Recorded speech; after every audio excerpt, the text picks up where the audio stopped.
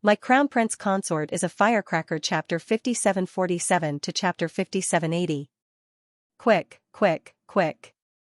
Pull it up, pull it up. Aya, don't push it. It's just a low-level lousy fish. Is there a need to be so anxious? Isn't this just food? You guys are really crazy. You won't even let off a black-level little beast. I'm ashamed to be associated with you guys. The peach blossom divine venerable fanned himself with a golden red fan and leaned against the railing in disdain. He rolled his eyes in annoyance. Bah. You can say that now, but can you not eat it later? Tisk, if I don't eat it, wouldn't I be at a disadvantage? That won't do. The peach blossom divine venerable fanned himself and pointed at the fish that kept scuttling up. Quick, let's just catch them all. Shameless. Everyone scolded him. How is that shameless? Isn't it just eating? He Chen's voice faded as his gaze darted back and forth in the dark green lake. Look, isn't there someone floating there? There's no one there. Let me see. The red-clothed and green-clothed people fought to squeeze to the railing. Holy Sun Mi Yan, who was at the side, brushed his clothes in annoyance and snorted. Simply disgraceful. Jojo. Mo Lian burrowed out of the ship's cabin with a handful of roasted, colorful divine fish in his hand. He looked around the ship's deck, but he didn't see his wife. There's food. The peach blossom divine venerable floated over and took a roasted fish.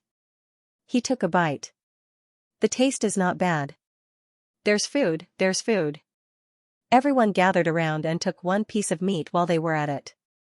Mo Lian hurriedly put the fish away. Bastards, this is all for my wife, these people were shameless. Shameless, shameless. We've been talking for so long, but Jojo hasn't returned. Jojo took the small boat to pick up Xiao Tuanzi and the others. This roasted fish is really not bad. Mo Lian's culinary skills are getting better and better. Let him cook in the future, okay? I think your suggestion is especially good. They're back. Princess Wushuang shouted. Everyone turned to look. Duan Yu's figure flashed, and he picked up the little dumpling and leaped onto the large ship from the small skiff. Jojo, you're finally back. I roasted more than 10 fish, but they were all snatched away by rotten peach blossom, Mi Yan, and your dark underworld big green, little red, and chirp. That's the only one left. It was left behind when I snatched food from the tiger's mouth. Arbor's eyes lit up. He stuck his head out and took a bite. His eyes were filled with nostalgia. Mother said that as a mother, you have to be sensible. It's better to leave it for our son. The corners of Mo Lian's mouth twitched. He couldn't help but smile. Look at how aggrieved his wife was. The group of people behind him also burst into laughter and couldn't help but laugh.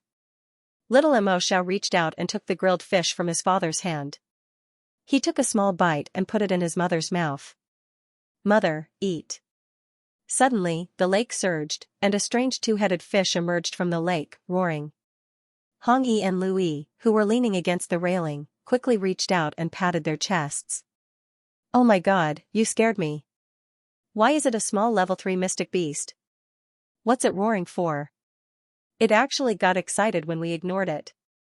Fish it up too and roast it together. While everyone was talking at once, Hong Yi suddenly covered her mouth as if recalling something. Hey, didn't we see a person floating on the water? Why didn't we see anything after that? Everyone, that's right.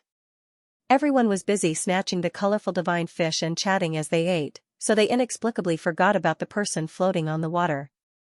Who exactly is it? At this time, everyone squeezed to the railing and looked into the water. They saw that the figure floating on the water had drifted further away, and fish would occasionally jump out to chase after it. Arbor quickly squeezed past everyone and looked into the distance. He said, why don't we fish that person up? Princess Wushuang scooted to his side and pursed her lips. From what I see, you're not the type to meddle in other people's business. She suddenly became benevolent today. This little stoic wasn't her younger sister, Xiao who liked to make a fuss about everything. Oh right, why didn't Xiao come with us this time? Isn't she like a runaway wild horse now that she's here? 12-year-old Xiao San crossed his arms and harumphed. This used to be our territory. Second sister is very familiar with it. Arbor knocked her younger brother's head in amusement and annoyance. You're not allowed to talk about second sister like that. Alright, alright. Xiaoxin pursed his lips and tugged Arbor's finger to point into the water. Sister, didn't you say you were going to fish that person up? I'll go. After saying that, he leaped like a swallow through a forest. His toes created a ripple on the water's surface, and he arrived in front of the floating person in a split second. What a bummer. Venerable Peach Blossom Divinity chewed on the colorful divine fish and grumbled, why is there a corpse floating in the clear water all of a sudden? Xiaoxin had already stepped onto the railing with that corpse and gently landed on the deck.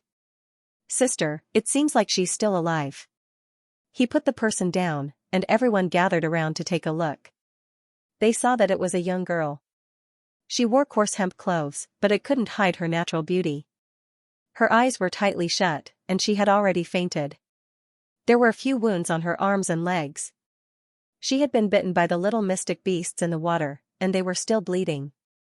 If Xiaoxin hadn't made the prompt decision to jump over to save her, this girl would have floated in the water for a day and 2 nights. Even if she didn't starve to death, she would have been eaten by the mystic beasts in the water. Venerable Peach Blossom Divinity leaned on the side and said lazily, hey, don't randomly save people. Who knows what you'll save? What if you save a love-struck fool? I can't stand being pestered by a love-struck fool. Hong Yi, Lu Yi, and the others felt that it was reasonable. They hurriedly stopped watching and retreated. It wasn't like they hadn't encountered this before. They would occasionally save people out of kindness, but they had to repay them with their bodies. How was this appropriate? Xiaoxin couldn't help but be speechless. How can there be such a coincidence? Are all the girls in the world love-struck fools? As soon as he finished speaking, he felt a chill beside him. Turning around, he saw Wu Shuang and Arbor glaring at him. Rascal, say it again if you have the guts, Xiaoxin hurriedly waved his small hands. I'm not talking about you guys. I'm talking about other girls. Heh, heh heh. Alright, stop talking nonsense. Let me poke 2 needles and she'll wake up. Arbor took out his needle bag and poked the girl twice. Cough, cough, cough. That girl slowly woke up. Her watery eyes fell on Xiaoxin, and she stared without blinking. The group of beautiful men standing on the deck and watching from afar instantly trembled. They called out to Jojo, Jojo, let's go in first. See. They told him not to save her, but he still insisted on saving her. As expected, he saved a love-struck fool. They could all guess what that girl would say next. It would definitely be something along the lines of, Sir, I have no way to repay you for saving my life. I can only repay you with my body. Tricks, it was full of tricks. These people had more or less encountered or heard of such things when they were training in the past. That was why it was said that children were inexperienced and easy to be tricked. But after a few more times, they would know in the future. How good would it be to listen to Big Brother when you have nothing to do? Sigh, how pitiful, how lamentable. Arbor turned around and saw that Hu Shurchen, Mi Yan, 7 Flowers, and the people from the Phoenix clan had all disappeared. Third Fu, who was holding the baby, couldn't help but twitch his lips. He hurriedly grabbed his wife's hand and muttered softly, Go, go, go. Wife, let's go too. He would leave this turbulent world to eldest brother's family. Anyway, this girl was saved by eldest brother's wife's brother, so he should bear with it. And Wu Shuang curled her lips in amusement and followed her husband to the cabin. She kept looking back as she walked. The girl who was saved said faintly, Young master, were you the one who saved me? Wu Shuang, needless to say, Hu Shurchen and the rest had probably been tricked too many times. They could see through this trick at a glance. They even immediately stayed far away. They were all shrewd people. Arbor coughed lightly and suddenly reached out to push the girl's cold forehead. He said coldly, Don't get the wrong person. Your savior is here. If you want to repay him with your body, you can only do it with me. With that, he took out a piece of paper from his sleeve and slapped it on the girl's face. Sign it. And Wu Shuang and Third Fu, who had not gone far, turned around at the same time with the baby in their arms and looked at their Qiao speechlessly. Oh my god, what was Jojo doing? The young girl who was rescued was originally in a daze as she stared infatuatedly at the handsome young master in front of her. Suddenly, someone slapped a piece of paper on her face. When she took it down and took a look, she was so angry that her face turned pale. Slave contract? Yes. Arbor stood up indifferently and nodded indifferently. I saved you, so you naturally have to repay me with your body. But I am also a reasonable person. Since I just saved you in passing and gave you 2 injections without using any medicine, the treatment fee is not expensive. Then use half a year of your freedom in exchange for saving your life. Everyone, young Master Xiaoxin's lips twitched. He coughed lightly and stood silently behind his sister. Don't say that the person in this world who could trick his sister was probably not born yet. His sister was always unpredictable, and she would even torture the people who tried to trick her into a pulp. That young girl's pretty face was ashen, and she was so angry that she was trembling. She struggled to sit up and stared fixedly at Xiaomu like this. It was quite a while before she found her voice again. You want me to be a slave or a servant for as long as half a year? What else? Arbor could not help but be furious. Why else would I save you? You don't know what's good for you. Throw her down. Everyone, Jojo, can you not always be so colorful? It's really hard on the heart. Wait. The girl's entire body was trembling. She hurriedly and angrily retracted her gaze from Xiaoxin and looked at Arbor with trepidation. This young lady, you saving people, isn't it a piece of cake? But I don't want to raise my hand now. Arbor shouted angrily at the girl. Hu Shurchen and the others who were watching from the cabin window could not help but burst out laughing. My God, Xiaoxin's brain circuit is really very different from everyone else's. The girl looked at Arbor with hot tears in her eyes. She trembled as she picked up the piece of paper in her hand and cried out sorrowfully, I didn't expect to enter the tiger's den after just leaving the wolf's den. Arbor watched expressionlessly as she signed on the paper. Then, he waved at her. Go to the kitchen and prepare some tea. I'll say the ugly words first. Don't do anything boring. My eyes can see everything within 100 miles. The girl stood up with trepidation. She looked back 3 times with hidden bitterness in her eyes as she walked. Arbor waved at the people who were hiding in the window. What are you hiding for? What a joke. With her here, there was nothing she could not solve. It was just a village girl. Wouldn't it be a piece of cake for her? With the slave contract in her hands, this girl would not be able to do anything. And Wu Shuang ran over with a smile. Jojo, you know this person is a love-struck fool. Why did you still save her? I don't know. Arbor rolled his eyes in annoyance. There are plenty of decent girls in this world. And Wu Shuang rubbed her chin. That's true. There were plenty of independent, self-reliant girls in this world. Of course, one could not blame all of them. Hu Shurchen and the others walked out one after another. They blinked and looked at her. Jojo, why did you keep this person by your side? The golems have been using up too many spirit stones recently. I'm trying to save as much as I can. On her crimson firmament blue waves, the helmsman and the handyman who served tea were all golems. Spirit stones were being consumed all the time. In any case, now that there was free labor delivered to her door, it would be a waste not to use it. Other than the 2 or 3 boatman golems who were manning the helm and pulling the sails, she could let the rest of the golems rest. She could just leave all the miscellaneous chores to this girl. If this girl had opened her eyes and said some words of gratitude, she naturally would not have deliberately given her a slave contract to humiliate her. What was hateful was that she actually looked at her 12-year-old brother with eyes full of affection. Simply outrageous audacity. In the future, all the chores of serving tea, mopping the floor, and wiping the stools will be left to her. She had nothing to do anyway. Shouldn't a life-saving grace be repaid with gusto? Don't think that you can be a missy just because you saved her. Arbor snorted and glanced at his brother. You're not allowed to talk to her. Xiaoxin nodded his little head. His brother was only 12. He could not be led astray by those messy girls. Arbor raised his hand and patted his little brother's head. Let's chat for a bit. This section of the lower star field Seekong star should be the end of this book. The Seekong star chapter ends outside. Without any accident, this book will be stamped with the end sign. We started in the lower star field and will end there. This alternate timeline on Seekong planet happened before the protagonist's team went to the Holy Realm. In other words, it was the follow-up to the ending of the main text. Originally, he didn't intend to write this paragraph. But thinking about it, since he had already written it to this extent, it was better to make it more perfect. Family reunions, national celebrations, and whatnot were the main themes of this chapter. There wasn't a main storyline, nor were there any grand schemes or plots. The whole time, it was just eating.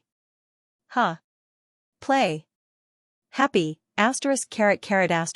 Xiaosun followed his sister's caress and shook his head slightly, looking very obedient. This fellow was very interested in how to improve his cultivation now. He was still young, but his talent was not bad. Other than being interested in cultivation, he really wasn't interested in anything else. As for that woman just now, he was even less interested. In any case, he definitely wouldn't like someone who could anger his sister. The girl who was rescued by Arbor was called Xianxia. It was said that she escaped from the Li family village. Recently, here on Seekong planet, large batches of zombies had already been more or less cleared out. The ecological environment and national production were gradually recovering. So many villagers chose to return to their previous places of residence. This Li family village and Quoto village were separated by Hulun Mountain. Jojo had been to that village when he was young. It was considered one of the better villages in the vicinity. This Xianxia was said to have escaped from her marriage. She seemed to be very dissatisfied with her fiancé, so she ran away overnight and crossed the mountains to go to Quoto village. Who knew that in the dark, she would actually run to the lake at the back of the mountain and accidentally fall down.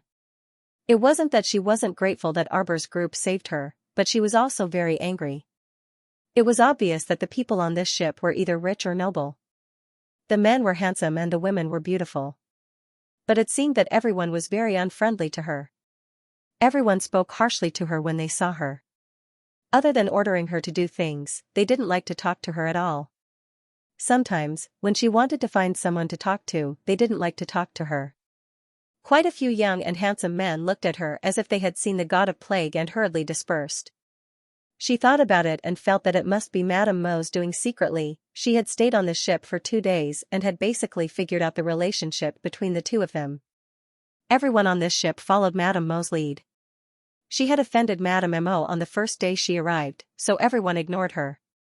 Everyone treated her like a servant and ostracized her. The most hateful thing was that this Madame Mo had a very cold personality. If she didn't do well or didn't finish the task, she wouldn't even be given food. For example, on the first day, because she made 2 mistakes while working, she didn't get to eat breakfast and lunch. She was only given 2 steamed buns to chew on for dinner. This was simply outrageous. In Xianxia's eyes, Madame Mo was an unreasonable demon. She also wanted to leave, but they were on water, and she couldn't jump into the water. Secondly, whenever she thought of the fat and round husband that her family had found for her, her heart would be filled with unhappiness. That day, Arbor and the others went ashore. Arbor took the red firmament blue waves back to Fish Orchid Planet, but he did not avoid Xianxia. Xianxia was dumbfounded by what she saw. She stammered and could not help but ask, "Madam, this ship?" As an ordinary person on Seekong Planet, she could be considered to have seen cultivators and seen other people's inner worlds. However, the inner worlds of normal Xianxia could only hold rations, underwear, and the like. He had never seen anything that could fit an entire ship into it. Xianxia couldn't wrap her head around it at all. She couldn't imagine what was going on at all. With her eyesight, she naturally couldn't associate it with a portable spirit domain.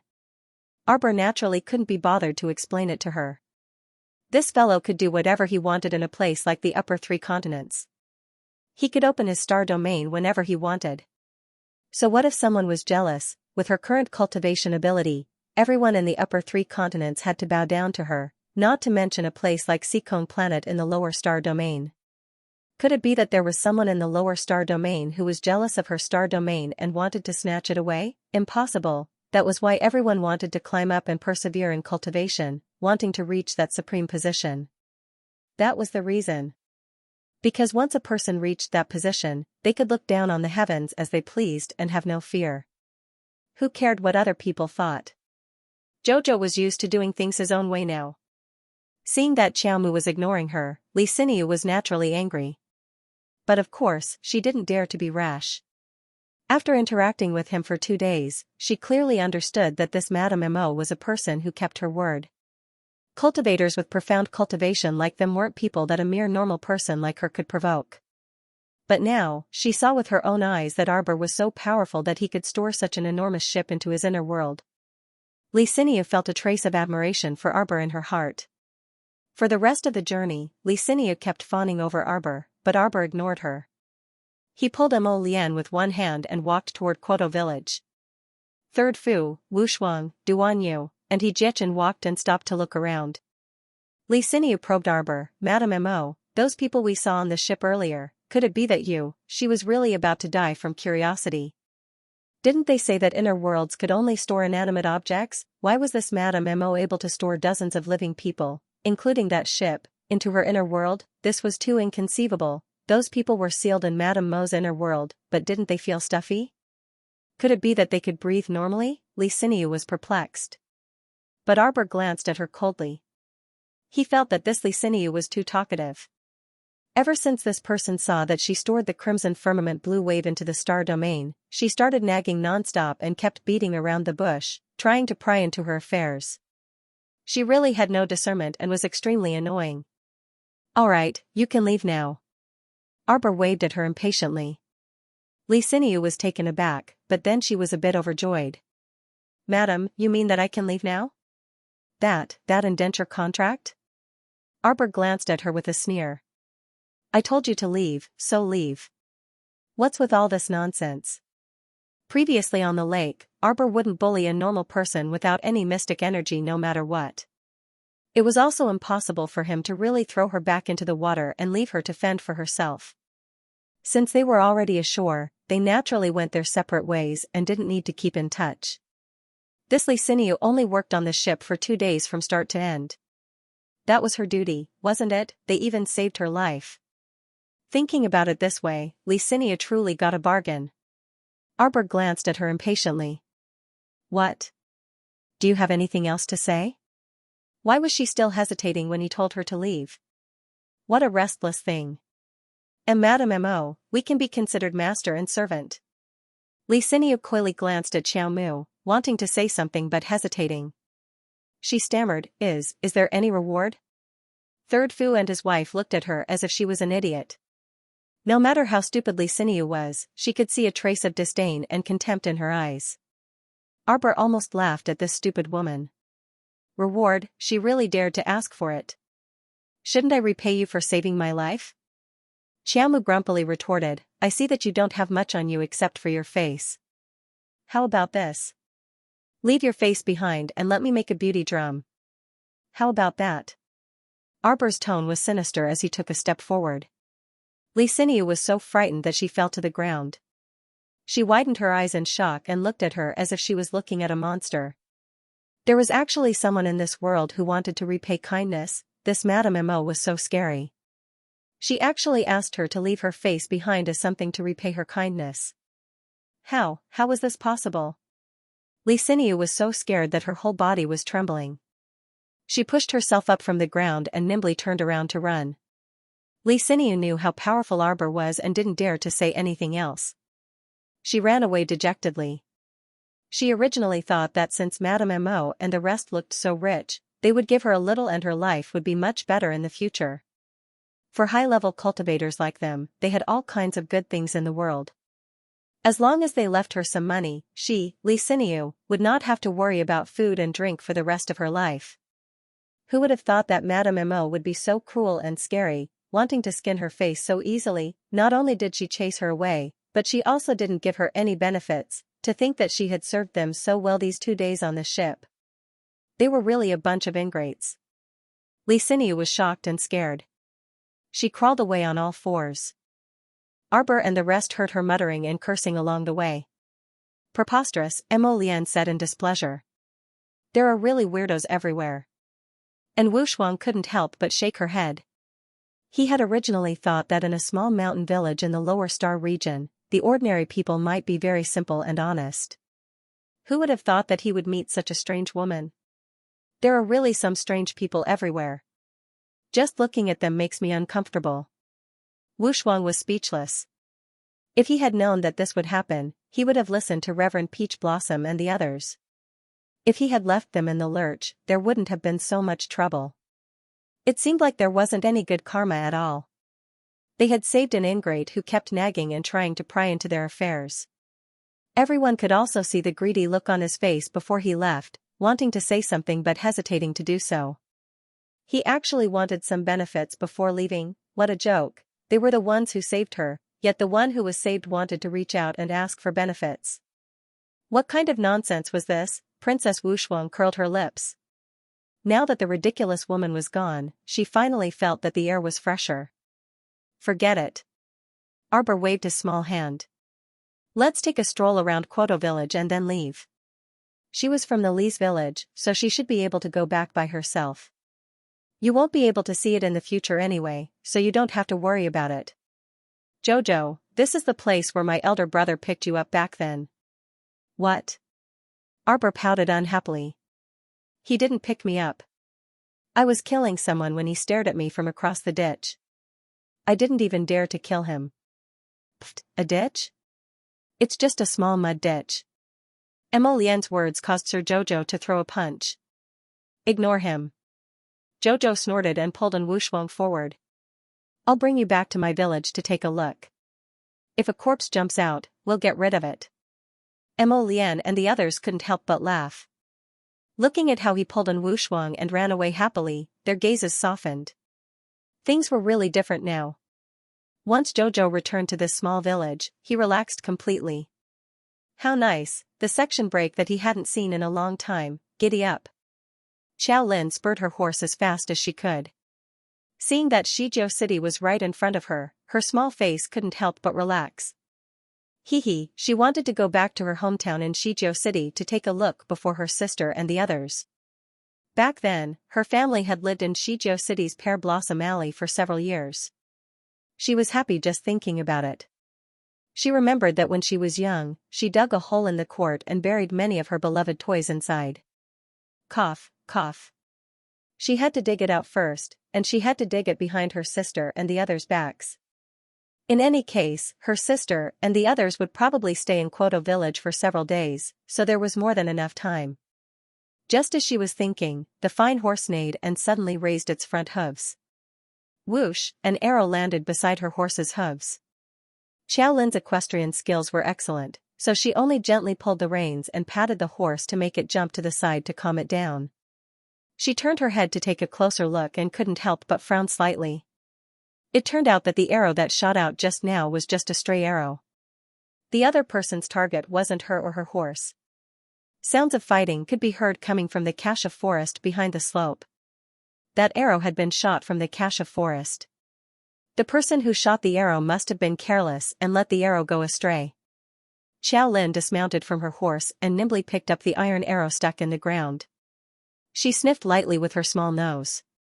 Oh, this lowly thing even smeared poison on the arrowhead.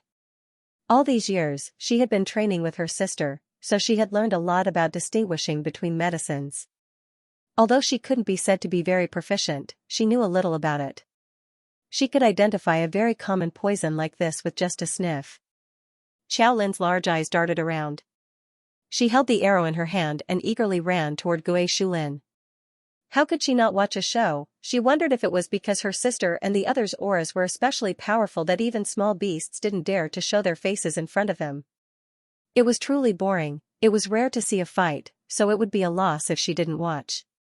Xiao Lin sneaked to the edge of the forest and climbed up the nearest tree with the idea of running away if the situation was bad. This guy had done everything secretly, hiding in the tree to watch the show. Below, two groups of people were fighting to the death. Swords and sabers clashed, and the sounds of roaring were endless. One of the front wheels of a carriage beside them fell off, and the entire carriage flipped over and fell to the ground. A woman wearing a red wedding dress crawled out with difficulty. She was currently staring at the fighting crowd around her with a terrified expression. Xiao Lin blinked her large eyes and subconsciously took out a banana from her inner world. She ate it while watching. When she saw a shocking scene, she hurriedly covered her mouth to hide her cries. Shijiao City's gates suddenly opened. A group of people was galloping toward them at lightning speed. The woman in the red bridal gown who had fallen to the ground struggled to reach out a hand and cried for help with a face full of horror. A knife suddenly fell and was about to chop her tender arm. An arrow shot out from the side and sent the man's knife flying with a swoosh. The woman in the red bridal gown who was lying on the ground raised her head slightly and saw a young man in black military attire with sword-like eyebrows and starry eyes galloping over. He raised the whip in his hand and swept her up from the ground. Miss Jolin, the onlooker, widened her eyes slightly. She held half a banana in her mouth and looked at the person in surprise. Wasn't this that person? Who was that? Jolin's mind was spinning and her eyes were blinking. Wow, she hadn't seen him for a few years and he had grown to look like a human. And this hero saving the beauty was really soul-stirring. It was perfect. Wait, Jolin's eyes blinked as she watched the man come over valiantly. He used the horsewhip to sweep the woman in the bridal gown up. She had thought that the man was going to sweep the girl into his arms. Who knew, that guy actually flung her behind him. The pitiful woman in the wedding dress, who was originally looking at him tenderly and lovingly, was suddenly sent flying by the horsewhip. Her face twisted and turned pale as she screamed involuntarily. Jolin was speechless. What a scam. She stared blankly as the woman's sweet and tender face twisted and changed shape. She flew out in front of her with a whoosh. Of course, the man had thrown her very skillfully. It wasn't that he wanted the woman in the bridal gown to fall to her death. Someone behind her patted the horse and reached out to catch the woman in the bridal gown. But with such a scare, the woman in the bridal gown clearly turned pale and fainted. She would probably be traumatized for the next 2 days. Jolin hurriedly swallowed the banana. Just as she was about to hide, she saw the man suddenly raise his head and shoot a cold and sharp gaze at her hiding place. Damn it, Jolin wasn't prepared. She missed a step and fell down the tree. Just as she was about to straighten her small body, the other party had already leaped up and pounced towards her. Jolin subconsciously threw a punch at him. The other party quickly took over and reached out to hold her waist. His gaze fell on her face. Jolin was slightly taken aback. This kid has grown up quite fast these years. She was actually unable to break free from his grasp. What was going on? This brat, it's you? Mou stared at the struggling little girl and suddenly reached out to grab her high ponytail. Brat, you're back? Where's my big brother? Is my big brother back? He carried her and landed under the tree. Suddenly, his eyes lit up. His cold expression was swept away as he hurriedly reached out to shake Xiao. Scram! Xiao angrily flung his hand away. She took a deep breath and hurriedly pulled her hair back from his hand. Damned brat. Grabbing my hair as soon as we meet. You're still the same as ever, stubborn and mischievous. Everyone in the army was stunned. After so many years, they had never seen anyone who dared to speak so loudly to their crown prince. Ever since the 12th prince was crowned as crown prince, his actions became more mature and steady. His methods were also similar to Her Highness Lian's. The courtiers trembled in fear and resentment at the loss of Her Highness Lian and gradually became more reliant on the 12th prince. The old great king also bit the bullet and gradually handed over all matters to the 12th prince. In less than a year, he began to be a hands-off boss again. Their great king was really a godly person. Fortunately, he had 1 or 2 good sons who could take on great responsibilities. Otherwise, he wouldn't be able to live his life. When Her Highness Lian left, for at least a year, the great king had been dealing with government affairs and causing a ruckus with the courtiers.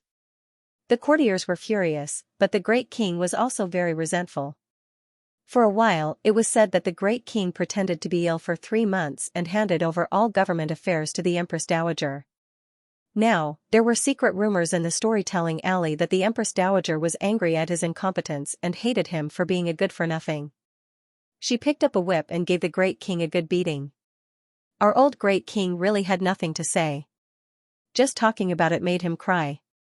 Black Jade suddenly laughed and reached out to grab the little girl's long ponytail. Say, where's my brother? Where's my sister-in-law? Where are they? They don't have the face to see me. Who doesn't have the face to see you? They said they would come back in 3 years. How many years has it been? My precious nephew who I've never met is over 3 years old this year, right? My brother is really a big liar. My sister-in-law too. Jolan's mouth twitched. Hey, didn't they say it would be 5 years? What 5 years? They said they would come back in 3 years. You liars. Didn't they come back in between? Jolan scolded irritably. That's because something happened to your family. Otherwise, if something happened to me, would my black-hearted brother be able to come back in time? Ha, you actually said that about my brother-in-law. Let me tell you, I recorded it all with an image talisman array. I'll play it for him later. Heartless thing. Back then, it wasn't just their Xiao family that was in trouble. Those people from the Shi family of the Divine Province had come for the entire northern Mo. Come to think of it, it was also 3 years ago. Jolan sighed ruefully. At that time, the 14-year-old little 12 had risked his life to run to their Xiao family to protect them. On account of their past friendship, Humph let him off. After 3 years, this fellow was almost 18 years old. His eyes and brows had all grown up. At least he looked more like his brother-in-law and not like those repulsive brothers of his, Black Jade sneered. What are you thinking about? I'm asking you a question. What image talisman array, is it my sister-in-law's? Give it to me. Why should I give it to you? What's wrong with giving me my sister-in-law's things? That's my older sister. Black Jade snorted. Are you giving it to me or not? If not, I'm going to snatch it. You. She even said that he looked more like his brother-in-law. Crooked, completely crooked. How was this looking more like his brother-in-law? Wasn't this looking more like his older sister? She had completely inherited her elder sister's style of robbing. Xiao grumpily took out a set of image talisman arrays and threw it at him. She snorted and said, Why are you here? To pick you up. Glib-tongued. Black Jade lowered his head and fiddled with the image talisman array in his hand. After playing with it for a while, he looked up at her with a grin. You don't even call me brother when you see me, and you say I'm glib-tongued? What? Xiao entire body tensed, and she waved her small fist at him. You should be here to save them, right? Jolan pointed at the group of people who had fallen to the ground in a mess. She glanced at Mou. Then I won't hold you up. I'm leaving first. Just as he was about to leave, Mou grabbed his arm. Where are you going? What does it have to do with you? How is it none of my business? If I don't keep an eye on you, how am I going to find out where big brother and sister-in-law are? Why don't you tell me where big brother and sister-in-law are now, and I'll send someone to pick them up? Jolan threw his hand away in exasperation. Don't pull me to tell you. Ah. Jolan felt her body lighten as she was pulled over by that man. If she hadn't steadied herself in the nick of time, she would have really crashed into that person's arms. Despicable fellow, after not seeing him for so many years, he had become even worse. Jolan glared at him fiercely. What do you want? If you don't tell me where big brother and sister-in-law are, I won't let you go. Childish. You're the childish one. Mou snorted and didn't let go of her wrist. You came to Shijiao City, so you must be entering the city. Anyway, we're going the same way, so let's go together. Who wants to go with you? Aren't you busy with something? Your Highness. One of the bodyguards couldn't stand it any longer and hurried over to interrupt. The second princess of Lang Country has fainted, I don't know if she's injured. Mou glared at that person and said rudely, if she's injured, go back to the city and find a doctor. This Highness isn't a doctor, so what can I do to help? That bodyguard was at a loss for words and nodded repeatedly. He hurriedly turned around and waved his hand, leading a few other bodyguards to carry the fainted second princess of Lang Country to one side. Your Highness. The second princess is completely unconscious now, shouldn't we find a carriage? Mou ignored him and pulled Jolan back. Do you need this Highness to instruct you on such a small matter? Do as you see fit. The guard opened his mouth and forced a smile. He followed Mou and hurried 2 steps forward. Your Highness, that Princess Huaizhu of the Horde country, no matter what, is still Imperial concubine Li's niece. Shouldn't we? Mou took a deep breath and turned around to stare coldly at the guard. You're called Xianxia, right? I heard that you were promoted to vice captain of the Dragon Saliva Guard yesterday? You're quite fast. Xianxia immediately lowered his head and smiled embarrassedly. Your Highness is so funny. Do I look like I'm joking with you? Mou sneered at him. Do you know Xingru? In the past, Consort Xing was more favored than Imperial Consort Li. Do you know what happened in the end? Xianxia did not dare to raise his head, nor did he dare to meet the Crown Prince's cold gaze. I don't need anyone to teach me how to do things. He lifted his chin coldly and spat out, scram. Xianxia hurriedly retreated a few steps. He did not dare to say anything else that would upset this high and mighty person. Imperial Consort, you should stay in the inner court of the rear residence and take care of your own affairs, big and small. Mou tossed out these words coldly. If a woman wants to reach out to the front court, she will die. Jolin felt uncomfortable when she heard these words. She reached out and flung Mou's hand away. Mou turned his head to take a look and saw the little girl glaring at him with her two round eyes, huffing and puffing with rage. What? He raised his brows without batting an eyelid. With a light snort, he grabbed her hand again. Do you know that your tone is very irritating? Jolin shouted angrily. So what if she's a woman? Look at you. How much do you look down on us women? Stop fooling around. Mou dragged the little girl a few steps forward and pulled her up onto the horse. Who's fooling around with you? What are you doing? Jolin glared at him in exasperation. You dare to tie me up?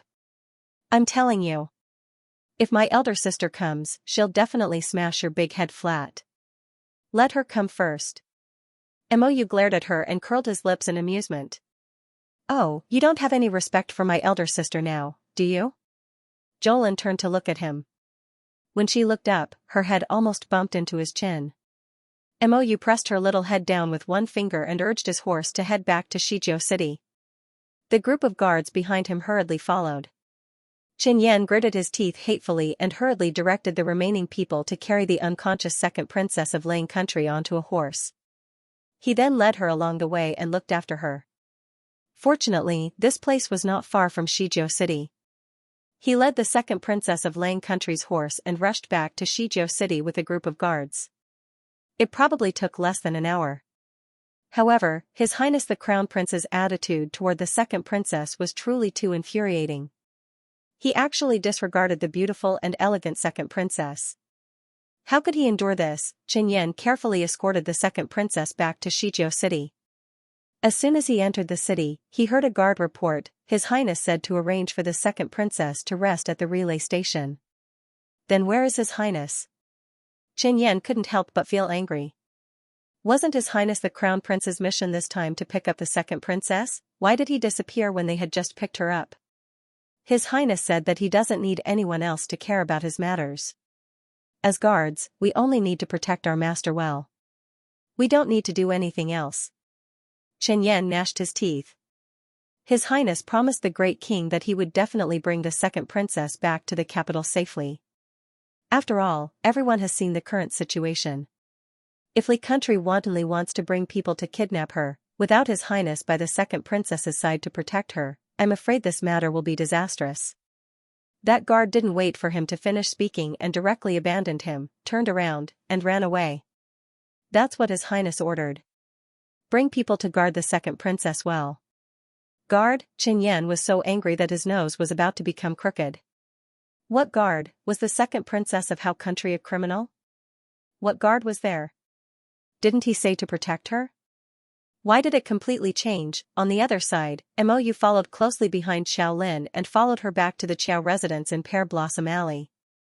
For so many years, there had been people who continued to clean and watch over the Qiao residence. Therefore, when Xiaolin returned to take a look, the furnishings and decorations were the same as several years ago. There were no changes at all. For a moment, she felt a myriad of emotions. Back then, when they left Quoto village, their first stop was to settle down in Xianxia City. It was also after they entered Xianxia City that their family's days slowly improved. In those turbulent years, compared to some homeless people, having a stable city like Xianxia City that allowed them to rest and settle down was considered a relatively fortunate thing. Jolin reached out and brushed the familiar things in the courtyard. The furnishings still looked new, and everything in the room looked spotless.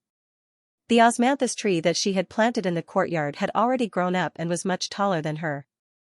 Everything seemed to be fine. Unfortunately, time had passed in a flash, and when she looked back, it was already a long time ago. Jolin strolled around her small courtyard and stared at a big tree in the middle. Her eyes lit up slightly. She remembered very clearly that she had buried many of her beloved trinkets under this tree back then.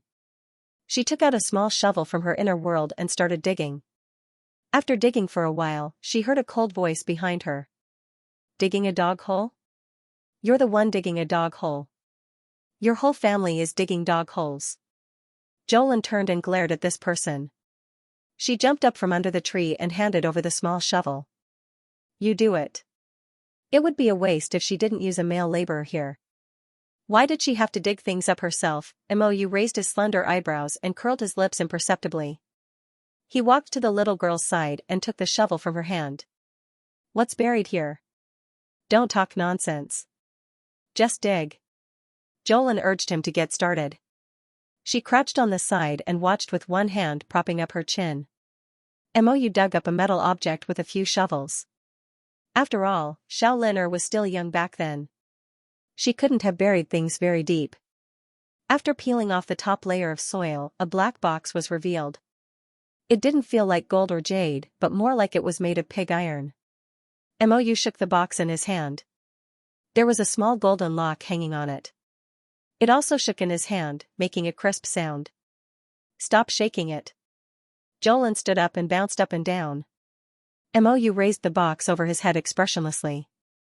Xiaolin raised her small hand to grab it but couldn't. She glared at him angrily. "What are you doing? I didn't expect that such a wild little girl could have such a gentle side." "What did you say?" Mou made a small hand gesture. "I still remember when you were in the military camp, you were so small." He pressed down on her height again. "But you're so strong. A few men were knocked down by you in a row." Again. Jolin angrily pulled at his arm and snatched his precious box from him. She turned her head and made a big face at him. Then, she hurriedly hugged the box and ran back into the house. She closed the door behind her with a bang. "Hey." Mou knocked on the door in amusement. "Contact my brother and see when he can come." "Who will contact you?" "Contact your sister," Xiaolin complained in his mind. He took out his communication jade talisman and left a message for his sister. "Sister, I ran into that annoying Mou. He asked me when you would arrive." After a while, Xiaolin flipped over on the bed with the box in her arms. She took out the warm communication jade talisman and glanced at it. A message came from it. "Sister, something came up at the last minute, so we won't be coming over. You and Xiaoyu should return to the capital first. Along the way, you can take a look at the residences we left behind." "Sister, why did you change your mind so suddenly?" Jolin angrily punched her small pillow. Previously, her sister said that she would meet her in Xianxia City in a few days and return to the capital together. Why did she change her mind now? She even wanted her to make do with that annoying Mou all the way back to the capital. How annoying was that? Jolin angrily pulled at the corner of her clothes and rolled around on the bed with her box. She took out a small key to open the lock and opened the box. She counted her favorite childhood items and giggled nonstop as she looked.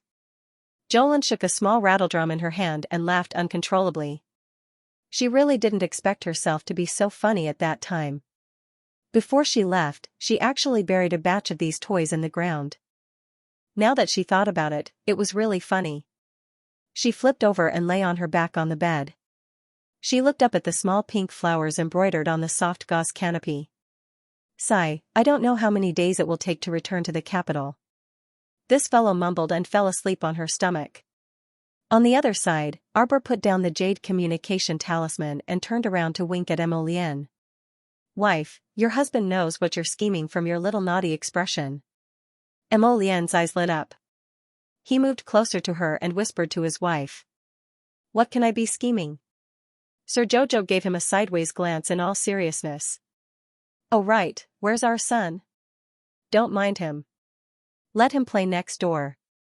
Emolienne smiled and hugged Arbor. Wife, tell me secretly. Are you trying to matchmake Xiaoyu and them? Arbor glanced at him, and the corner of his mouth suddenly twitched. Don't you think that these two people are quite compatible? That's right. Xiaoyu's character is not bad. He's definitely a good choice. That's not necessarily true. Arbor pursed his lips. He looked alright when he was young. Who knows if he'll grow into a crooked melon in a few years. Your Emo family doesn't have many decent people. That Emo-kun. Hey, hey, hey. Seeing that his wife was about to criticize the Emo family again, Emolienne's mouth twitched. He hurriedly reached out to grab her small arm. You can't say that. We can't overturn the entire boat with one stick, right? Ewer is still alright. What if he's like your father? Your adoptive father is like that. Today this girl, tomorrow that girl. Then wouldn't I be setting a trap for my sister? Don't worry. Ewer will definitely not be as unreliable as Imperial father. He takes after his mother and her family. Look, the Zhao family is like uncle and the rest. They rarely have concubines. Qiaomu chuckled, the expression on her small face unchanging. Do you still remember? That Young-hee. When she was doted on back then, she made me suffer a lot. Yes, yes, yes. Emolienne nodded repeatedly like a little wife. He followed his wife's lead and scolded, that Young-hee, she only has herself to blame. If Mou is also like this, then we'll cripple him. Emolienne switched sides with his wife without hesitation. Arbor glanced at him. For a moment, she couldn't help but chuckle. Emolienne grinned as he pounced on her and hugged her. He gently shook her body and said softly, Wife, don't worry. Your husband will definitely stand on your side. Not to mention a little Mou, even if it's Imperial father, if he dares to set us up, I'll set him up again. Alright, alright? You're so annoying. Arbor didn't know whether to laugh or cry as she reached out to push his handsome face away. Wife. Emolienne was just about to move his hands up and down when he saw a small thing flip down from the bed curtain and hang upside down in front of his eyes. The couple's expressions froze on their faces, both pairs of eyes blinked as they looked at the little boy who was swaying back and forth in front of them. Emolienne casually picked up a ruler and fiddled with it, wanting to beat her son down from the bed curtains. The little boy opened his arms and looked as if he was begging for his mother to carry him. Arbor hurriedly reached out to pull the little boy into his arms and pushed away the ruler that Emolienne had taken out. What are you doing? Sir Jojo exclaimed and turned around with his son in his arms. This guy actually dared to hit his son, he really had guts. Wifey. Emolienne whined pitifully, look at him, he. This guy was born to take him in. How could it be so coincidental that he appeared between the two of them at such an opportune time? He appeared between the two of them just like that, with a pair of big, clear eyes, blinking innocently. Should he hit him? Arbor reached out to pat his son's small body and turned to look at Emolienne. He shouted, What are you doing? You must have been like this when you were young. Arbor rolled his eyes at him. You don't know how much your Imperial father hates you. How is that possible? Otherwise, why would he call you little glutinous rice ball? Emolienne, you're just like glutinous rice ball, you must have been rolling around Imperial father and mother's bed, always annoying them. Do you think Imperial father likes you now? He doesn't like you at all. Emolienne, little glutinous rice ball seemed to know that he had done something wrong. At this moment, he was curled up in his mother's arms obediently and didn't express any opinions. He didn't say anything, and Emolienne didn't know whether to laugh or cry. This child was very shrewd and especially good at reading people's expressions. Who knew who he took after with such a bad temper? You said that he was lying on the bed curtains in the middle of the night and didn't make a sound. At the crucial moment, this guy fell down with a crash. How wonderful, how perfect. Xiao Tuanzi didn't do it on purpose. Mr. Jojo carried his son and ran off the bed. He patted his son's small body gently and turned back to glance at Emolienne. Don't always bully him. Oh my God, who's bullying who? Mo Lian jumped down from the bed and circled around his wife. Jojo, he's so mean. Don't underestimate him just because he's 3 years old. He knows everything. Xiao Tuanzi is so obedient. He's not bad. The little dumpling nodded and continued to snuggle into his mother's arms. Mo Lian didn't know whether to laugh or cry. She circled the mother and daughter twice. Jojo, do you want me to carry you? No. The mother and daughter shouted at him at the same time. Xiao Xiao turned her back, and the little dumpling also turned her head back. Mo Lian, who was disliked by the mother and daughter, ran towards them with the back of their heads facing her. She wanted to cry but had no tears. Okay. I was wrong. I won't call him a bad guy. Wife, don't turn the back of your head to me. Arbor turned his head and glanced at Mo Lian with the same expression as his son. Mo Lian stretched out his hand and simply picked up both mother and son. He turned back while whispering to each other the entire way. Rest. He reached out to touch his wife's small face and helplessly glanced at his son who was hugging his mother tightly. His son would appear in front of them in all kinds of strange ways at night. He didn't know if it was his annoying adoptive father who taught him this. He had to go back and find out more about the situation. Rotten peach blossoms were probably involved too. Jolin yawned loudly and got up from her bed. She was in a daze for a moment. She was back. She was back at the Chiao residence in Shijiao City's Pear Blossom Alley. It was her first time back after so many years. She didn't sleep until late last night because she was reminiscing about the past.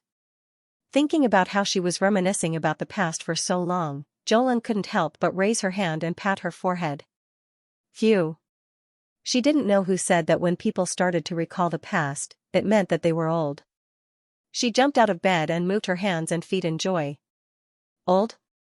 Jolin reached out to pinch her tender little face. She quickly finished washing up and raised her hand to open the door. Under the ancient tree in the middle of the courtyard, there was a figure standing tall and straight like a pine tree. He turned his head when he heard the door open. There was a faint smile in those bright eyes. Humph, just like the young man she saw before she entered the military camp. His smile was bright and dazzling. Her memories were swept away from a long time ago.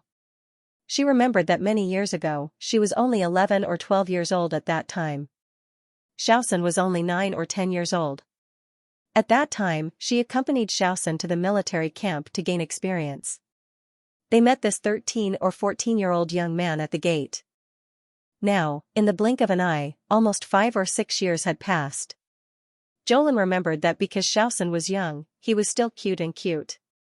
At the gate of the military camp, he looked like he was about to cry. When he saw that there were outsiders, he immediately put away his sad face and put on a serious expression. Hey, you two were tricked by my sister-in-law, right? I'm Mou, let's get to know each other. Xiaosun stammered. Are you my big brother's younger brother? Jolin saw Mou looking at them in confusion.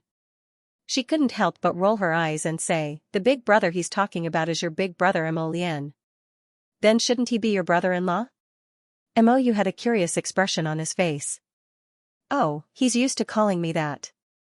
This doesn't seem to be the main point. Young man, can you get the main point and be obedient? Jolin turned and walked into the military camp. Just as they stepped through the gate of the military camp, they saw rows of soldiers standing upright and orderly on both sides of the camp. They were mighty and domineering, completely blocking their way into the camp. Yo, are they here to take us down a notch? Mou raised her brows slightly and said with a mocking expression.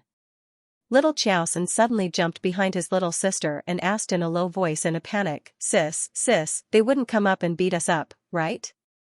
They wouldn't dare. Jolin raised her brows and snorted softly.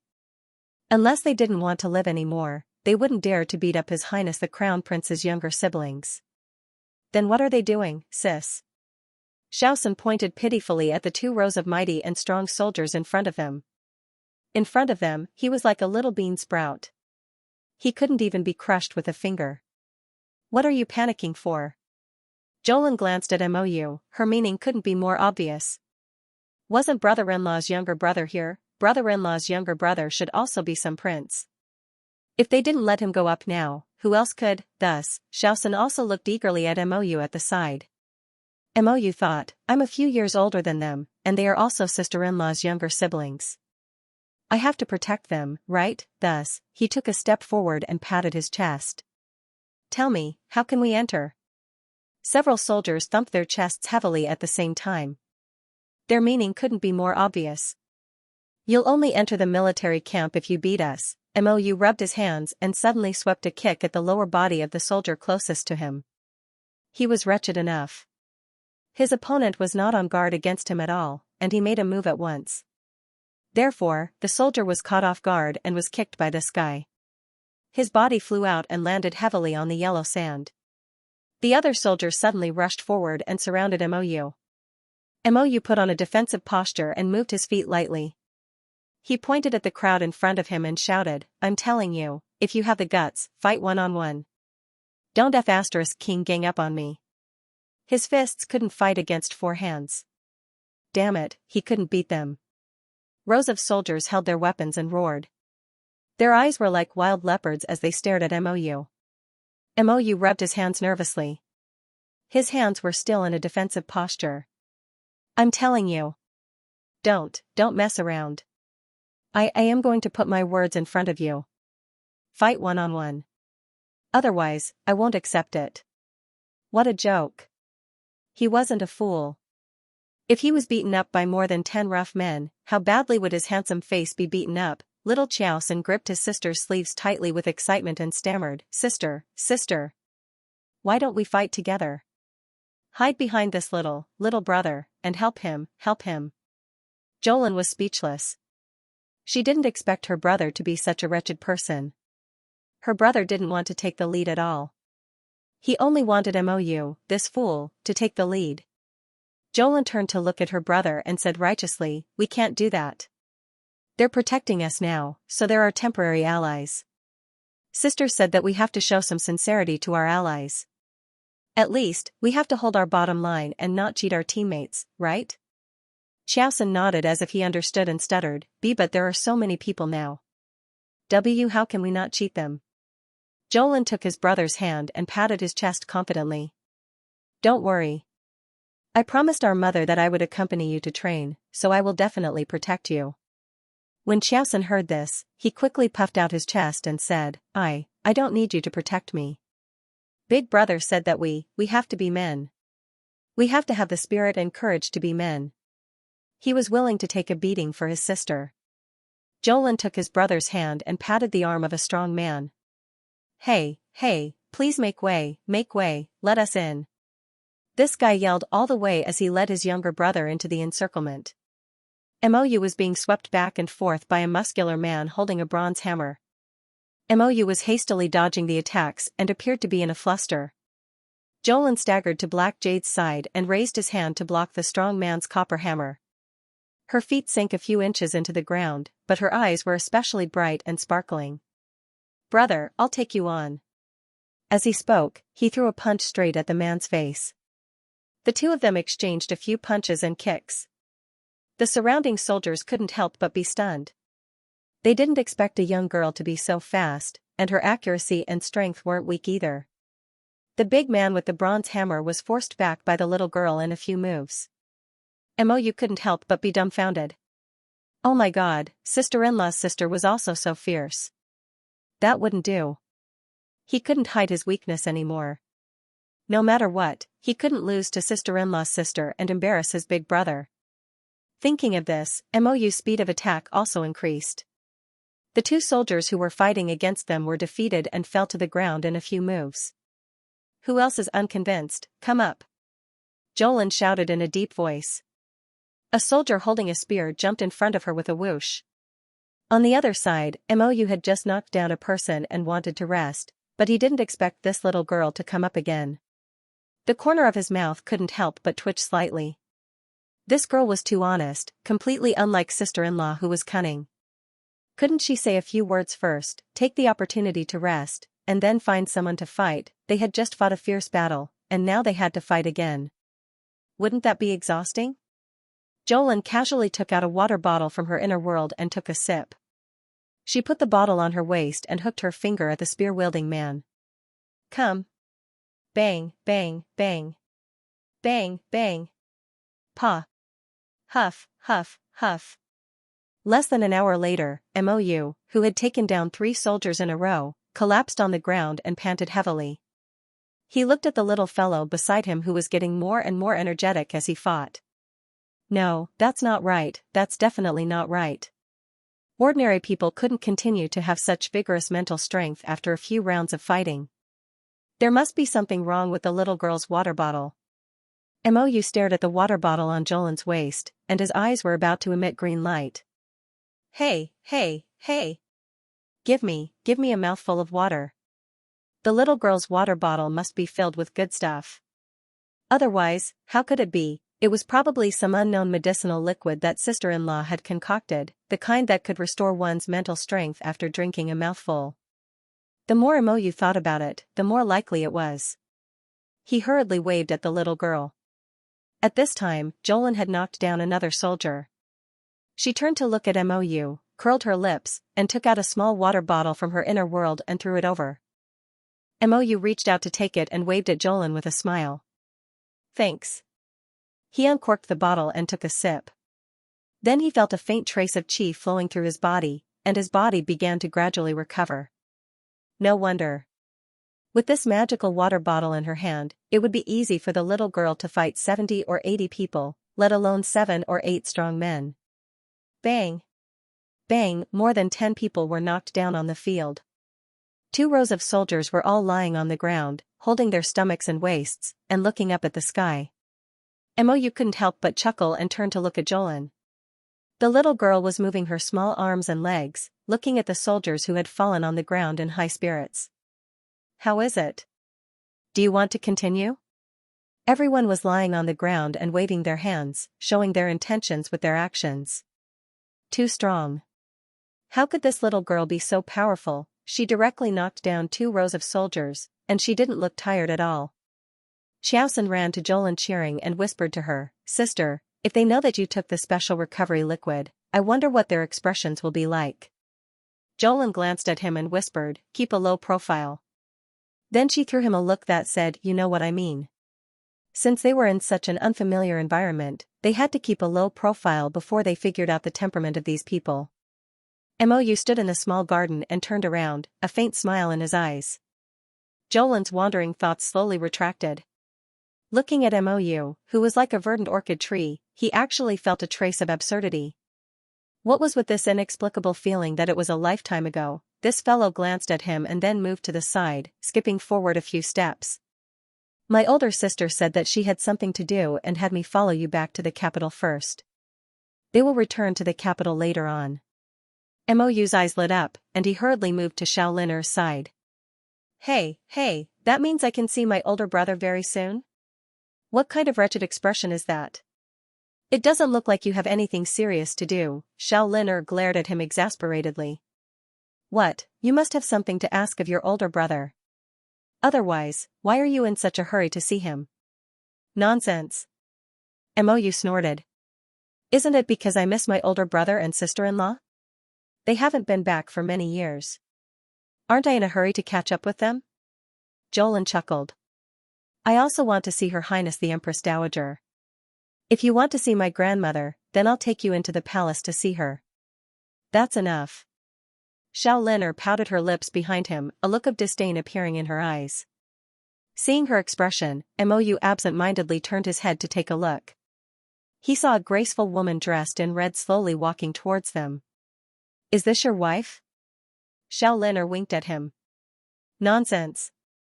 For some reason, Mou abruptly raised his voice and hurriedly denied it. This loud shout startled the unsuspecting Xiaolin, and she glared at him exasperatedly.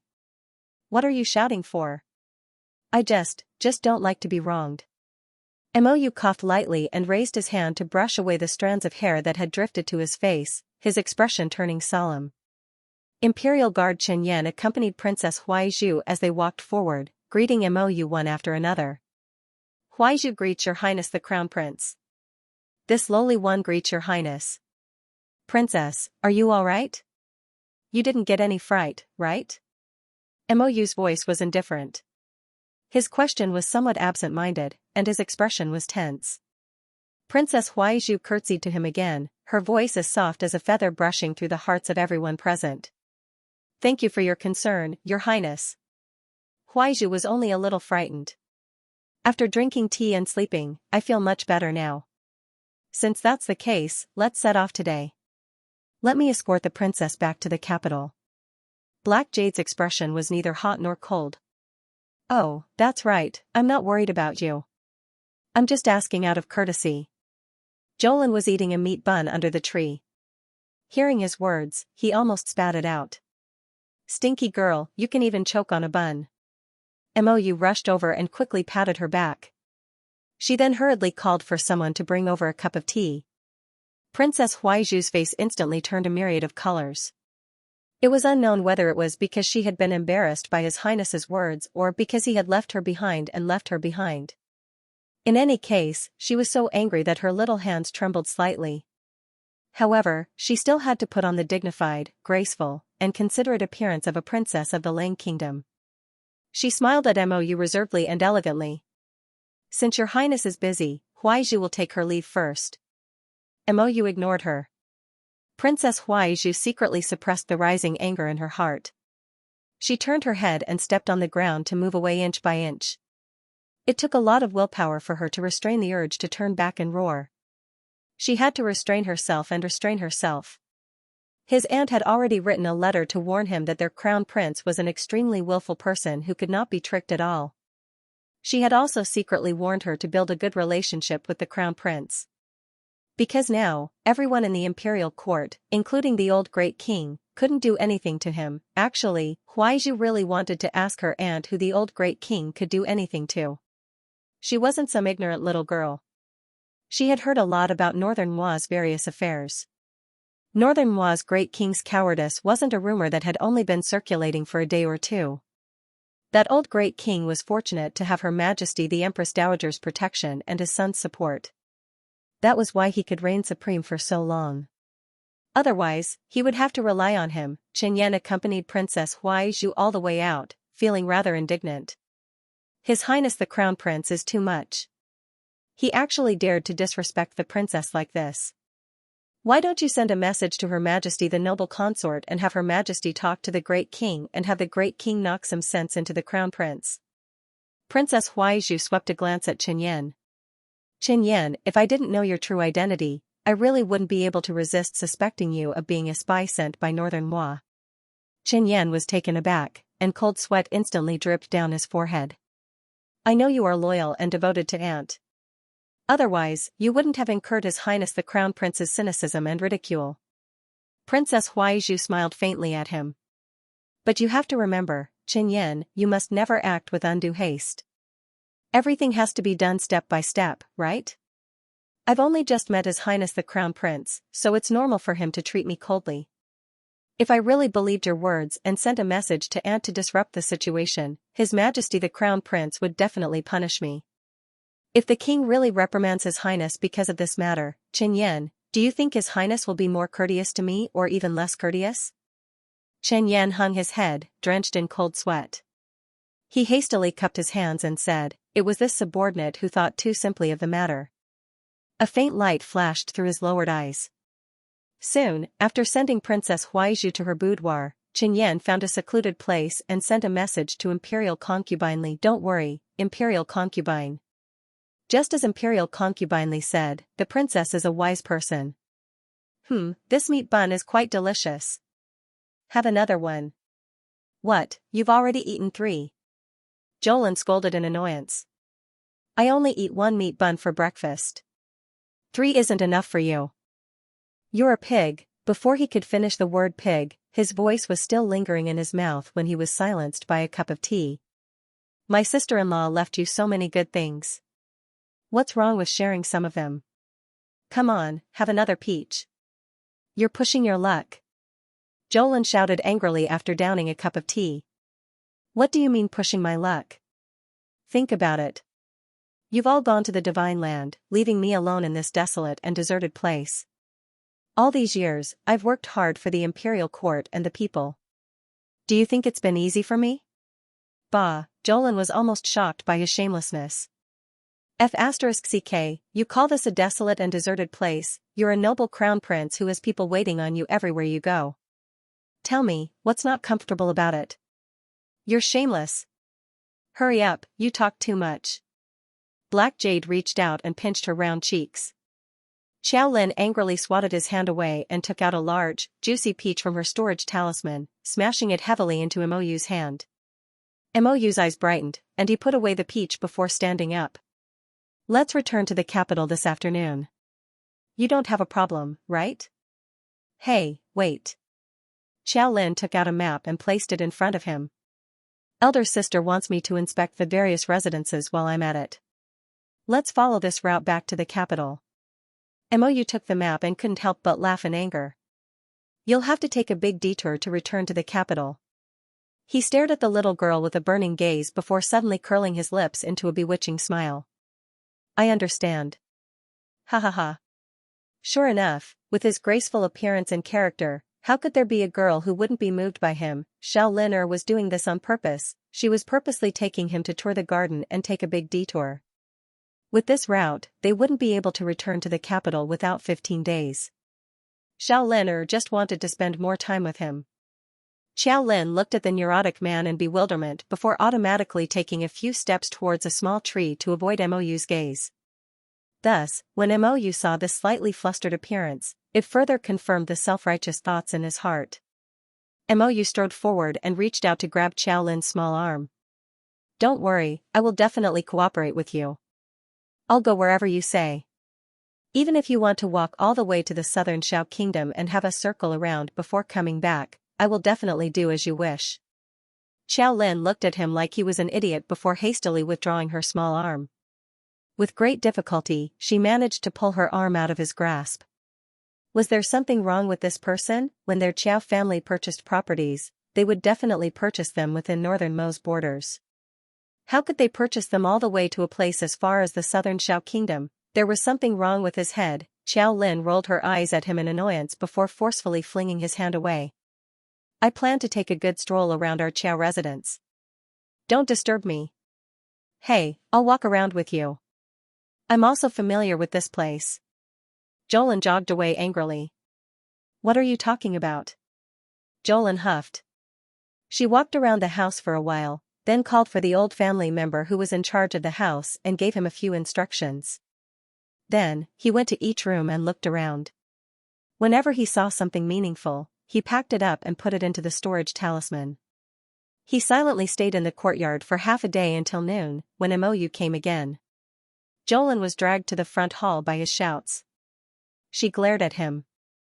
What are you doing here again? Moyu blinked. Isn't it already time for dinner?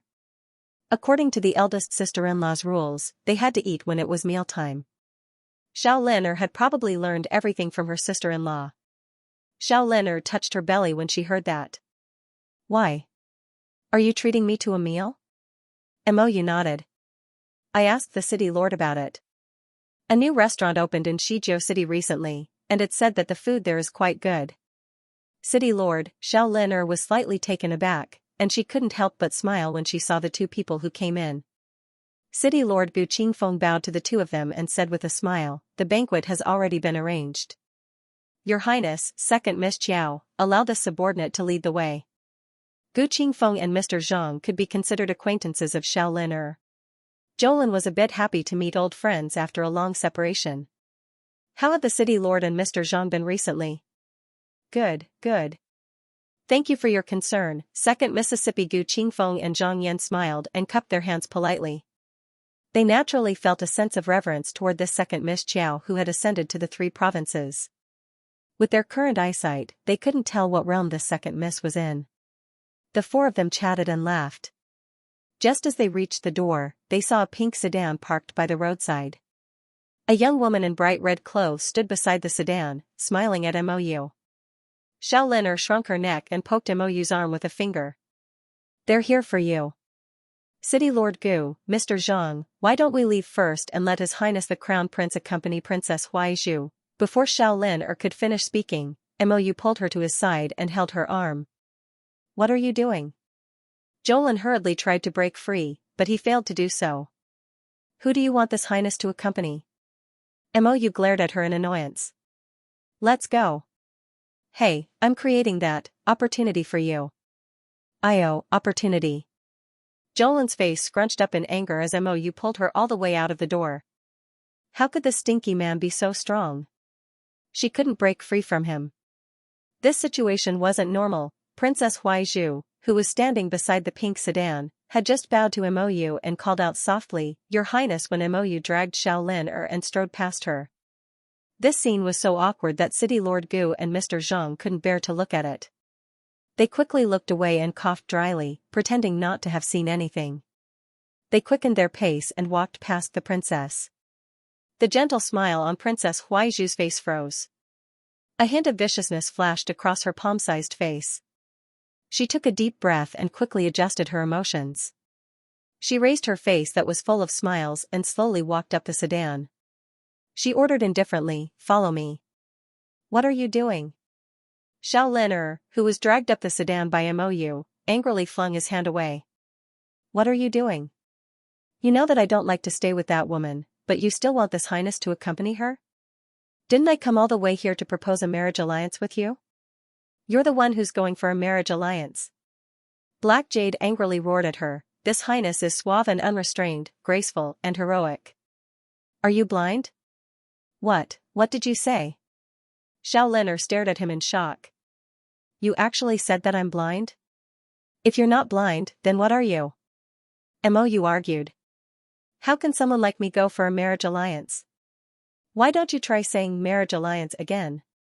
Jolin clenched her fists in anger. I don't want to waste my breath on you. Let me out of the carriage." "Why?" "I don't want to eat with you now. I'm full of anger from seeing you." "That won't do. City Lord Gu invited us to eat. You don't want to eat just because you say so? Does City Lord Gu have no shame?" "You. What about you?" Mou stretched out a finger and poked the little girl back to her seat. "Sit properly. This carriage is bumpy. Don't try to throw yourself into my arms." "Humph, what did you say? Who wants to throw myself at you?" "Throw your sister's whole family." Xiaolin turned around angrily and simply stared out the window. With one look, she saw 4 burly men beside her running as if they were flying, carrying a pink sedan and chasing after her. "Hey, your marriage alliance partner is catching up." Mou frowned. "Ignore him." Mou pulled Jolin to sit down and took a book from the side, casually flipping through it. Jolin stole a few glances at him. Seeing that he was expressionless and had never looked out of the window, she couldn't help but stick out her tongue. "Sigh, men." Jolin glanced sideways and saw a fruit plate beside her. Her little hand reached over and pinched the dried plum fruit inside to eat. Mou turned a page of the book. "How have you been recently?" "Pretty good. In the upper 3 prefectures, will your little temper be good?" Mou muttered. "With your temper of beating up people wherever you go, if no one spoils you, you'll definitely be beaten up every day." Jolin glared at him. "Who dares to beat me?" She reached out and patted her chest. "I'm a level 9 spiritual master, who can bully me?" "Heh, with your weak body, so what if you're a level 9 spiritual master? You can only do whatever you want in the lower star region. If you go to the upper 3 prefectures, I believe that place will be filled with spiritual masters." Xiaolin glared at him again. "Don't jinx it. Why don't we try a fight?" "I'm not going to fight with you." Mou reached out and calmly took a cup of tea. "Whether I win or lose, I won't be in the right. Who knows, you might have to complain to my big brother later." "Bah. You're the one who complains." Jolin was so angry that she waved her little fists and turned her little face away angrily. She couldn't be bothered with him. Seeing this, Mou held the book and took a few steps closer to her. "Stupid girl, are you angry?" "Scram." Mou looked at her sideways and couldn't help but curve his lips. "You're such a bold girl, why do you get angry so easily?"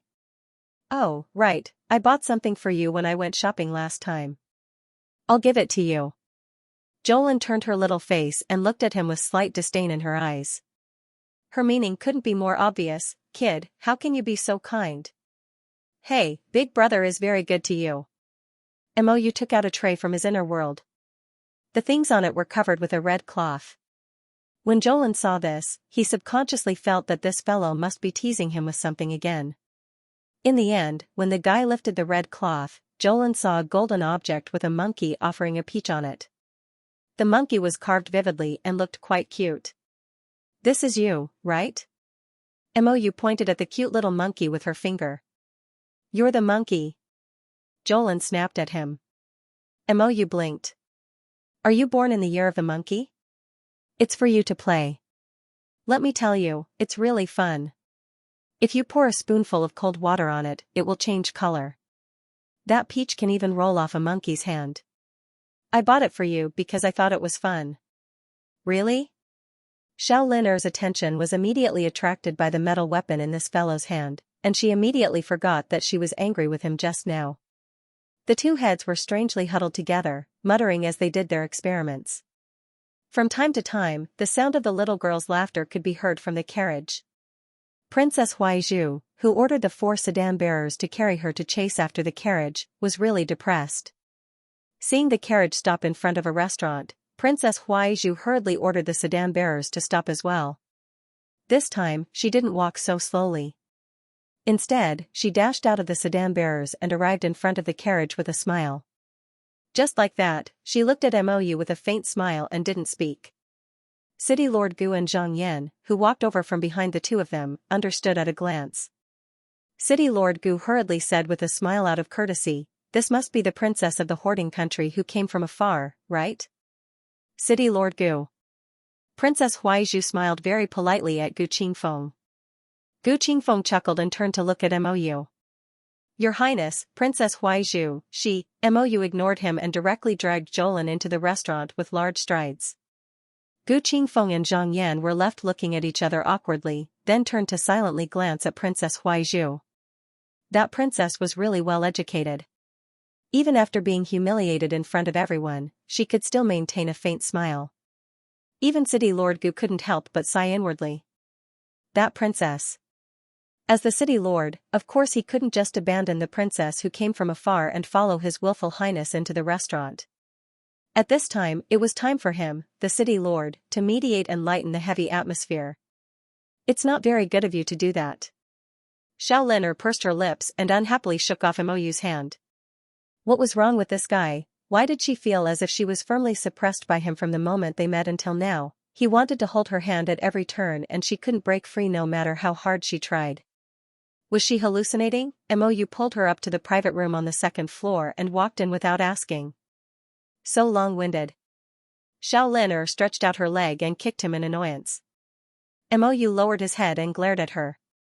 Why don't you learn from me? Just like how my sister-in-law kicked my brother. Sit down. Mou casually pointed to a seat. He looked up and saw that behind Gu Qingfeng and Zhang Yan, the princess of the hoarding country followed them over like a hanged ghost. Mou frowned, but he didn't say anything. Gu Qingfeng hurriedly took small steps forward and shouted for the waiter to serve the dishes. Then, he smiled obsequiously all the way, trying his best to ease the strange atmosphere. City Lord Gu. My elder sister will probably pass by Shijiao City in a few days. I'll have to trouble you to receive her properly then, Jolin said with a grin. Ah, is that so? Gu Qingfeng had a pleasantly surprised expression. So it's two. Gu Qingfeng suddenly realized that he shouldn't address Mo Lian and her husband as the crown prince and crown princess. He was momentarily at a loss as to how to address them. Mou poured a cup of water and said indifferently, my elder brother and sister-in-law are now the Empress of Shenzhou. Gu Qingfeng immediately understood and hurriedly said, yes, yes, yes. Don't worry, second young Mississippi. Once His Majesty and Her Majesty enter the city, I'll immediately bring people to personally welcome them. Oh, you don't have to be so nervous. Just make the usual arrangements. Xiao Lin'er waved her hand. Actually, her elder sister wasn't a particular person, all right. This subordinate understands. Gu Qingfeng's confident expression made Jolin involuntarily cast a sidelong glance at him. Strange. She kept feeling that City Lord Gu seemed to have misunderstood her meaning. She really didn't want him to be too ostentatious because her elder sister wasn't a particular person. Just send a few people to receive him would be enough. Princess Hoarding Country suddenly exclaimed, "What? This young lady's elder sister is Her Majesty the Empress of Shenzhou?" Jolin was a bit embarrassed by this young lady's deliberate expression. Mou reached out and picked up the braised fish with her chopsticks. "Eat more. When my elder brother sees that you've lost weight, he'll definitely beat me again. If his sister-in-law also interfered, then he would be too miserable." Mou had been ignoring Princess Huaizhu, so the atmosphere was a little awkward.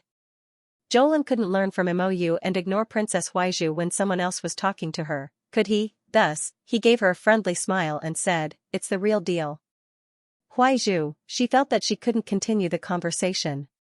She interrupted at the wrong time because she wanted to find Huaizhu's sense of existence. Now she couldn't find a sense of existence in front of Mou.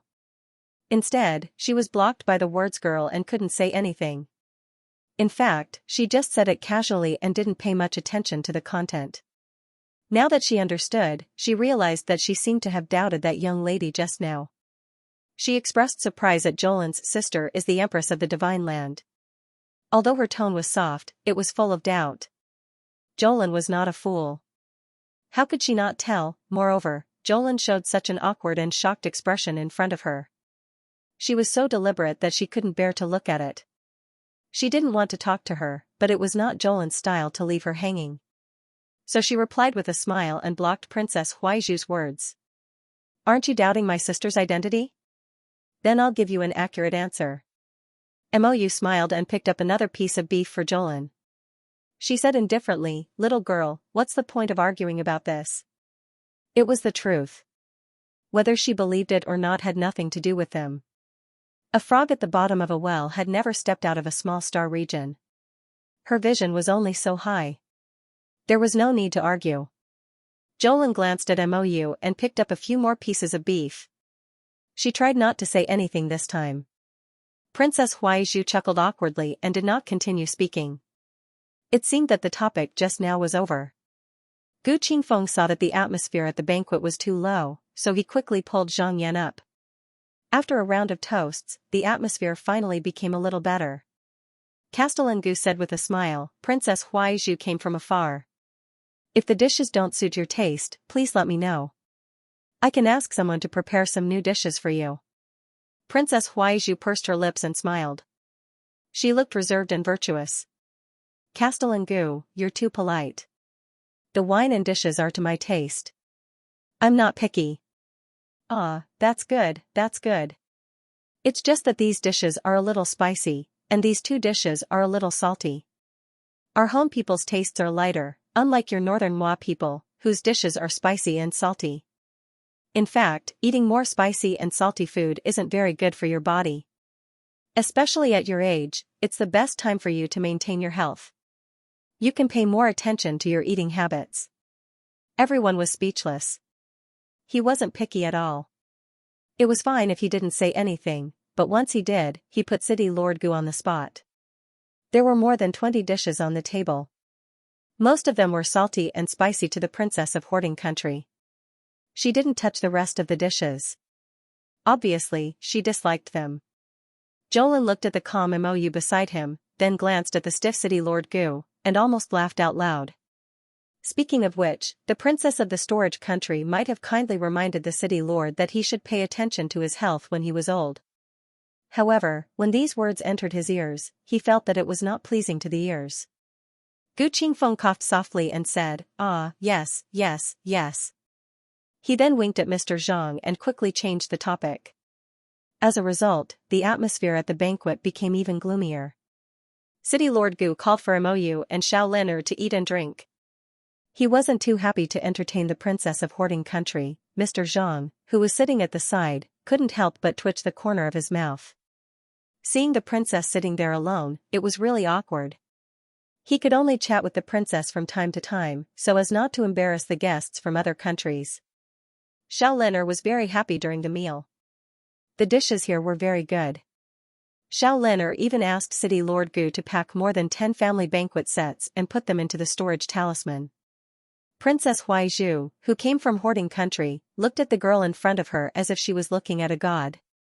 That indescribable gaze gave Xiaolin goosebumps all over her body. "Why are you looking at me like that?" She was the type to ask anything and wouldn't keep her words in her stomach. Princess Huaizhu was taken aback and was momentarily at a loss for words. She paused for a moment before saying, "Oh, no. I'm just looking at the jade talisman in your hand. It's very magical." This princess has never seen such a glittering jade talisman before. She had also never seen a jade talisman that could store so many dishes at once. Could this be the legendary storage talisman? But could the storage space of a storage talisman be so big? That's not what you're thinking at all with that indescribable gaze of yours. Xiaolin turned her face away and ignored her angrily. Did she think Xiaolin was stupid? She could understand everything. Princess Huaizhu, who came from hoarding country, clearly had a trace of mockery in her eyes. She must be laughing at Xiaolin in her heart for taking away so much food after eating. She was like a village woman from the mountains who had no manners. Jolin was suddenly unwilling to talk to Princess Huaizhu anymore. Mou curled her lips and stood up to grab her little hand. "All right, it's getting late. We have to go back and pack up and get ready to leave." City Lord Gu and Mr. Zhang hurriedly stood up and bowed to send them to the entrance of the restaurant. They then respectfully sent them to the carriage and left. Princess Huaizhu was left behind by Mou again. Standing at the door, she awkwardly exchanged glances with City Lord Gu. City Lord Gu coughed softly and pretended to turn around to talk to his subordinates. Mr. Zhang helplessly twitched the corner of his mouth and could only ask with a smile, "Would you like me to send the princess back to the post house?" Princess Huaizhu smiled faintly and shook her head. "No need. I ate too much just now. I'm going to walk to digest." Zhang Yan nodded with a smile and left with City Lord Gu and the others. The little maidservant at the side quickly lowered her voice and said, "Princess, why don't you accept that gentleman's kindness? It's quite a long way to go back to the post house." Princess Huaizhu said angrily, "It's not like we don't have money. It's not hard to pay for a carriage. Didn't you see that the city lord and his subordinates were disrespectful to me and spoke to me in a sarcastic manner?" The little maidservant nodded and followed behind the angry Princess Huaizhu. As they walked, she asked, "Princess, was what that girl said true?" "What do you mean true?" "That girl said that her sister is the Empress of the Divine Land and her brother-in-law is the Emperor of the Divine Land." Pfft, Princess Huaizhu snorted. "Do you think that's possible?" "I think it's possible.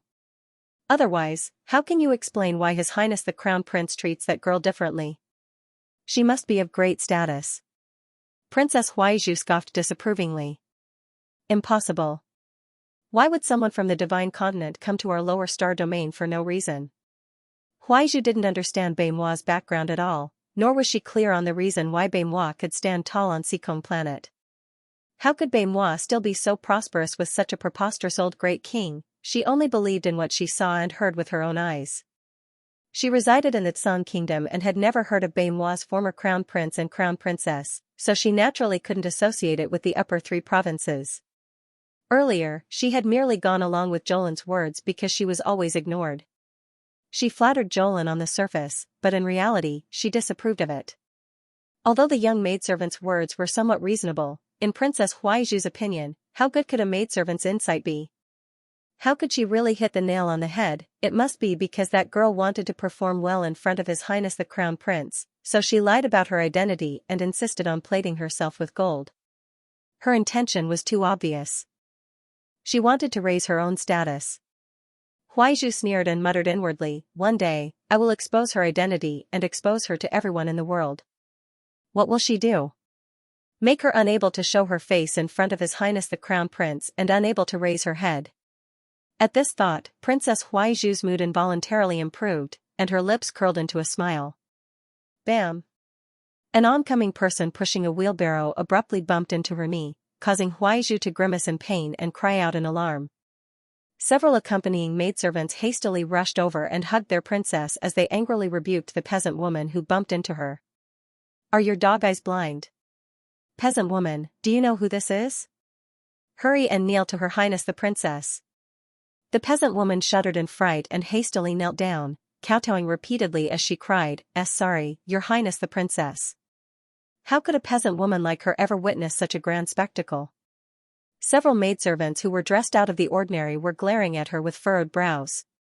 She had someone reprimand them, but she was instantly speechless and could only shrink her neck as she repeatedly kowtowed. Everyone couldn't help but come to watch out of curiosity. Princess Huaizhu already had a belly full of anger that she had nowhere to vent. This peasant woman was simply asking for a beating. Seeing this, she angrily shouted, Hit him. 2 burly bodyguards walked forward with sticks in their hands. Without saying a word, they knocked the peasant woman to the ground and beat her with sticks. The peasant woman screamed in pain, scaring the passers-by. Their Xianxia city had always been very peaceful. They had never seen any rich family being so barbaric as to beat someone up in the middle of the street. A few of the young men couldn't stand it anymore and hurriedly stopped him. Stop hitting him. If you continue, he'll die. How could a village woman withstand so many hits from such a thick stick? 3 minutes ago, she was already on the verge of death, with only half a breath left. By the time the city lord arrived with the city guards, the woman had already been killed on the spot.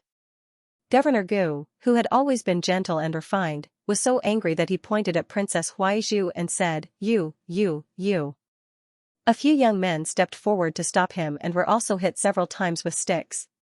At this time, one of them had blood dripping from his head. He angrily roared, Sir City Lord. This person disregarded her life and beat our compatriot to death in the middle of the street. She must be severely punished. Yes. She must be severely punished. Severely punish, severely punish, severely punish. Princess Huaizhu coldly swept a glance at the young man with blood dripping from his head and signaled to her personal maidservant with her eyes. Maidservant Qing Luo walked forward and said with an indifferent expression, Can't you see? It's clearly your people who pushed the wheelbarrow and hit our princess. He even bruised the princess's leg. Now, as long as she lives and doesn't implicate her entire family, it's already the princess' greatest benevolence and grace. What more do you want to cause a ruckus? Many of the commoners instantly fell silent. In fact, many of them were unaware of Princess Huaizhu's identity when they were making a ruckus earlier. They only thought that some rich family's daughter in the city had come out to show off. Now that they heard the maidservant's condescending tone, they immediately became listless. After all, they were only ordinary commoners. It would be too frightening if their entire family was implicated and their own families were implicated. They had been filled with righteous indignation earlier, but now, they had all shut their mouths. Huaizhu couldn't help but proudly raise her chin. City Lord Gu's face was ashen. Princess, you are not our northernmost princess. You are the princess of the hoarding country who came from afar. Our northern MO should be a good host and properly entertain you. But you cannot disregard the laws and casually punish our northern MO people. What? This stinking woman in front of them was not a princess from the sovereign capital, but an outsider. Most of the commoners had never heard of the hoarding country. When they saw the peasant woman who had died tragically on the ground, their national emotions were stirred, and they were even more furious than before. City Lord, this hoarding country's princess committed a massacre in our Xianxia city. She must be severely punished. Yes, she must be severely punished. The agitated crowd gave Princess Huaizhu a fright. She hastily pulled Qing Luo and the other maidservants back a few steps and stammered, What do you want to do? City Lord Gu, could it be that you want to look on helplessly as your citizens beat this princess to death? If something happens to this princess in your northern MO territory, or even in your Xianxia city, how will you shoulder the responsibility? If this princess loses a single hair, my royal father will not let you off. The Xianxia city citizens were infuriated and roared, City Lord, please uphold justice for us commoners. City Lord, City Lord. Reporting. When a soldier from the City Lord's estate rushed in, Mou and Shaoliner were fighting over a peach. That soldier looked straight ahead and knelt on one knee. Reporting to Your Highness the Crown Prince, the princess of the hoarding country beat to death a peasant woman who entered the city to sell vegetables. Now, she is surrounded by Xianxia city citizens in a frenzy. The city lord specially sent this lowly one to ask for Your Highness the Crown Prince's instructions on how to handle this matter. Xiao Lin's eyes widened in disbelief. Didn't she come out of the restaurant with us? They had only returned to the Chow estate for a short while, yet this princess of the hoarding country had caused such a ruckus. What exactly was she trying to do? Mou saw that the little fellow was in a daze, so he naturally grabbed the peach from her hand. Is it very difficult to handle? Mou took a bite of the peach and absent-mindedly glanced at the person who came. Is he getting worse and worse as a city lord? Deal with it as you should, Black Jade said indifferently. That soldier hastily kowtowed and hastily stood up to run outside. This lowly one understands. Xiao Lin turned around and stared curiously at Mou. How will City Lord Gu handle this? She didn't expect this princess laying country to be this kind of person.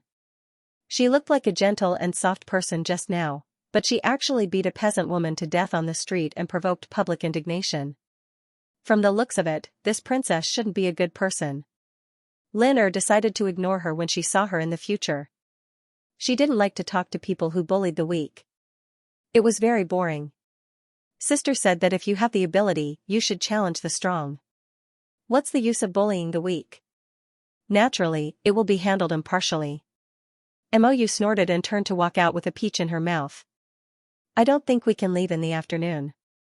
You might as well stroll around Shizhou City for another 2 days. If you want me to accompany you, that's fine. Xiao Lin replied with a pooh and turned to glare at that guy. At night, someone considerately brought the news to Xiao Lin.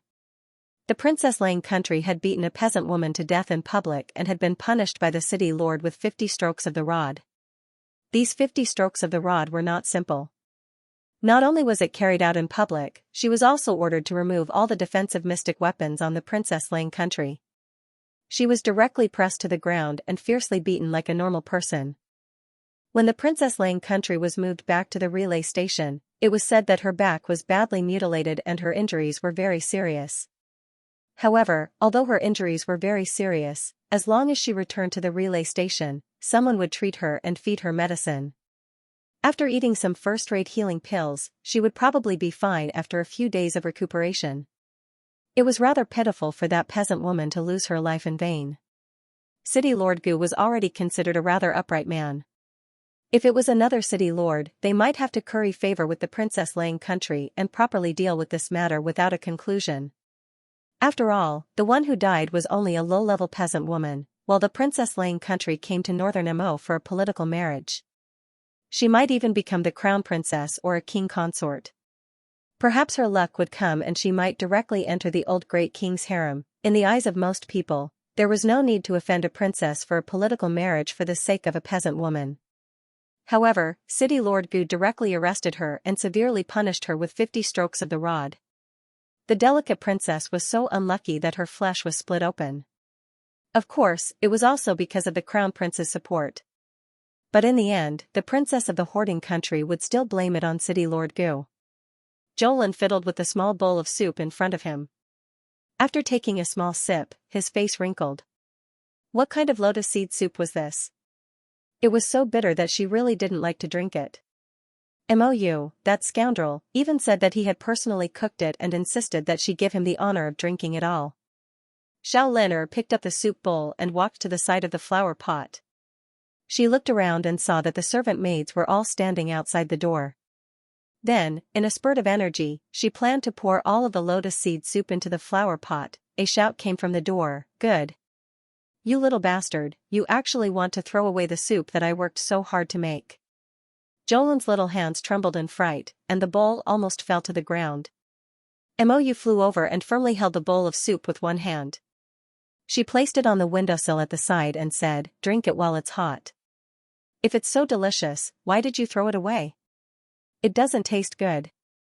Jolin was furious. "Even if it doesn't taste good, I made it myself. Drink it." Jolin's little face was bitter as she glared at him angrily. "I made this. It's delicious." Mou praised himself and took the bowl to force-feed her. "Let me tell you, drinking some lily and lotus seed soup in summer is so good for you girls. It's good for beautifying and nourishing your body." Jolin was so angry that she swallowed it in one breath. "I'll drink it. You can scram now." Mou curved his lips.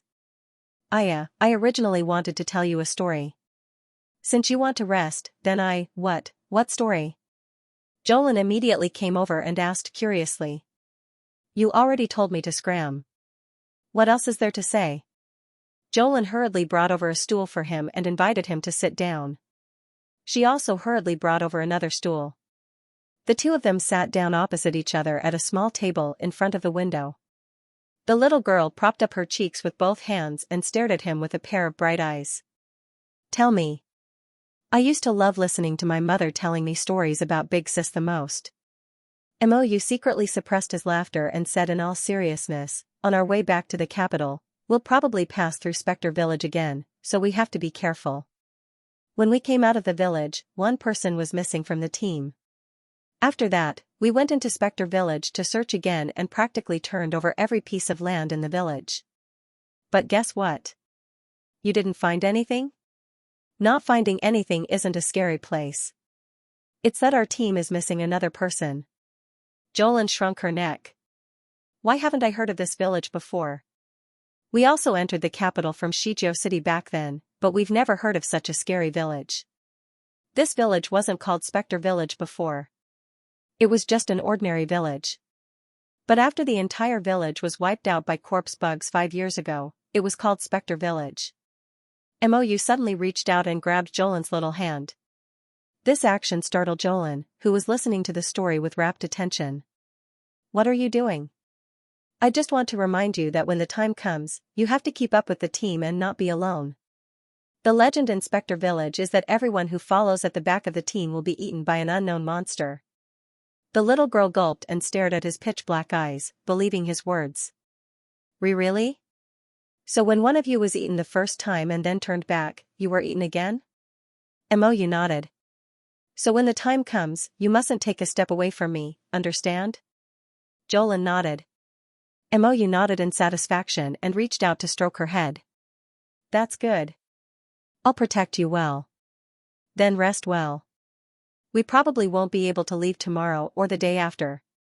Do we have to wait for Princess Lang Country's but to recover? Princess Lang Country's back but we're probably smashed by a stick. Mou curled his lips. Sort of. There was nothing to do the next day, so Xiao Lin didn't go out for a stroll. She tidied up her small courtyard, brewed a pot of tea, and spent a quiet afternoon. In the afternoon of the second day, Jolin slept until noon. The moment she walked out of the room, she saw Mou standing under the tree in front of the door. At this time, he was indifferently asking the little eunuch in front of him, did the great king say anything else? The little eunuch shook his head like a rattledrum and hung his head low, completely not daring to look at His Highness the Crown Prince's death stare. The great king has been living quite comfortably recently? The little eunuch bit his lips and trembled slightly as he nodded repeatedly. Then find something for him to do. Mou absent-mindedly turned around and instructed, go, find a group of people to bring Imperial Consort Li out and slaughter her. Remember to be nimble. The reporting eunuch was so frightened that he immediately knelt before His Highness the Crown Prince. He cried miserably, Your Highness, why you? You can't go around yelling about such a big secret for this lowly one to hear, you can just go and do it yourself in secret. Why are you yelling about it for this lowly one to hear? Should this lowly one report? Your Highness, don't kill this servant to silence me. The eunuch wailed as he crawled to Mou's feet and cried, Your Highness, this servant swears that I definitely won't speak out of turn. Please spare this lowly one's life. Why would I kill you? Mou glanced at him. Hurry back and report to my royal father. Pass on everything I just said to him without leaving out a single word. You have to hurry, understand? My men will enter the palace in 3 days to capture them. If you only return to the capital after 3 days, then it's your problem. The eunuch was so frightened that he hurriedly crawled out, shrieking along the way, back to the capital, back to the capital. Mou couldn't help but roll his eyes when he saw the eunuch flee in terror. He turned to ask his personal bodyguard 7 steps behind him, Steamed Bun, am I that scary? The guard stood expressionlessly not far away and nodded. Very scary. Xiao Lin blinked and shuffled to Mou's side. She poked him with a finger. What? The old great king even specially sent a personal eunuch to reprimand you? Is it because Princess Huaiju's matter reached the old great king's ears? Mou turned to glance at her and nodded with a slight smile. Why are you so smart? That's right. Xiao Lin pursed her lips with a smug expression. I've been smart since I was young. My sister also praises me. Mou snorted. What do you think my eldest brother and eldest sister-in-law are doing? We've waited for them for so long, but we haven't seen them enter the city. Who knows? Xiao Lin was also a bit angry at the mention of this. Sister is such a baddie. She's so fickle. Isn't it enough to stroll around Quoto village for 3 days? Why did they have to stay for so long? Forget it. Let's pack up and leave tomorrow morning. What's wrong? Has Princess Huaiju's butt recovered? Xiao Lin scooted over to Mou's side with a strange expression and glanced at him smilingly. Oh, right, what did your father scold you about just now? Since you're so angry, something big must have happened. Mou gave her a sideways glance. You want to know? Jolin nodded vigorously. Mou turned around and smiled at her. She reached out and gently tapped her forehead. I'm not telling you. Seeing him leave, Jolin was so angry that he waved his fist at his back. Stinking brat, when I meet up with brother-in-law, I'll definitely ask him to teach him a lesson. How arrogant. Princess. Qing Luo lowered her head and instructed the maidservants to change Princess Huaiju's dressing. She even personally brought a bowl of nourishing snow lotus soup to Princess Huaiju. Huaiju's spirit had been weak for the past 2 days. Today, with great difficulty, her body's injuries had slightly improved. Only then did she have some strength to speak. Chen Yan sent word of this matter back? Qing Luo nodded. Guard Chen was also worried that there was no way to treat the princess's injuries, so he thought of sending word to Imperial concubine Li. Fool. Princess Huaiju angrily slapped the mattress. I told him before, but he completely turned a deaf ear. What did Auntie say? I heard that the great king sent a little eunuch to deliver a message to His Highness the Crown Prince. Princess Huaiju's expression turned somewhat ugly. Princess, Guard Chen requests an audience. At this moment, a maidservant came to report. Princess Huaiju's expression instantly darkened. Let him in. As soon as Chen Yan stepped into the room, he saw a bowl flying towards his head. Princess. Chen Yan hurriedly knelt down and dodged the attack of the bowl. I don't know what this subordinate did wrong to make the princess so angry. This subordinate knows his mistake. You know your mistake? Princess Huaiju was so angry that she clutched her stomach. Didn't I tell you before not to ask Auntie for help? After these few days, can't you tell what kind of person His Highness the Crown Prince is? That person was clearly amenable to coaxing but not coercion. The harder you treated him, the more he would retaliate. Princess Huaiju's heart ached at the thought of this. It seemed that she could only be gentle on the way back to the capital and see if she could pull His Highness's heart back to her. However, there was now an eyesore by His Highness's side. Princess Huaiju looked at Chen Yan with a sullen expression. I want you to atone for your crimes. Are you willing to do so? Chen Yan hurriedly nodded. Princess, please give me your orders. As long as it is the princess's order, this subordinate will do it without hesitation. I don't need you to die, Princess Huaiju said indifferently. Come closer. Chen Yan hurriedly took a few steps forward and carefully listened to Princess Huaiju's orders in a low voice. He nodded repeatedly. These, those, and everything here. Move them all onto the carriage. Qing Luo pointed at a pile of cushions on the ground and ordered arrogantly. Be careful. These are all the princess's personal belongings. Don't break them. Princess, let me help you onto the carriage. Be careful. Your body hasn't fully recovered yet. Be careful of your wounds. As soon as Jolin walked out of the door, he saw Qing Luo and the other maidservants yelling and shouting at some of the servants to move some things into the carriage. Jolin was leading a snow-white foal. He mounted the horse and patted it lightly. The foal suddenly galloped a few steps and spread its 4 wings.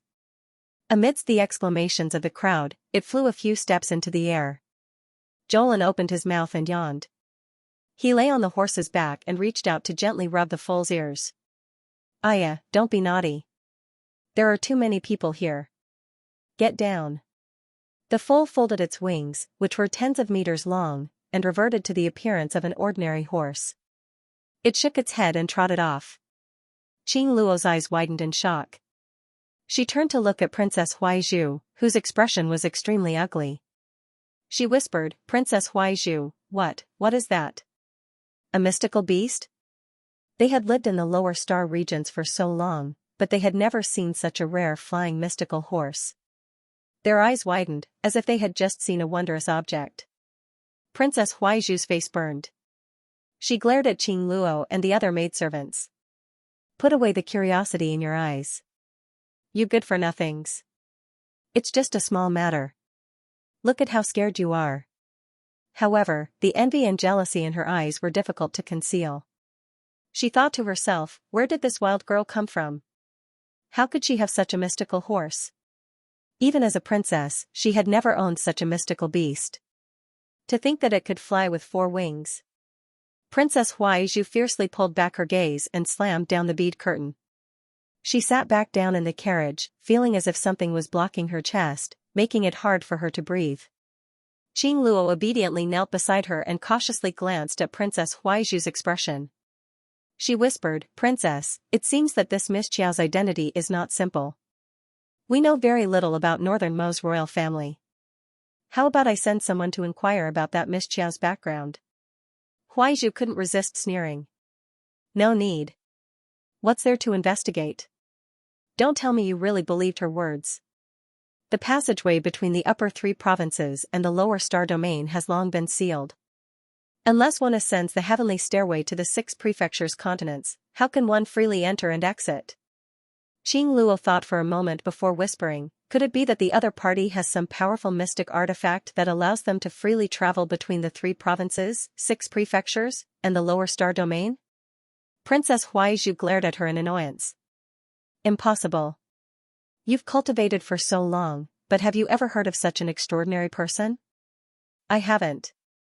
But seeing how powerful that lass's mount is, it doesn't seem likely that she's faking it." Qing Luo softly reminded, "Actually, it won't take much time to find a few people to inquire among the people. Princess, only by knowing yourself and your enemy can you win 100 battles." Princess Huaizhu thought about it and felt that this made sense. Thus, she nodded. "Then go do it. Remember not to let anyone else know." She didn't want others to know that she, the Grand Princess of the Horde Kingdom, was actually afraid of a little girl with no background. She didn't agree to Qing Luo's request to investigate that lass's background because she was flustered and uncertain. Huaizhu squeezed the handkerchief in her hand and had Qing Luo come closer to whisper, "Then should we tell Chen Yan about the plan and postpone it?" "That's fine." Qing Luo nodded. "To be safe, let's investigate thoroughly first." Although Princess Huaizhu was a bit unhappy, Qiao Lin's move just now was truly shocking and had a relatively large psychological impact on her. Qing Luo, this lass, was meticulous and had always been the one to advise her on many matters. Huaizhu trusted her completely and felt that there was nothing wrong with listening to Qing Luo's advice on this matter. Arbor's group stayed in Quoto village for several days before deciding to set off for Shijiao City. There was even a small episode yesterday.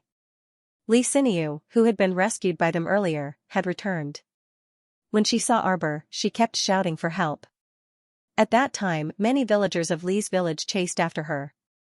When Li Xinyu saw Arbor and the others, she knelt down in front of them and cried for help. She said that the villagers of the Li's village disregarded her wishes and forced her to marry the idiot at the head of the village. No matter what, Li Xinyu was not willing to marry that fool. She ran all the way back to Arbor to make the decision for her. Arbor thought it was funny. They had only met by chance, and he was just saving her in passing. Why did he create so much trouble for himself? She looked at the villagers of Li's village who were eyeing her covetously and curled her lips speechlessly. For a moment, the villagers of Li's village did not dare to rush up and cause trouble. After all, in their eyes, the young men and women in front of them were like gods descending from the heavens. Their appearances were refined and their temperaments were excellent. They did not look like people from their village at all. In their minds, the furthest they could think of was guessing which major city Qiao Mu and the others were from. Before they figured out their identities, the villagers of Li's village naturally would not easily offend Arbor and the others. The village chief of Li's village came forward to talk to Arbor and the others. To be honest, Arbor did not want to care about this matter at all, especially when it involved that troublemaker Xianxia. Troublesome, Arbor already knew what kind of person Xianxia was, so naturally, he did not want to poke his nose into her business. Thus, he said to the village chief, "We are not familiar with this lady. It is not convenient for outsiders like us to interfere in your village's matters. You can handle it yourselves." At that time, the village chief was stunned. In his eyes, this little noble in front of him was simply too knowledgeable and considerate. He hurriedly and humbly curtsied and agreed. Xianxia could not take it anymore. She screamed, crawled, and threw a tantrum in front of everyone, insisting that Arbor make the decision to save them. How could Arbor have a good temper? He directly led his people into the house. After the zombie tide was more or less resolved, they had found people to renovate and guard the house they previously left in Quoto village. The Qiao family members habitually went to a place to buy land and houses, although these properties and fields in the lower star domain were not of much use now, and most of them were given to loyal old servants to live in. But due to her obsession with these properties, since it was rare for her to come back, the little stoic would still urge her younger sister to visit her family's properties on the way back to the capital. "Just take a few melons and dates if you can," Xianxia was horrified. She didn't expect Madame Mo's personality to be so eccentric. She really did not care about her when she said she would. Now, she was waiting for these big shots to save her life. They only needed to move their fingers slightly, and these villagers of Li's village would kneel on the ground and beg for mercy. It was clearly a trivial matter, but no one was willing to help her, Xianxia. Xianxia was furious and yelled and screamed outside the house. In the end, she was gagged by her villagers and dragged all the way back. Before long, the old folks guarding the Qiao residence went outside to inquire about the news and came back to tell Arbor that Xianxia took the 500 mystic currency betrothal money from the village's idiot family and ran away in the middle of the night after pocketing it. This time, they finally caught her with great difficulty, and the village chief ordered her to be married off. She had to get married whether she wanted to or not. After hearing about Xianxia's escape from marriage, and Wu Shuang looked like she was looking at a weirdo and glanced outside the door. If she didn't want to get married, why did she accept the betrothal money? She didn't want to get married just because she took the money? She even described the other party as a bastard who forced her into marriage. She was clearly the one who was greedy and swindled money out of marriage. This was truly amazing. Third Fu nodded and said, "Thankfully, we didn't care about her lousy affairs. Otherwise, we'd be looking for trouble again." Arbor expressionlessly turned to look at the shocked Qiao Sr. "Do you understand?" Qiaosan nodded fiercely. "Sister, you're right. Meddling in other people's business won't end well." Qiaosan looked up at the sky and recited, "I swear to the heavens that I will put away my saintly heart. From now on, I won't meddle in other people's business and won't mention idle thoughts." Everyone couldn't help but twitch their mouths. The little stoic's education method had always been rather eccentric. Everyone packed their things and set out for Shijiao City. With their current strength, they could arrive in the time it took to brew a cup of tea. However, everyone came here to play, so they naturally walked and stopped to look around. They only arrived at Shijiao City's entrance when it was almost evening. At that time, the setting sun was shining in front of Shijiao City's city gate. Under the lofty city walls, two newly repaired city gates towered in the setting sun. Arbor's group arrived in a carriage. Just as they approached the city gate, they heard the clamorous sounds of gongs and drums. The citizens lining the streets held two long welcome banners and kept shouting, "Welcome, welcome, welcome the arrival of the divine province's emperor and empress." For a moment, Arbor thought he had misheard. He glanced at Mo Lian, who was sitting next to him, in astonishment. Mo Lian didn't know whether to laugh or cry. "It wasn't me. I've been with you these past few days, so how could I have gotten in touch with Shijiao City's people?" Arbor thought that was true. Then it was that lass, Qiao Lin, who did it. If Qiao Lin knew that her sister treated her like this, she would definitely cry injustice. She merely revealed to City Lord Gu that her sister and company would be arriving in a few days. Her original intention was to let City Lord Gu prepare and get close to her sister or something. After all, City Lord Gu was quite a nice person. She even specially instructed City Lord Gu to only receive him slightly. Who knew that City Lord Gu would make such a big fuss? Arbor hastily lowered the carriage's curtain and covered his face with one hand, pretending not to see those brothers holding banners outside. The carriage arrived at Xianxia City's city gate for a routine inspection. A soldier standing outside the carriage announced loudly, "You need to test your mystic strength to enter the city. If you want to stay for a long time, you need to scan your inner world and pay a portion of your supplies." Arbor's memories were instantly pulled far away. It was as if he had returned to that evening when he dragged his entire family to Xianxia City's city gate. Like now, they had to test their mystic strength and pay their supplies to enter the city. However, there were many people fleeing back then, and there was a long line at the city gate. Unlike now, when order had basically been restored, there weren't many people fleeing here. Duan Yu couldn't resist laughing. "Jojo, you even cheated me out of 500 mystic currency here, remember?" Arbor expressionlessly glanced at him.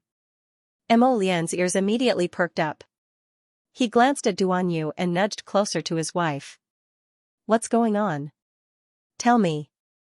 Why don't you say that you were hanging out with a bunch of idiots from Daybreak Sect back then?" Arbor snorted and turned to complain to her husband. "At that time, the people from the Daybreak Sect even bullied me. There's a guy called Jia Mingren who even made my father crawl under him." Duan Yu's mouth twitched. "In the end, didn't you kick me until I fainted? I even had to compensate you with 500 mystic currency. The most shameful thing was that Shang Kuan and Jia Mingren didn't pay back the ransom fees. They were truly a pair of paupers." Mo Lian came back to her senses at once, and she turned to glare at Duan Yu. "I remember now, your Daybreak Sect actually bullied my Jojo.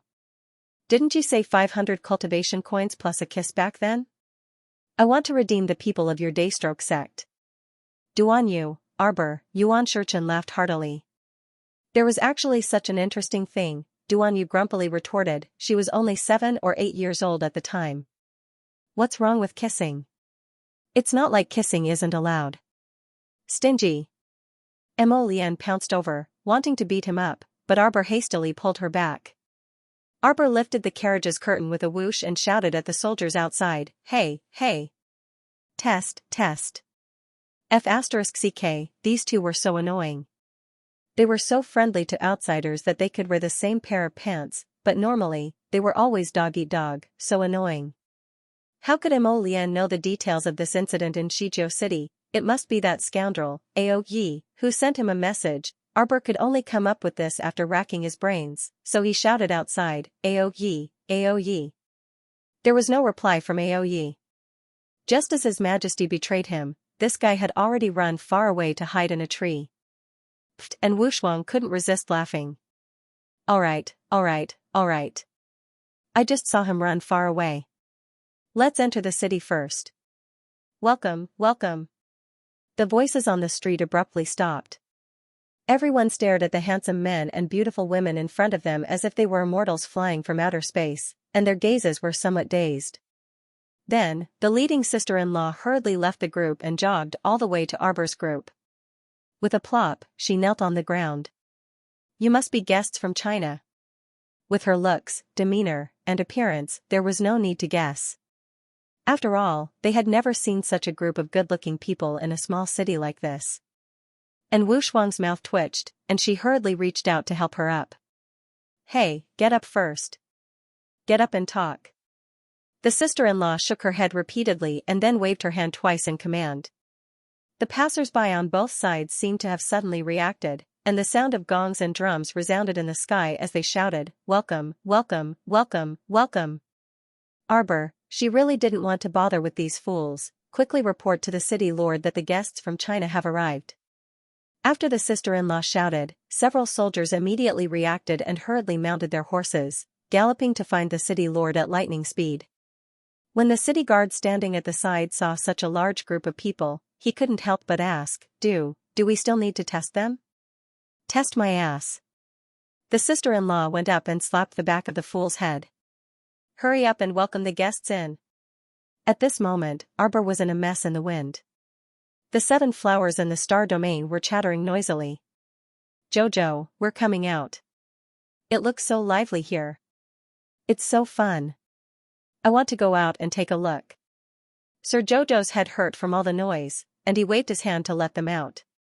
The sister-in-law who was enthusiastically exchanging greetings with them was instantly startled.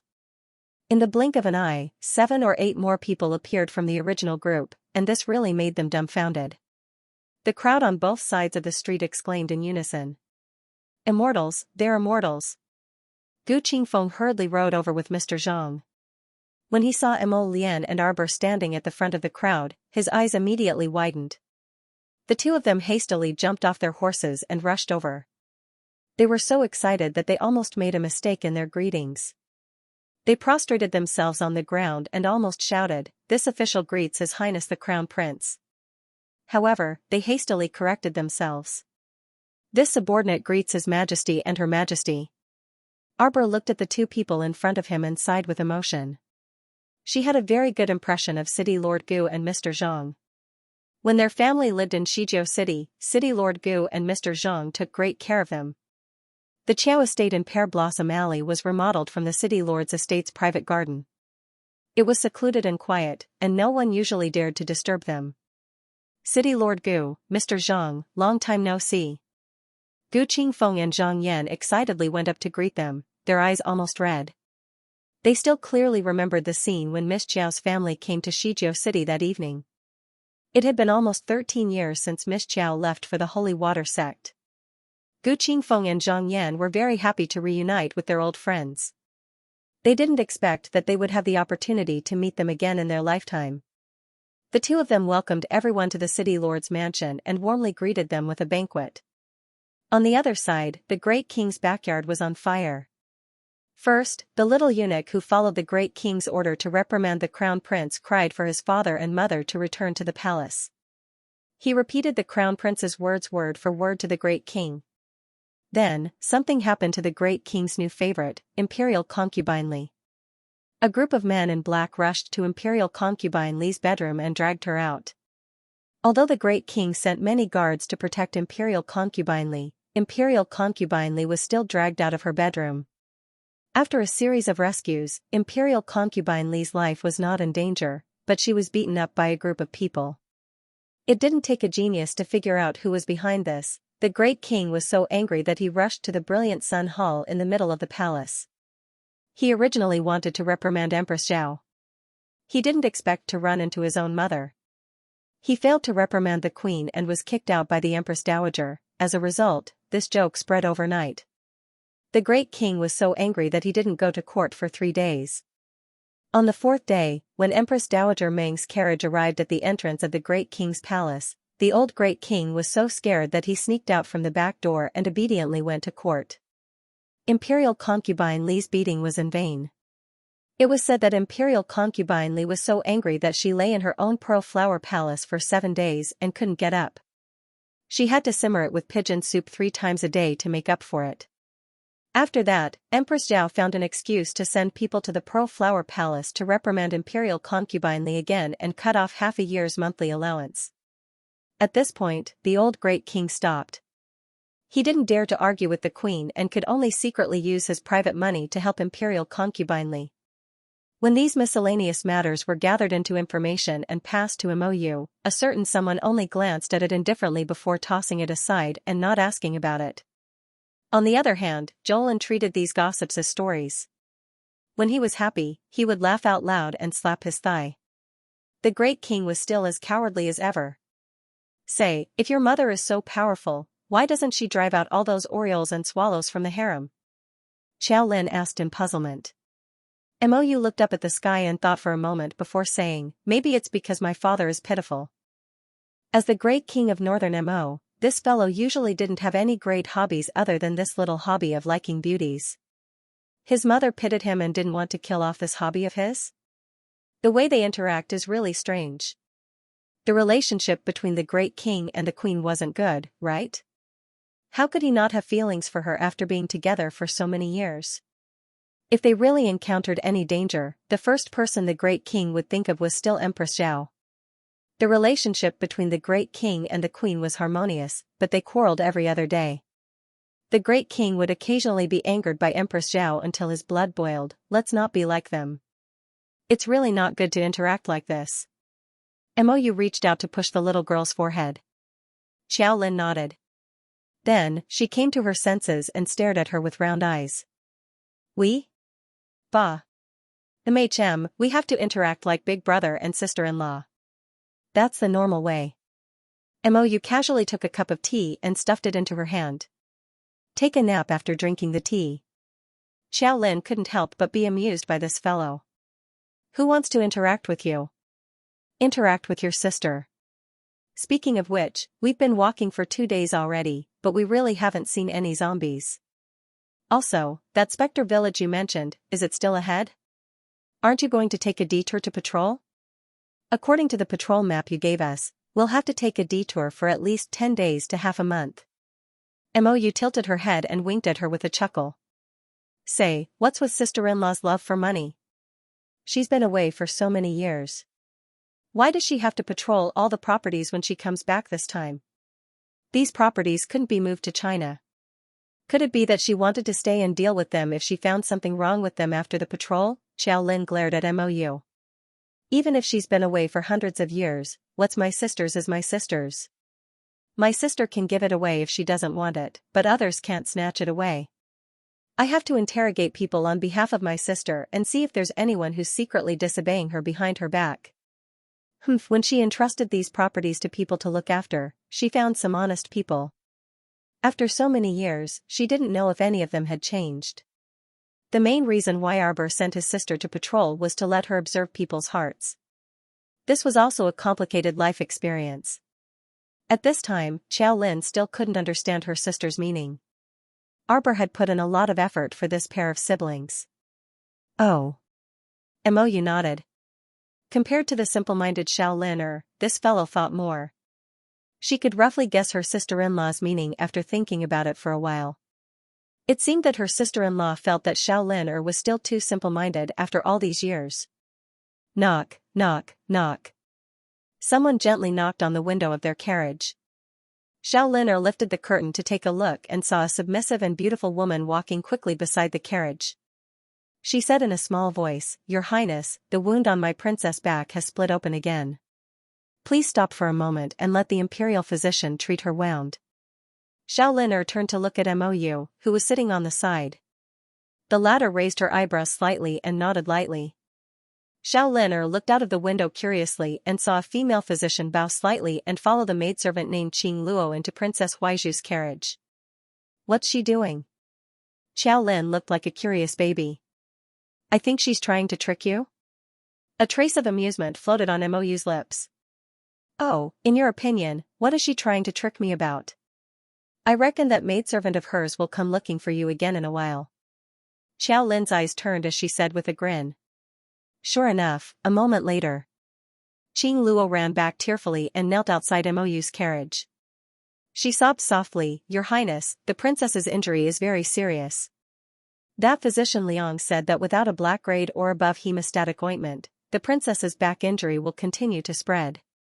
What do you want me to do by telling me this? Mou sat in the carriage and didn't even show his face. Only his indifferent voice traveled out. The girl called Qing Luo couldn't help but tremble slightly.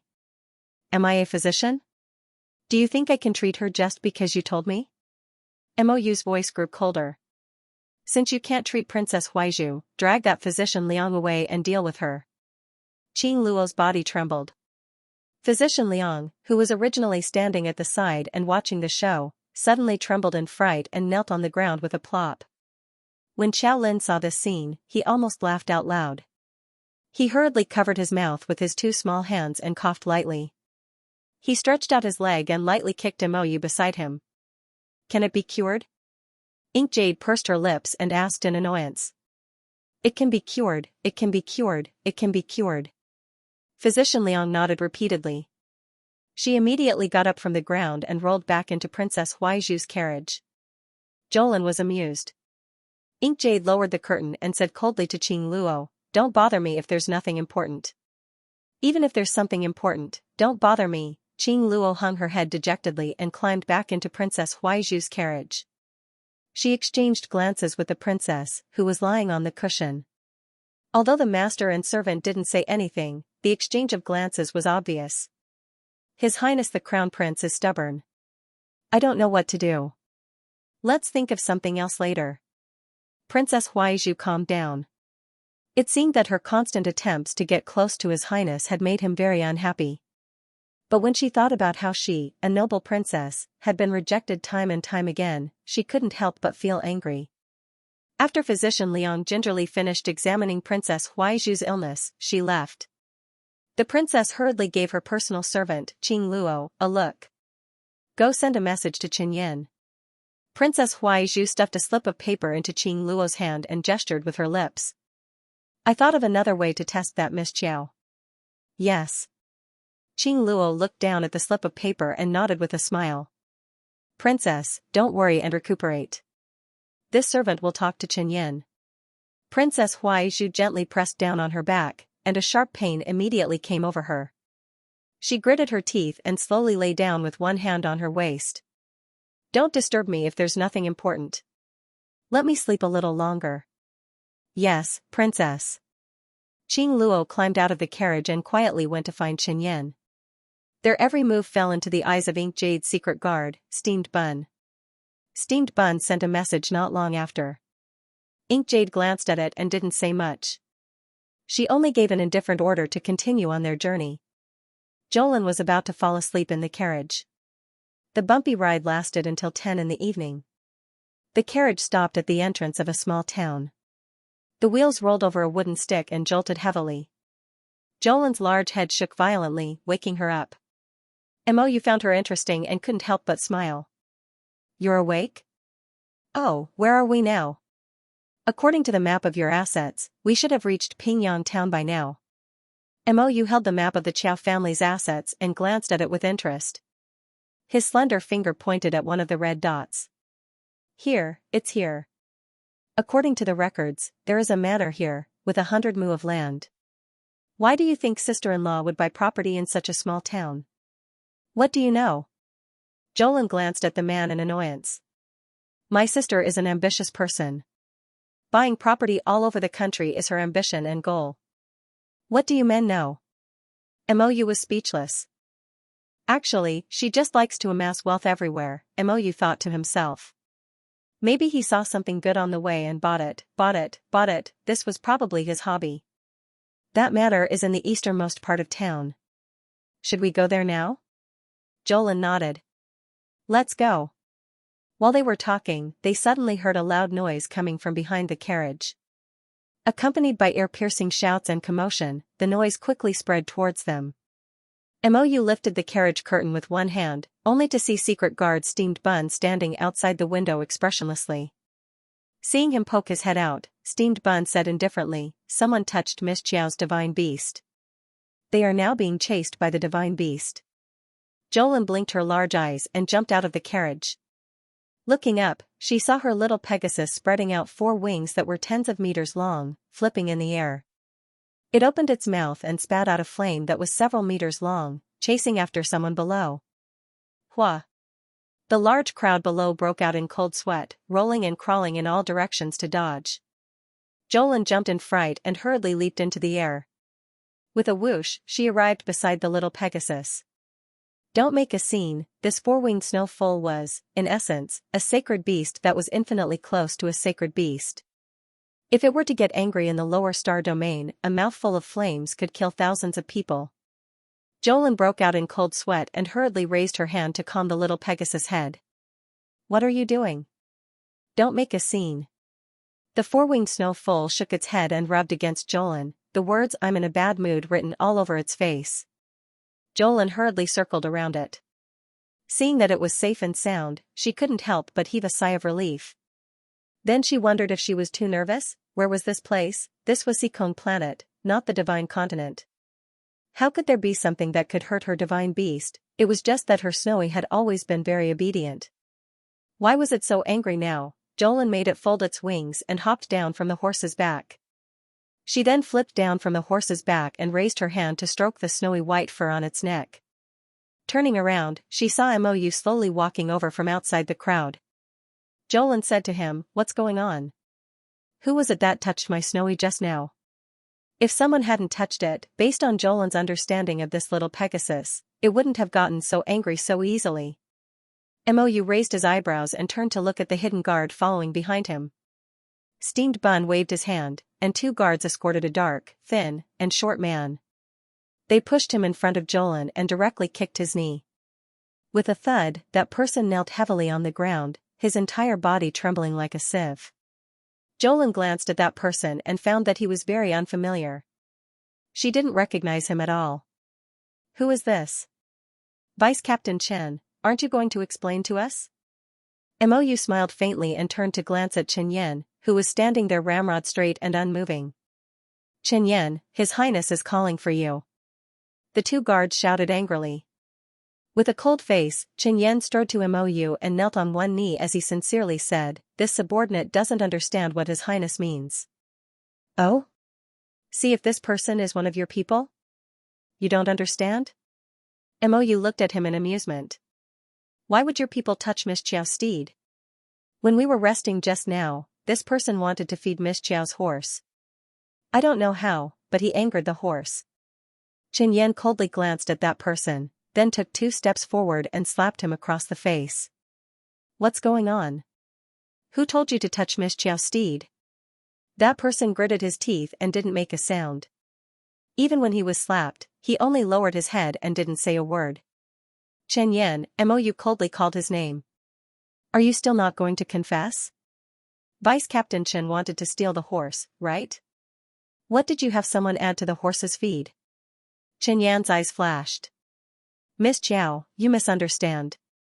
Whether it's a misunderstanding or not, we just need to have the medical officer examine it."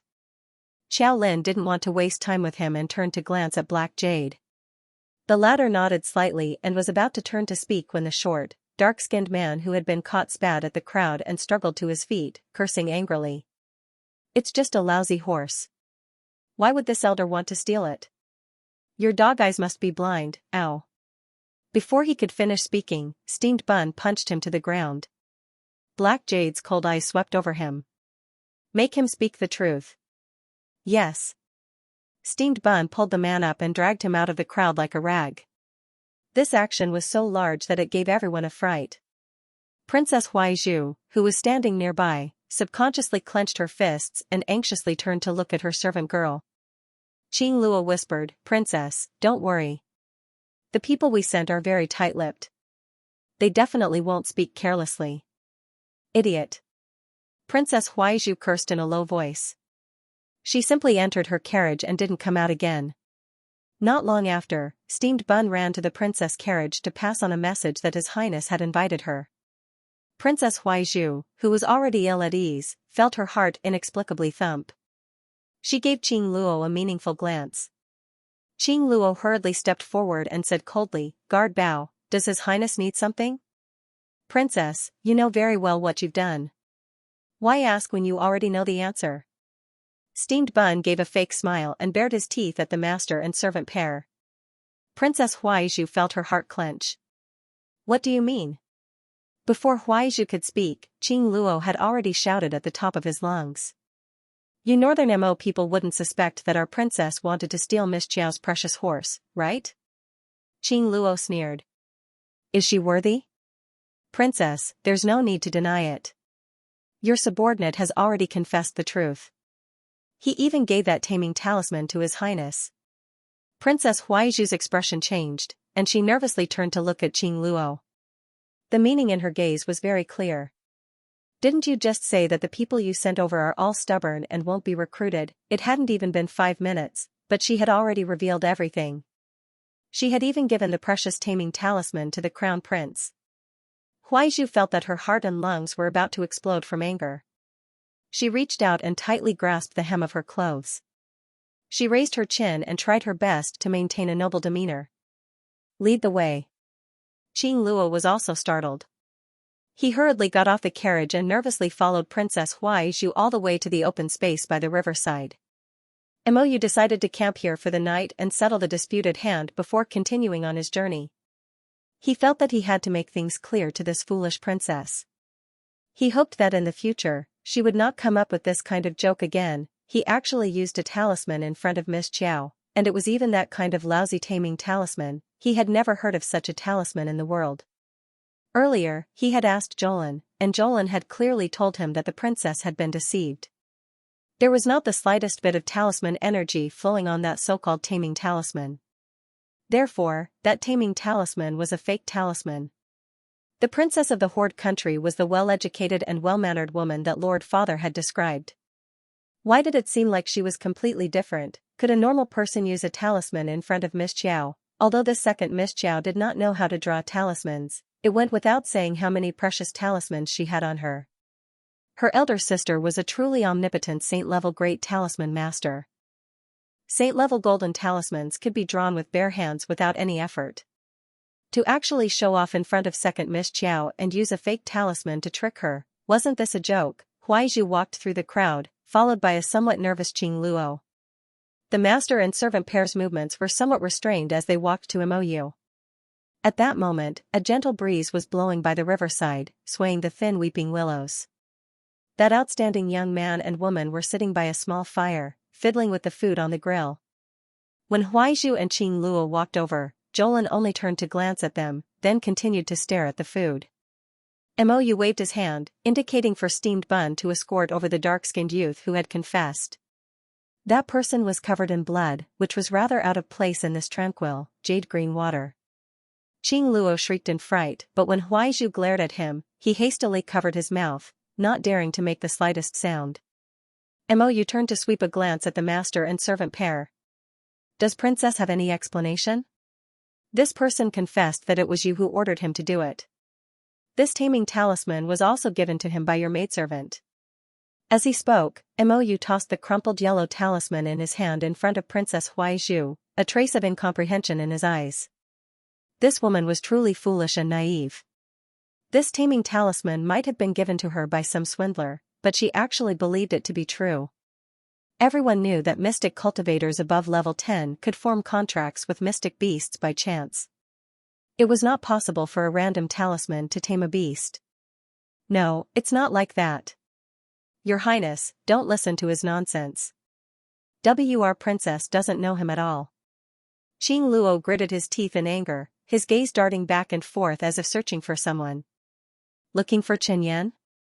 This prince had him tied up. Mou curled his lips. This person's management was lax, and a notorious thief appeared among his subordinates. As the deputy captain, he should also take responsibility. From today onwards, remove Chen Yan from his position as the deputy captain. In the future, he is not allowed to interfere in any of the Dragon Saliva Guard's matters, Mou coldly ordered. Yes. Princess Huaizhu's heart thumped again, and she inwardly cursed. This Chen Yan was one of her aunt's trusted aides. Her aunt had expended a great deal of effort to arrange for this person to be the deputy captain of the Dragon Saliva Guard. But now, His Highness the Crown Prince had dismissed him with a single sentence. This truly made one feel extremely powerless. In the face of absolute power, anything one did would be courting death. Mou swept a glance at the pale-faced Princess Huaizhu, and a faint trace of disgust flitted through his eyes. I'll give you a word of advice. There's still about 20 days of travel. Don't create such a mess again. This prince's patience is limited. Limited? You simply don't have patience. Or should I say, you truly don't have the slightest bit of patience with this princess. Princess Huaizhu's eyes shot out flames of fury. She was about to open her mouth to retort when an arrow unexpectedly flew through the air and landed beside her feet with a whoosh. She was so shocked that cold sweat broke out all over her body, and she fell on her butt. At the same time, dozens of grey-clothed assassins suddenly surrounded the carriage. Every one of them held a longbow in their hands and fired iron arrows at the group. Their speed was so fast that the group was caught off guard. 2 ordinary guards fell to the ground after being hit by the arrows. The leader shouted at the top of his lungs, "Capture him alive." With a raise of his hand, countless arrows were aimed at Black Jade's carriage. Jolin turned her head and looked at Black Jade in dismay. The little girl hinted at Black Jade with her eyes. "Did you summon these enemies?" Black Jade hurriedly shook his head and shrugged helplessly. Looking at these people's attire, they should be assassins sent by the Kingdom of Strength. Steamed Bun jumped in front of the two and swept his sword, easily deflecting the dozen arrows. Your Highness. This subordinate will stall them here. Please take Miss Jiao and leave. Black Jade and Jolan's mouths twitched at the same time as they silently looked at each other. They didn't think that the Crown Prince's personal hidden guard would be so good at acting. Looking at this drama queen, it was truly comical. Jolan rolled her eyes at the sky. It didn't take long for MOU's guards to outflank the enemy and beat them back. The funny thing was that Steamed Bun was still jumping around in front of them, waving his long sword while looking around with bright eyes. He couldn't wait for a few more arrows to come out for him to block.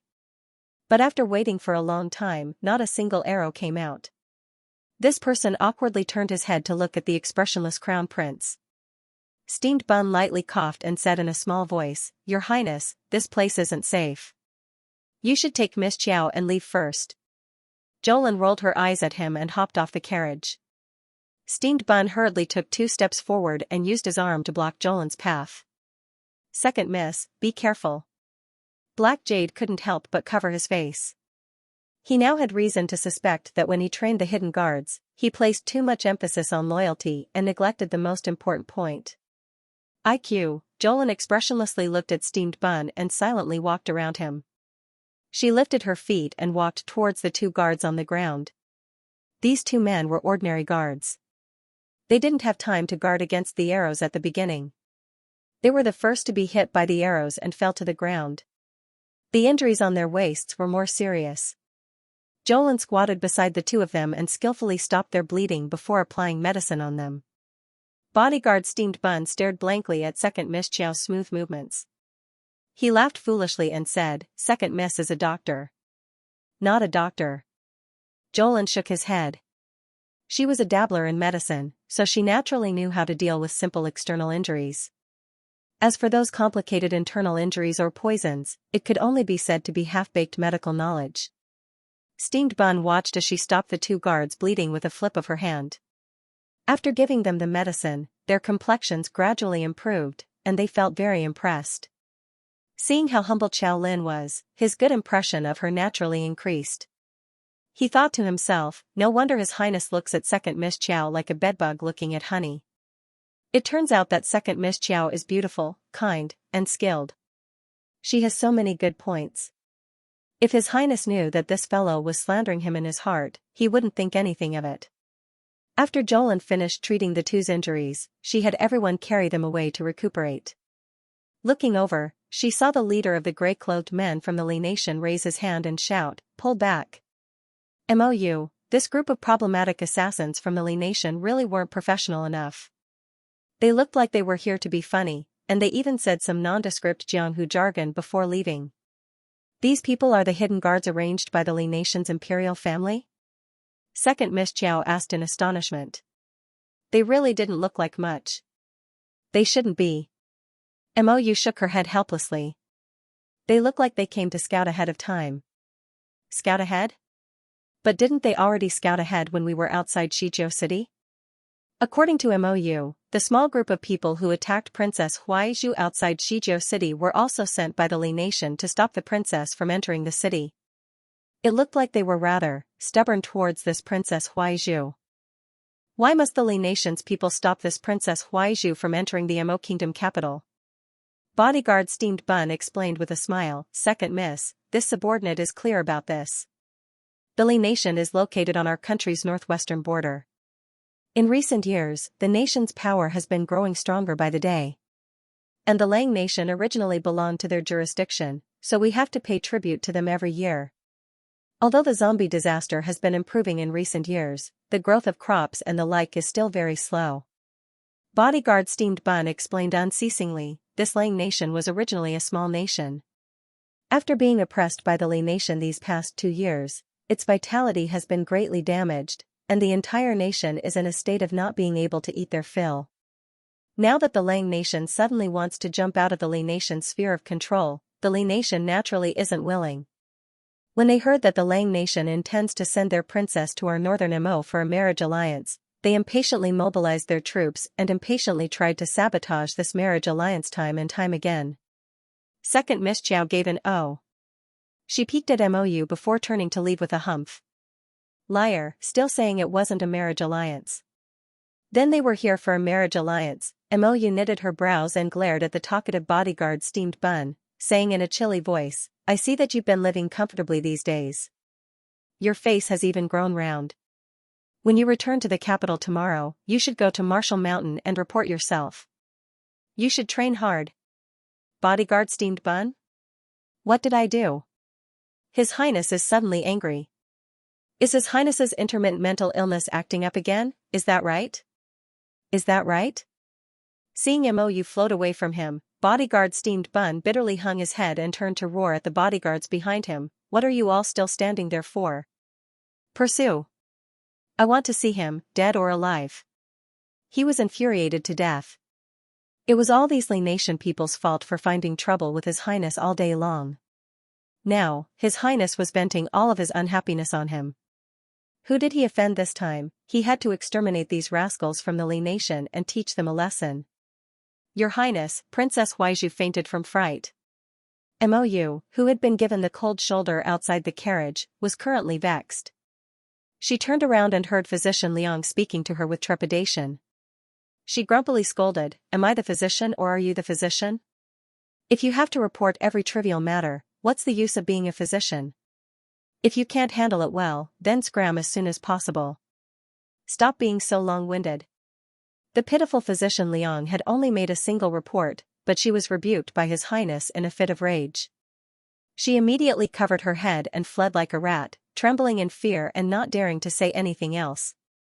Mou still wanted to board the carriage, but she saw a pillow being thrown out from inside. Xiao Lin'er huffed, she's asleep. Mou couldn't help but be amused. She said in a low, muffled voice from outside, You can still talk to me when you're asleep. Xiao Lin'er didn't say anything. Then, she heard the window beside her move. A figure rolled in from outside the window and nimbly rolled to her side.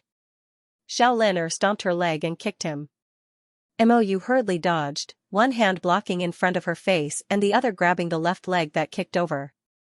She cried out, Damn girl, are you trying to kill me? You don't learn the good things, but you're learning my sister-in-law's bad habits. Xiao Lin'er retracted her leg and sat up cross-legged in a huff. Try saying that again. What did I say? My sister-in-law is beautiful and generous. She's the best person in the world. Humph, damn girl. She wanted to record his words into the voice transmission Jade Talisman so that she could viciously complain about him in front of her sister-in-law. Jolin looked at this guy with a curious expression. It had to be said that this guy was rather vigilant and had a way with words and actions. She was just thinking of secretly tricking this guy to say something bad about her sister so that she could give the voice transmission Jade Talisman to her sister. She didn't expect that this guy wouldn't fall for it. What a slippery guy. Jolin harumphed and turned to look out the window. I'll sleep in the carriage today. You can scram now. Why were you angry just now? Who's angry? Jolin turned to glare at him angrily. She was actually rather puzzled in her heart. Just now, when she heard bodyguard Steamed Bun say that, she felt inexplicably uncomfortable in her heart. It was as if the word marriage alliance was particularly grating on her ears. Mou inched closer to her and stealthily pressed Jolin's small hand with her paws that had nowhere to put them. Actually, Steamed Bun's words can't be taken seriously at all. Think about what kind of person I am. Am I the kind of person to be manipulated by others? Don't worry, I definitely won't agree to something as nonsensical as a marriage alliance. I've already thought about it. Imperial Father has so many concubines. It doesn't matter if he takes 1 or 10. When the time comes, I'll just let this princess marry him as his concubine. Jolin looked at Mou as if she was looking at a god. The meaning in her eyes were somewhat indescribable. She really wanted to ask this young man in front of her. Are you really your father's son? How could you arrange a concubine for your own father? Did you even consider your own mother's feelings? She was indeed a peerless weirdo. Mou didn't notice the look in Xiao Lin'er's eyes as he continued to plan. What do you think of my idea? Not bad, right? Look at my father. He can't do anything, but he's number 1 in life. If I were to suggest that he accept this princess, he would definitely agree. Jolin looked at the old man with a strange, frozen expression. After a while, he stammered, "This matter is a little inappropriate." "What's wrong?" Mou furrowed his slender brows. His restless claws gripped the little girl's small hand tightly as he shifted half of his body closer to her. "Didn't you say that her aunt is your father's new favorite for the past 2 years?" Mou rolled her eyes. "You're worried about this. That's not a problem, I'm telling you. So what if my aunt is in my father's palace? If this niece enters the palace, won't the family be reunited?" PFFF, Jolin tilted her small face and almost choked on her own saliva. "I feel that your current development is a bit worse than Big Brother's." This was the truth. Thinking back, when Big Brother was still the crown prince, he didn't seem to have screwed over the old great king like this. The old great king had really committed an old sin. Why were both his sons so screwed over? In the end, Mou became agitated and tightly gripped Jolin's small hand. He asked agitatedly, "Then do you feel that I've already surpassed my father?" Jolin's gaze fell on their intertwined hands, and her face inexplicably heated up. What the hell was going on? When did her small hand get grabbed? She angrily pulled her hand back and lifted the curtain. Without another word, she threw "This crown prince you out." Scram, unrestrained syllables slowly rippled through the summer night. On the sparkling riverside, Steamed Bun's imperial bodyguard and the others turned to look in shock. They saw their elegant and graceful master being thrown out of the carriage by the little girl. Roar! The curtain fell in front of their master with a whoosh. Everyone, "Oh, it was probably a misconception." It definitely was. With their understanding of the screwed-over crown prince, it wasn't very likely that he was a master who would suffer losses. After Xiao Lin'er threw the noisy man out of the carriage, she tossed and turned for most of the night and only fell into a deep sleep when it was almost 10 o'clock in the morning.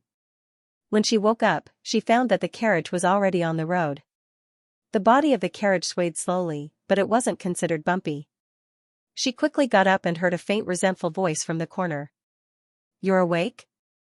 Jolin looked up and saw a certain someone sitting diagonally across from her with an aggrieved expression. "Why are you here?" "This is my carriage." He was furious.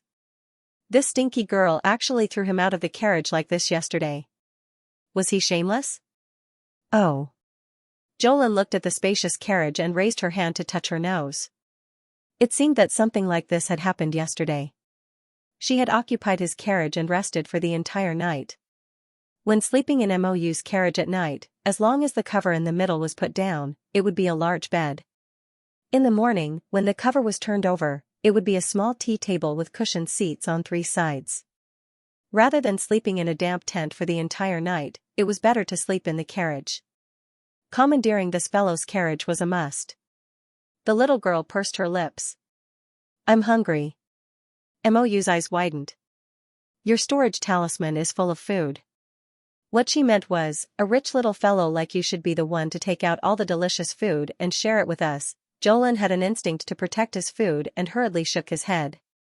"Didn't you make porridge this morning? Give me a bowl of porridge. Half a plate of side dishes is enough." The food in the storage talisman wouldn't spoil. She just liked to store things and keep them for herself to slowly enjoy. Stingy. Mou lightly snorted and lifted the carriage curtain to say a few words outside. Not long after, someone brought a piping hot pot of porridge into the carriage, along with 4 plates of pastries and 4 plates of side dishes. It was quite a sumptuous meal. Jolin's large eyes lit up and she immediately felt that her life was complete. She turned and jumped off the carriage to wash her face by the river. She quickly jumped back into the carriage and picked up her small bowl of porridge to eat. "I remember that you're a water spirit." "Amen, what's wrong?" "Then why did you go to the river to wash up just now?" Second Miss Chow gave him a strange look. "Because I'm happy." There was clean river water outside to wash her face. Why would she waste her own water spirit? She didn't need to replenish her spiritual power. Wouldn't it be better to use water? It's clean and refreshing. The river is full of small floating things. Don't you think? Before Mou could finish his sentence, his mouth was stuffed by the little girl's pastry. So long-winded. Jolin rolled her eyes at him in annoyance. Small floating things? So picky, Jolin took a piece of pastry and put it into her mouth. As she ate, she glanced at him with a warning look. If you keep nagging, I'll kick you out of the carriage. Mou guessed the little girl's meaning and silently shut his mouth. The carriage moved forward slowly. Mou took a sip of tea and asked mildly, "What do you plan to do with that woman?" After yesterday's commotion, that woman fainted again. In the end, she managed to escape and did not do anything to her. Now that a day had passed, Mou naturally wanted to ask the little girl's opinion. If the little girl wanted to punish her, then it was reasonable. After all, someone had touched her four-winged snow colt. This was not a joke. Forget it. Jolin pursed her lips and waved her hand.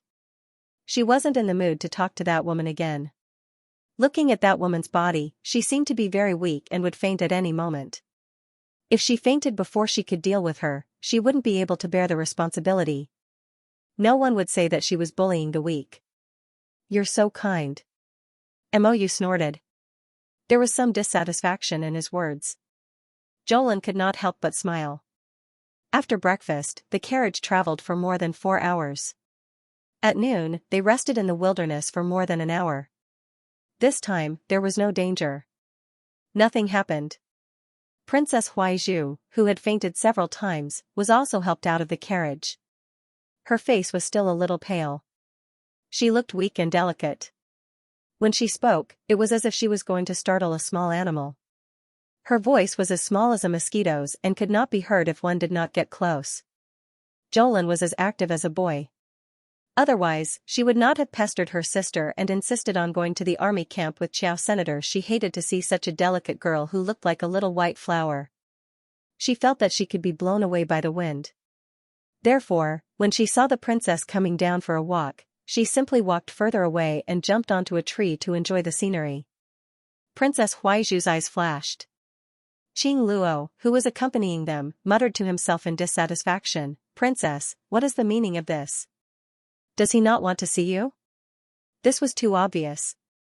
As soon as she saw her supporting the princess, the little girl flashed away and flew so high and far away.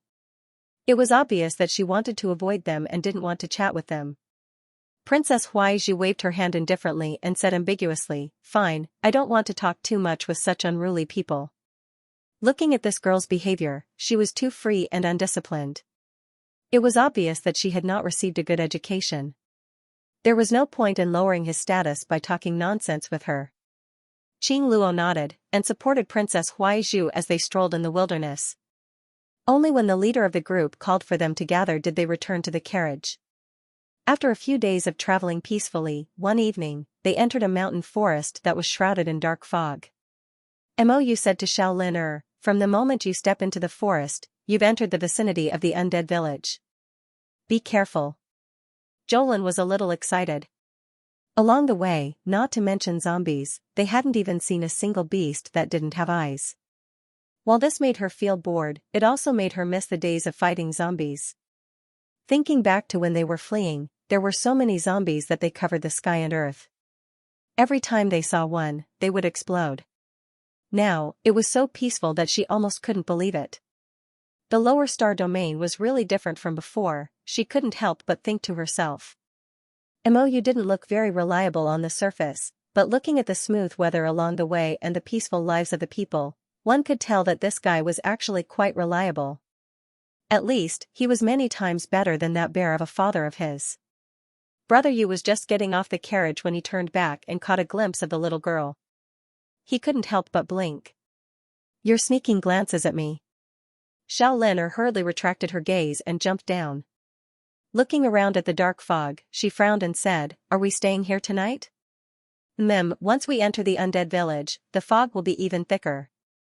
We won't be able to see anyone in front or behind us." Mou nodded and said, "Especially at night, it's even more so. We're still on the outskirts of the village, so we can still see a little clearly." Seeing this little girl squirming around beside him, Mou couldn't help but rub her forehead. "That's why I want you to stay by my side. Don't run too far away. Don't take this lightly." Got it, got it." Xiaolin waved her hand and sniffed her little nose. She leaned closer to Mou and said, "Let me tell you, there should be zombies here." "You smell it?" Mou couldn't help but tease in amusement. Jolin nodded his big head vigorously. I smell it. It's that extremely rotten smell of rotting corpses. Mou, he almost didn't know what to say. He felt like he couldn't continue the conversation. Jolin looked around and glanced at Mou. You don't believe me? Yes, I believe you. Mou nodded helplessly and turned to whisper some instructions to Steamed Bun. Steamed Bun quickly ordered everyone to set up camp and rest. They planned to set off for the undead village tomorrow morning. Ah! Suddenly, they heard a cry of surprise from nearby. Everyone looked over and saw Qing Luo supporting their princess Huaizhu as they ran over. Her forehead was covered in sweat and her face was pale. Your Highness, there's a snake over there. Everyone couldn't help but roll their eyes. So what if it was a snake? You're all mystic cultivators, not ordinary people who don't even have the strength to truss a chicken. You're too weak to be scared to this extent by a snake. Princess Huaizhu read the meaning behind everyone's gazes and couldn't help but feel resentful. Although she had some mystic energy, she had been pampered since she was young. When had she ever spent the night in this kind of deep mountain forest? There was wet vegetation nearby, and snakes and insects would occasionally scurry out of the trees. Every minute and every second challenged her fragile nerves. From now until we leave the village, we can't ride horses or carriages. Make preparations, Mou instructed indifferently. He had already stored the horses, carriages, and other items in his storage talisman. Everyone set up camp and didn't say anything else. From time to time, they would hear Princess Huaizhu's screams. She was probably scared out of her wits because she saw another snake or insect. Jolin and Mou glanced at each other and saw a trace of speechlessness in each other's eyes. This princess was so delicate. She shouldn't be going out. Why would she be so particular when she was outside? This wouldn't do, that wouldn't do. She had to bring along a portable house. Unfortunately, her heart was higher than the sky, and her life was thinner than paper. She didn't have the fortune of having a portable spirit domain. Xiao Lin couldn't help but ask helplessly, how about I go over and take care of them for them? No need. In terms of ruthlessness, no one could beat the Mo family's ruthlessness. That kind of indifference and contempt that came from the depths of their bones was absolutely innate. It's not like they don't have hands and feet. If they don't know how to take care of them, they'll just be food for poisonous insects and snakes. It was simply baffling. He naturally didn't believe that the Grand Princess of the Hoarding Kingdom wouldn't bring along a few capable people with powerful mystic skills. She was merely using this kind of brainless method to attract his attention. He really couldn't bear to see such baffling tricks. Xiao Lin, in reality, she only wanted to reach the Mo Kingdom capital safely and steadily, and then meet up with her sister and the rest. She didn't care about the other trivial matters. Mou swiped his hand, taking out a small white jade tent. The tip of the tent was pointed, and it emitted bits of brilliant light in his palm. Xiao Lin nearly jumped up. You stole this from brother-in-law, right? This was clearly a top-notch spatial divine tool. Brother-in-law most likely made it when he was idle.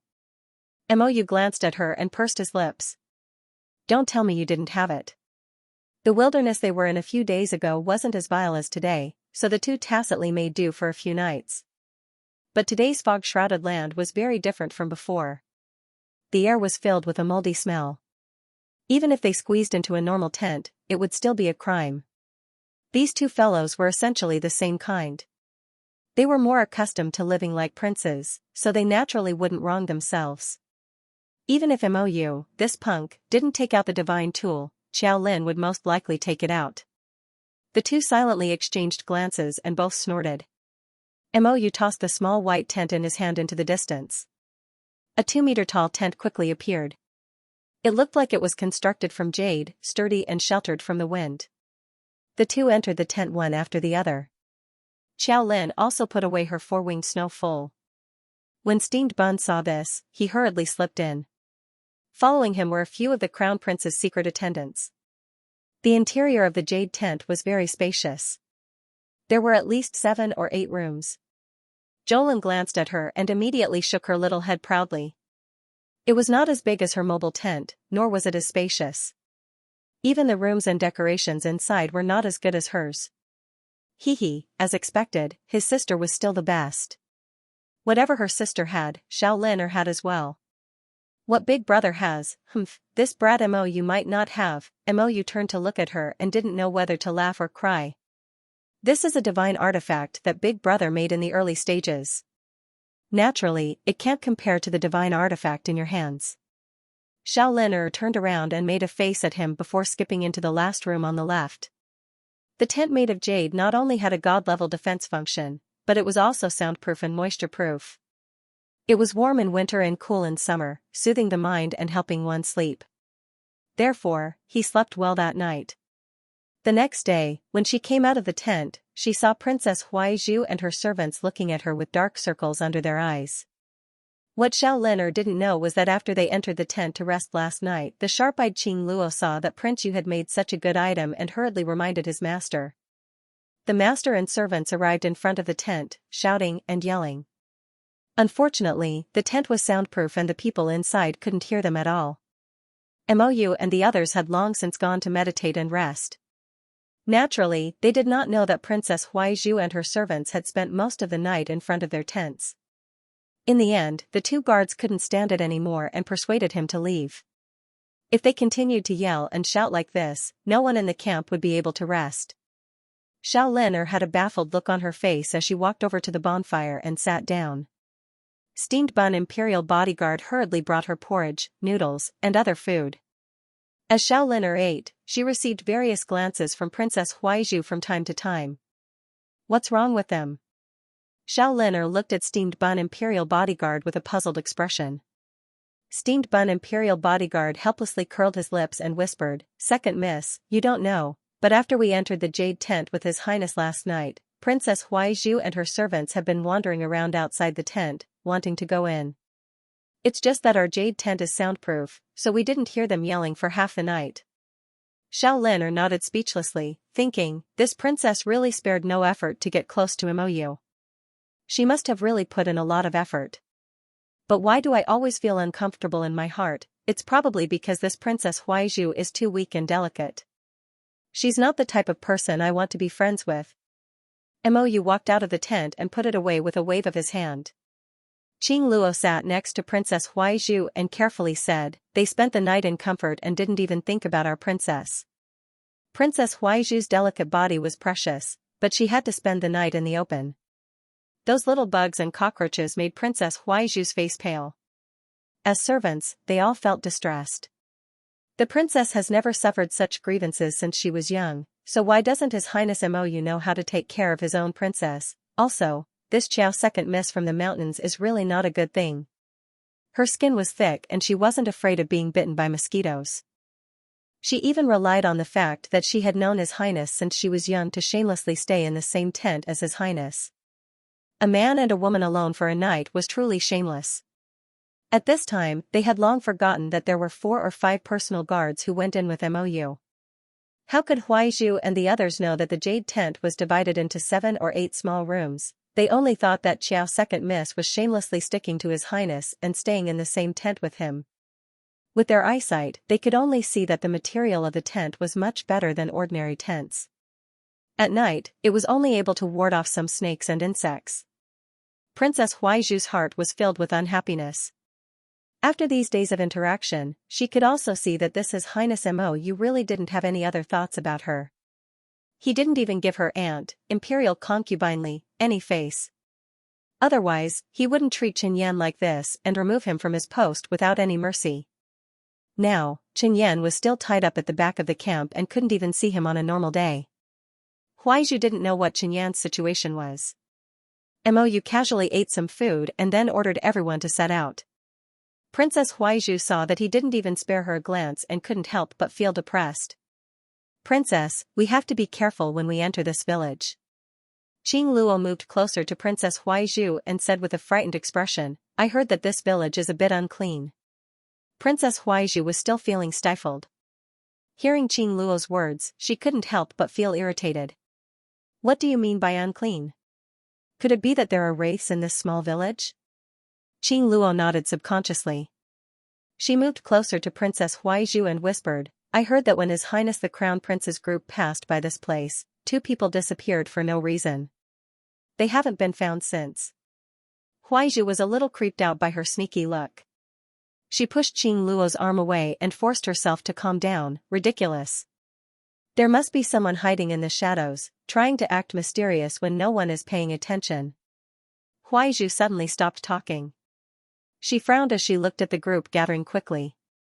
Those Mo Kingdom soldiers moved rather quickly. In a flash, they were already far away. Qing Luo saw that the group had finished their preparations and had already entered the undead village. She hurriedly urged Princess Huaizhu, "Princess, there are many things that we'd rather believe than not. Let's hurry up and follow. What do you think?" Huaizhu wasn't very brave. Seeing the group moving forward, leaving her a large distance behind, she couldn't help but feel anxious. "What are you talking about? Why aren't you following?" Unexpectedly, she looked back and saw that the road they had come from was covered with a thick gray fog, and visibility was very low. He had a feeling that something terrifying was hidden in this gloomy fog. Princess Huaizhu's body trembled slightly. She hurriedly said to Qing Luo, "Hurry up and follow. Stop talking nonsense." Qing Luo didn't know what to say. Most of the group had already moved forward, but she was still nagging by her ear. Princess Huaizhu glared resentfully at the maid. She hurriedly had 2 maids support her and jogged forward. On the other side, Jolin waved her hand to disperse the thick fog in front of her. She calmly took out a thick scarf from her inner world and covered her entire face. The visibility in front of them was getting lower and lower. It was almost impossible to see anything within half a meter. Everyone's hearts sank. They couldn't help but quicken their steps. They followed closely behind, hoping that they wouldn't fall behind. Steamed bun would make everyone report their numbers every once in a while. Excluding the princess and her party, they had a total of 368 teammates. Nothing out of the ordinary had happened yet, but Steamed Bun's expression was extremely serious.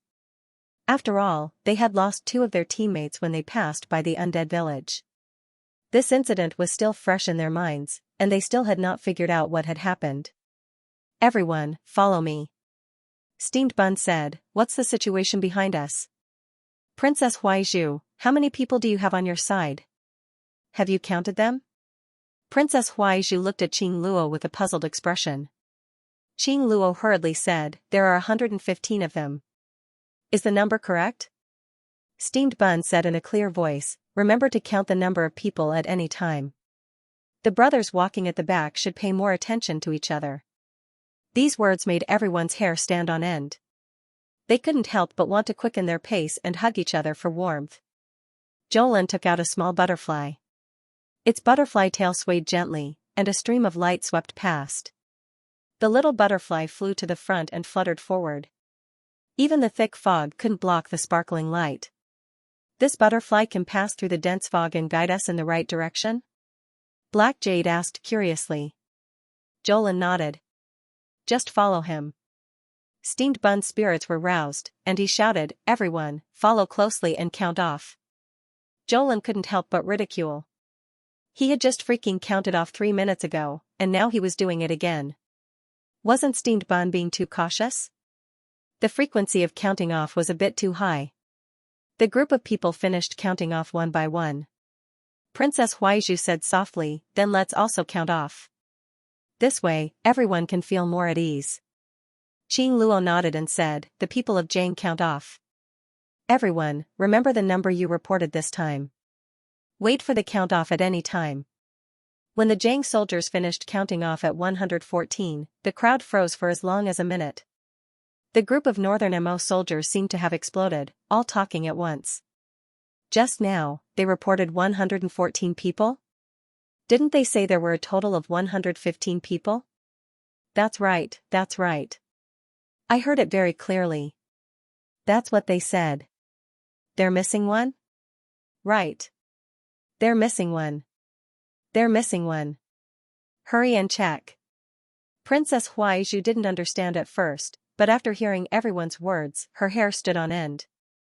Qing Luo's small face was pale with fright, and he couldn't stop asking in a trembling voice, "PR Princess, what do we do now? Count off again. 1, 2. The Jiang soldiers quickly finished counting off. This time, it was even worse. There was no more after counting off at 113. Another one is missing. Another one is missing? Everyone started to panic, especially the Jiang soldiers at the very back of the group. In their panic, they suddenly screamed and madly ran forward, knocking down several people in succession. Mou coldly said, "Don't panic. Stand in your own positions. Take out all the light tools you can use."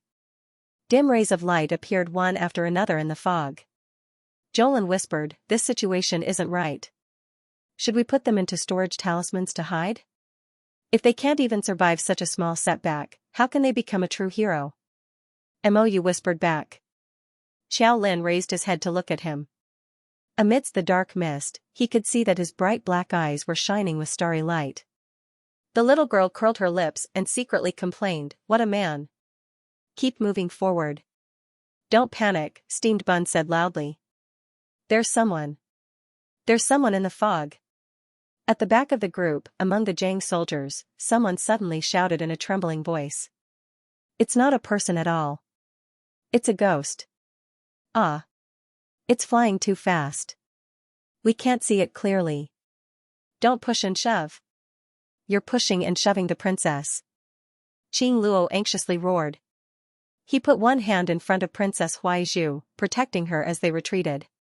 "Careful," Mou exclaimed in a low voice. She raised her hand and sent out a stream of divine power, blocking something that suddenly flew in front of Jolin with a clang. Jolin's eyes were sharp. He immediately saw what was flying over. "It's a flying claw." The little girl tugged at Mou's clothes. She suddenly realized. The other party used this flying claw to catch people. Through the thick fog, visibility was extremely low. It was simply too easy to use a flying claw to drag away a few people from the back of the group without anyone noticing. "Outrageous!" Steamed Bun shouted angrily. "Who's playing tricks here? Come out." All of a sudden, a large amount of white medicinal powder was sprinkled in front of everyone. Jolin stuffed a pill into Mou's hand and used a thick scarf to cover her mouth and nose. She said in a low, muffled voice, "Those who come don't come with good intentions." Suddenly, she felt a claw grab her from behind, and her body flew backward involuntarily. Mou reacted quickly and grabbed Jolin's arm. A huge force came from the depths of the dense fog, and even she was pulled over. "Your Highness!" Bodyguard Steamed Bun was shocked and hurriedly shot out. He saw His Highness pulling second Miss Xiao, and the two of them were pulled into the depths of the forest by hooks. Xiao Lin suddenly felt her body lighten as she was hugged by Mou. She instinctively reached out and wrapped her arms around his neck as she looked around her surroundings. But she saw that the Yin fog where they were standing was even thicker than before. A small building faintly stood in the depths of the Yin fog, and the two of them couldn't see it clearly with their eyesight. Jolin wasn't very nervous, and she looked into the distance curiously. She saw a black shadow slide past their eyes with a whoosh. Mou put her down and tightly held her small hand. He said in a low voice, "Be careful." Pretending to be mysterious. Jolin pursed her lips and suddenly took out a fire spirit talisman, throwing it in the direction the black shadow had suddenly rushed out. Boom! A bright flame lit up. The bright flame suddenly scattered the Yin fog in front of them, illuminating the black shadow in front of them. That thing roared and turned its face around. The two of them saw that half of its face was scorched and blackened, and only one eye was left, looking at them with a sinister expression. A corpse puppet? Without another word, Jolin threw out another 4 or 5 talismans, encircling the man with half a black face. This half-human, half-ghost thing roared several times and dashed left and right among the 4 or 5 confinement talismans, baring its fangs and brandishing its claws as it roared angrily at the two of them. Mou rushed forward, and with a flash of his sword, he picked up several red-hot branches and threw them at the strange person. Although that person's movements weren't very agile, he actually knew how to dodge the fire. However, his movements weren't coordinated enough. His left foot tripped over his right foot, and he fell to the ground. Mou raised her hand and threw out a flying sword, which nailed the man's palm to the ground with a whoosh. Jolin was just about to run forward when Black Jade pulled him back. "Don't be so rash. Jolin turned around and glared at him a few times. He wanted to retort, but then he saw the strange man, who had been nailed to the ground by the flying sword, pull his hand forcefully and jump up. Ignoring the pain of having half of his hand cut off, the strange man clutched his severed hand and hurriedly fled. Jolin couldn't help but stare blankly for a moment before he muttered in a low voice, "I wonder if it's a human or a corpse puppet. It escaped quite quickly. He can't have escaped far. His lair should be up ahead." Mou turned and nodded at Xiaolin. "Let's go and take a look." Jolin lowered his head and saw that his hand had been held in that fellow's hand the entire time, and he hadn't let go even now. The little girl was a little embarrassed, and a strange feeling arose in her heart. She swung her hand a few times, but couldn't fling the man's hand away. She looked up and saw the latter's calm and solemn expression, as if he hadn't noticed that he was holding another girl's hand and walking forward. Jolin was just about to yell when Mou shushed her and tightened his grip on her hand. He pulled her along and jogged a few steps, squatting behind a bush, and motioned for her to look ahead. She saw that the strange man, who had escaped with his injuries earlier, was now in a row of open space in front of them. He turned left 3 times, right 2 times, and hopped up and down a few times before running towards the small house in the middle. "Eh?" Jolin said in a low voice. "I didn't expect that there would be a maze array in this abandoned and run-down little village." Mou raised his brows.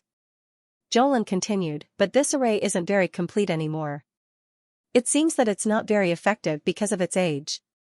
Mou nodded and whispered in her ear, "Then let's approach carefully." Jolin only felt waves of heat by her ear, and her little face couldn't help but redden. She turned her head and glared at him in annoyance, wanting to fling her hand away, but he held it tightly in his hand, and she couldn't break free. "Don't be impatient." This guy nodded at her in all seriousness and glanced at her. "When we get to the small house later, remember to follow behind me. Don't act rashly if I haven't convinced you. Pay." This guy actually dared to boss her around. The little girl glared at him a few times in annoyance, but Mou pretended not to see. The two of them came out of the bush they were hiding in and quietly approached the broken array. Both of them were smart people, and they had already memorized the strange man's walking pattern by heart. As long as they followed the strange man's walking pattern, turning left 3 times and right 2 times, they naturally wouldn't be able to touch this broken array. After successfully passing through, the small house was in front of them. Right at this moment, the wind rustled the grass, and a rustling sound made Second Miss Chiao's hair stand on end. This sound, Second Miss Chiao's large eyes widened as she turned to look. She saw a huge python more than 3 meters long, raising its sinister snake head, coming out from behind the small house. At this moment, it was spitting out its scarlet tongue, and its inverted triangular eyes stared fixedly at the two of them. "Oh my God, it's a disgusting snake." Second Miss Chiao forced herself to calm down, but her body couldn't help but squeeze closer to Mou. Mou, who was carefully sizing up the python head, suddenly felt something and lowered his head to take a look. He saw that almost half of the little girl's body was in his embrace, and her expression was so nervous that he couldn't help but find it funny. "Didn't you have a lot of fun playing with that little white snake by sister-in-law's side? How can that be the same?" The little white snake's eyes were big and cute, and the python in front of them was covered in black and swarthy skin. There was no comparison at all. The most important point was that this python didn't look like a good person, and it was probably going to attack them. "You go." Xiaolin pushed Mou and stuck her small head out from behind him, looking at the python head with disdain. Compared to the little white snake's appearance, it was on a completely different level.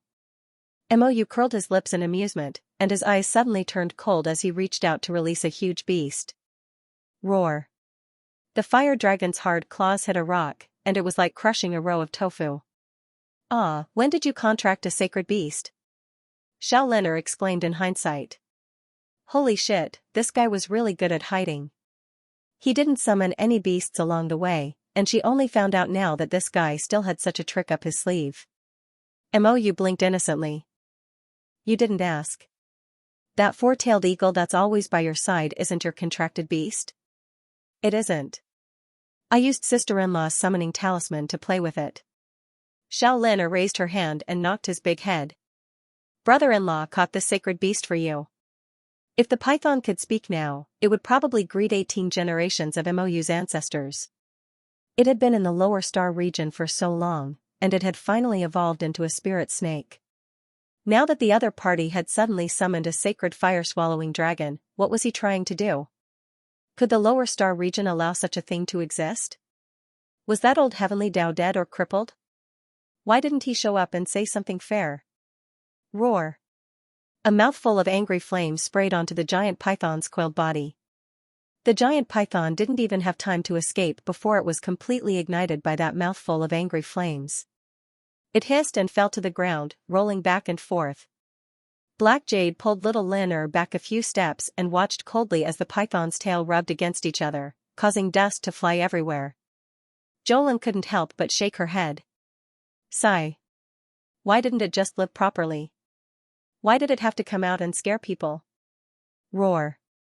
After a roar, the strange person they had seen before suddenly jumped down from the second floor of the small building. He held a broom in his hand and was using all his might to hit the python's body. Unfortunately, how could the sacred beast's dragon flames be extinguished so easily? No matter how he hit it, the ignited flames still mercilessly swallowed up the python's body inch by inch. In just a moment, the giant python was swallowed by the flames. The strange person roared and suddenly turned his head.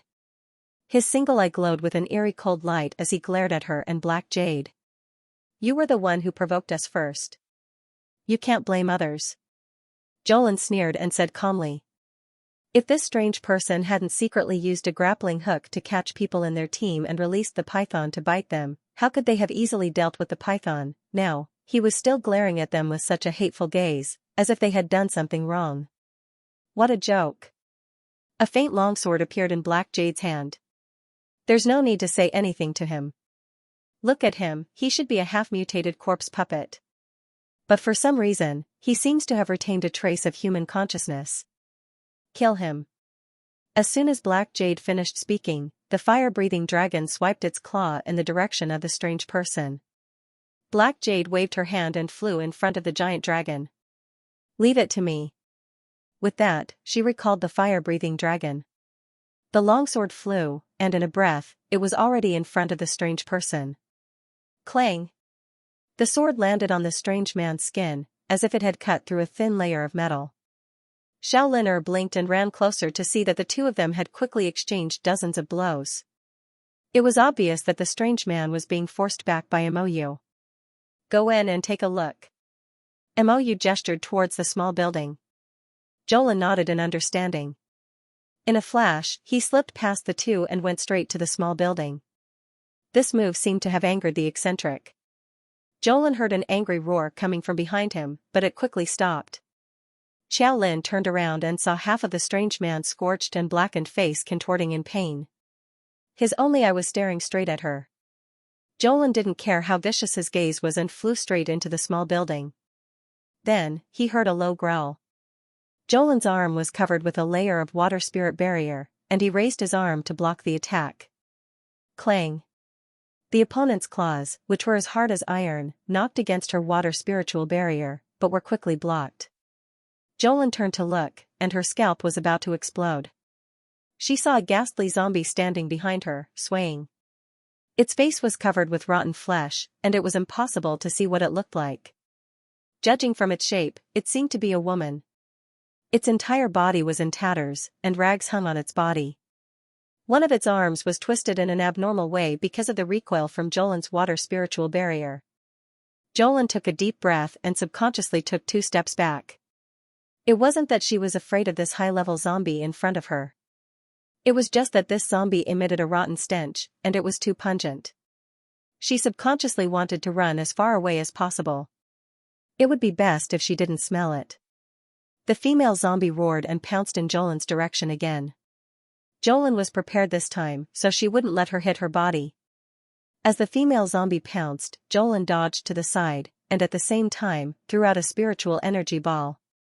The spiritual energy hit the zombie's face and exploded. After a huge tremor, the strange man's shrill roar came from outside. There was a loud boom.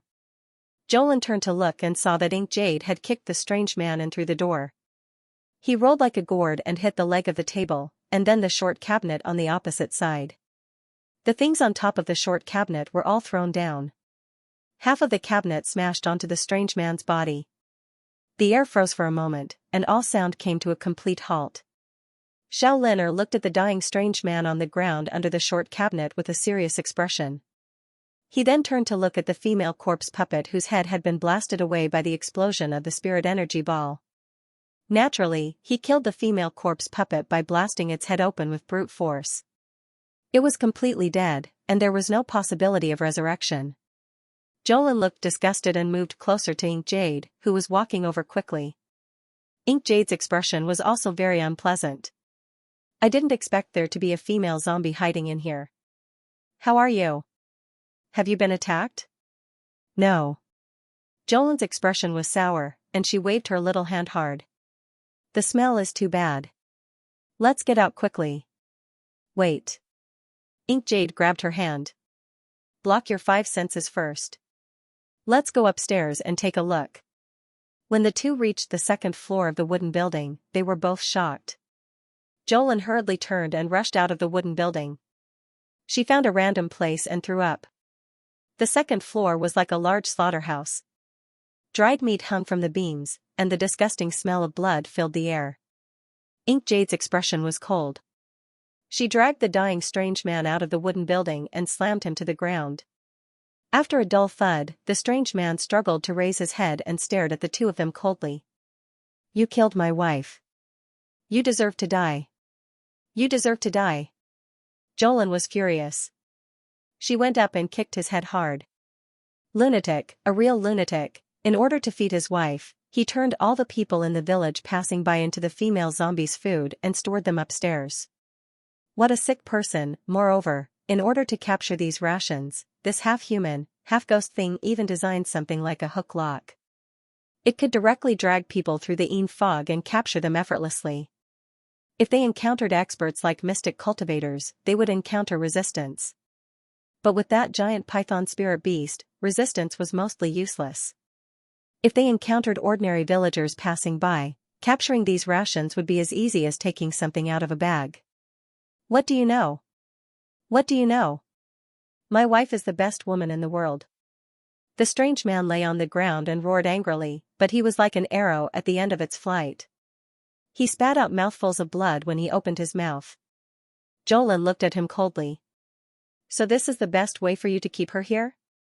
You clearly know that she's already lost consciousness, but you still use the stupidest method to keep her here. Why don't you take her out for treatment?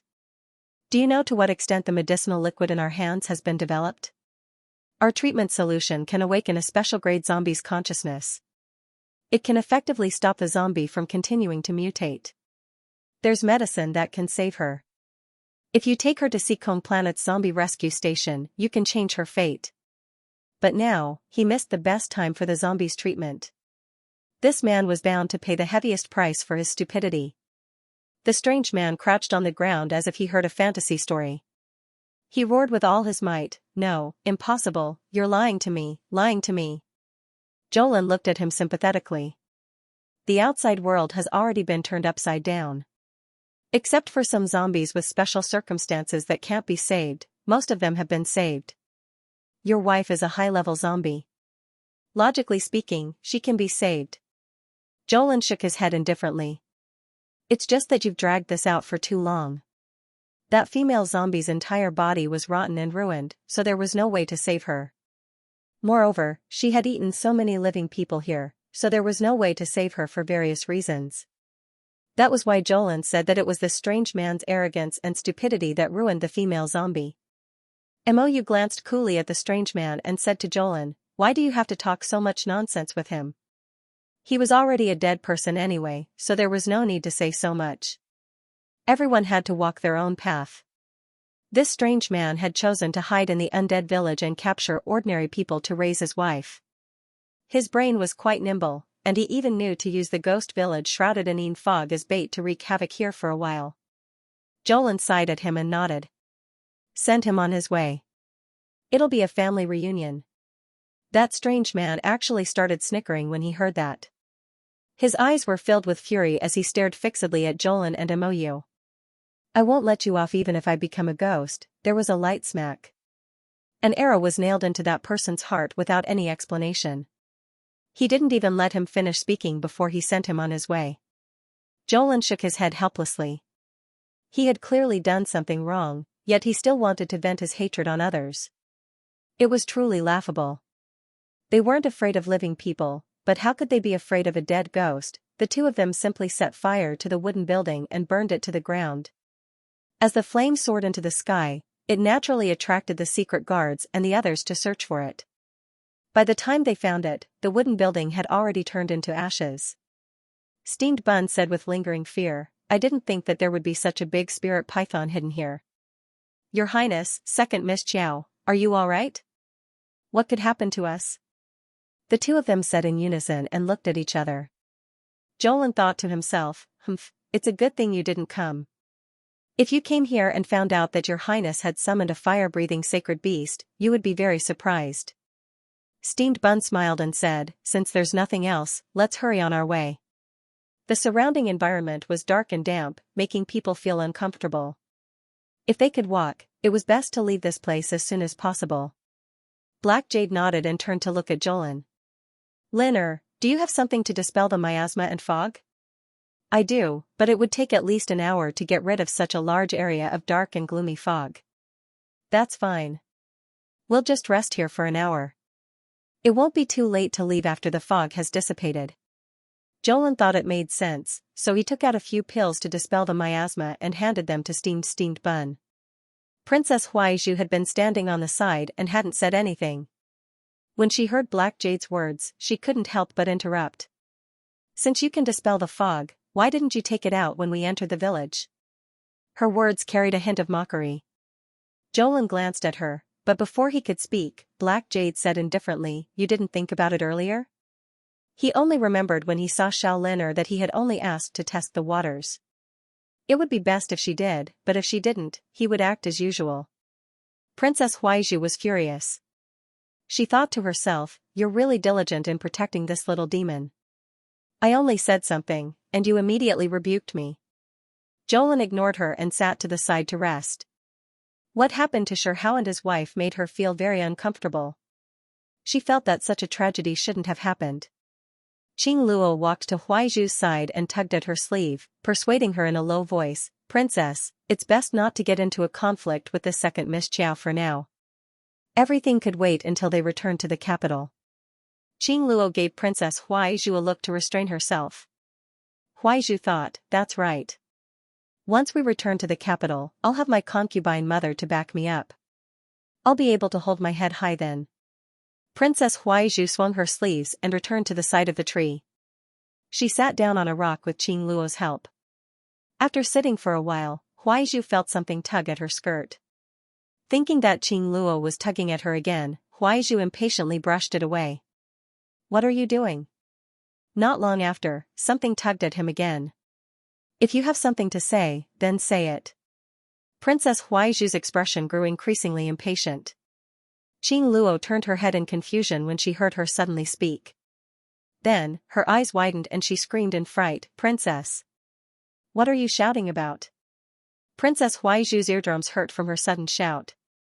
Qing Luo swallowed her saliva, her entire face filled with fear. Princess! Qing Luo and the maids beside her all retreated a few steps in unison, staring in the direction of Princess Huaizhu's back in fright. What are you doing?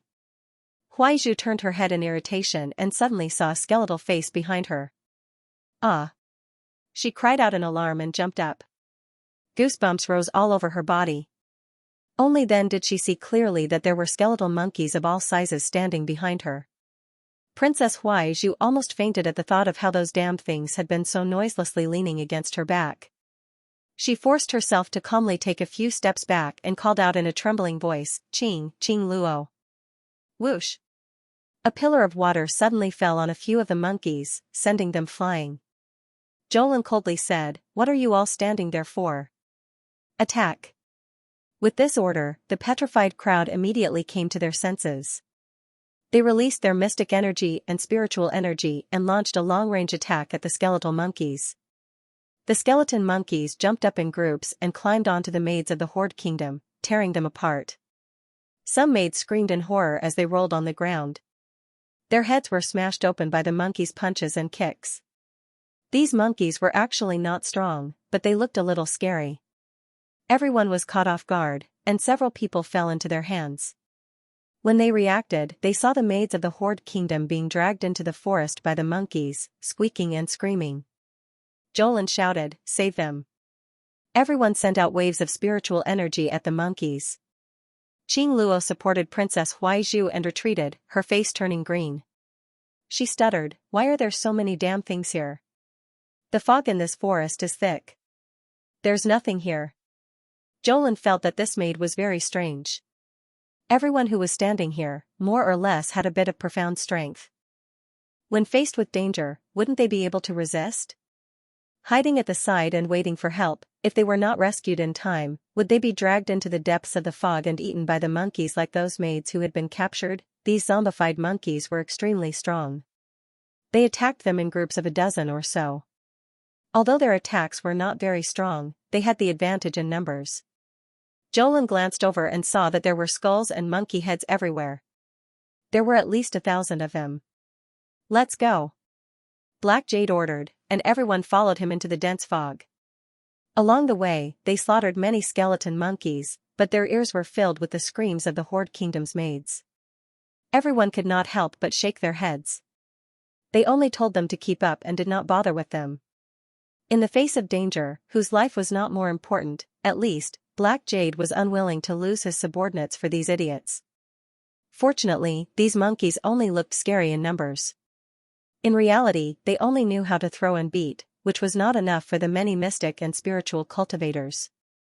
Everyone fought as they moved forward. Soon, they were out of the encirclement of the skeleton monkeys and saw the village entrance in the distance. Black Jade subconsciously grabbed Jolan's hand and pulled him out of the village. Princess Huaizhu was surrounded by people.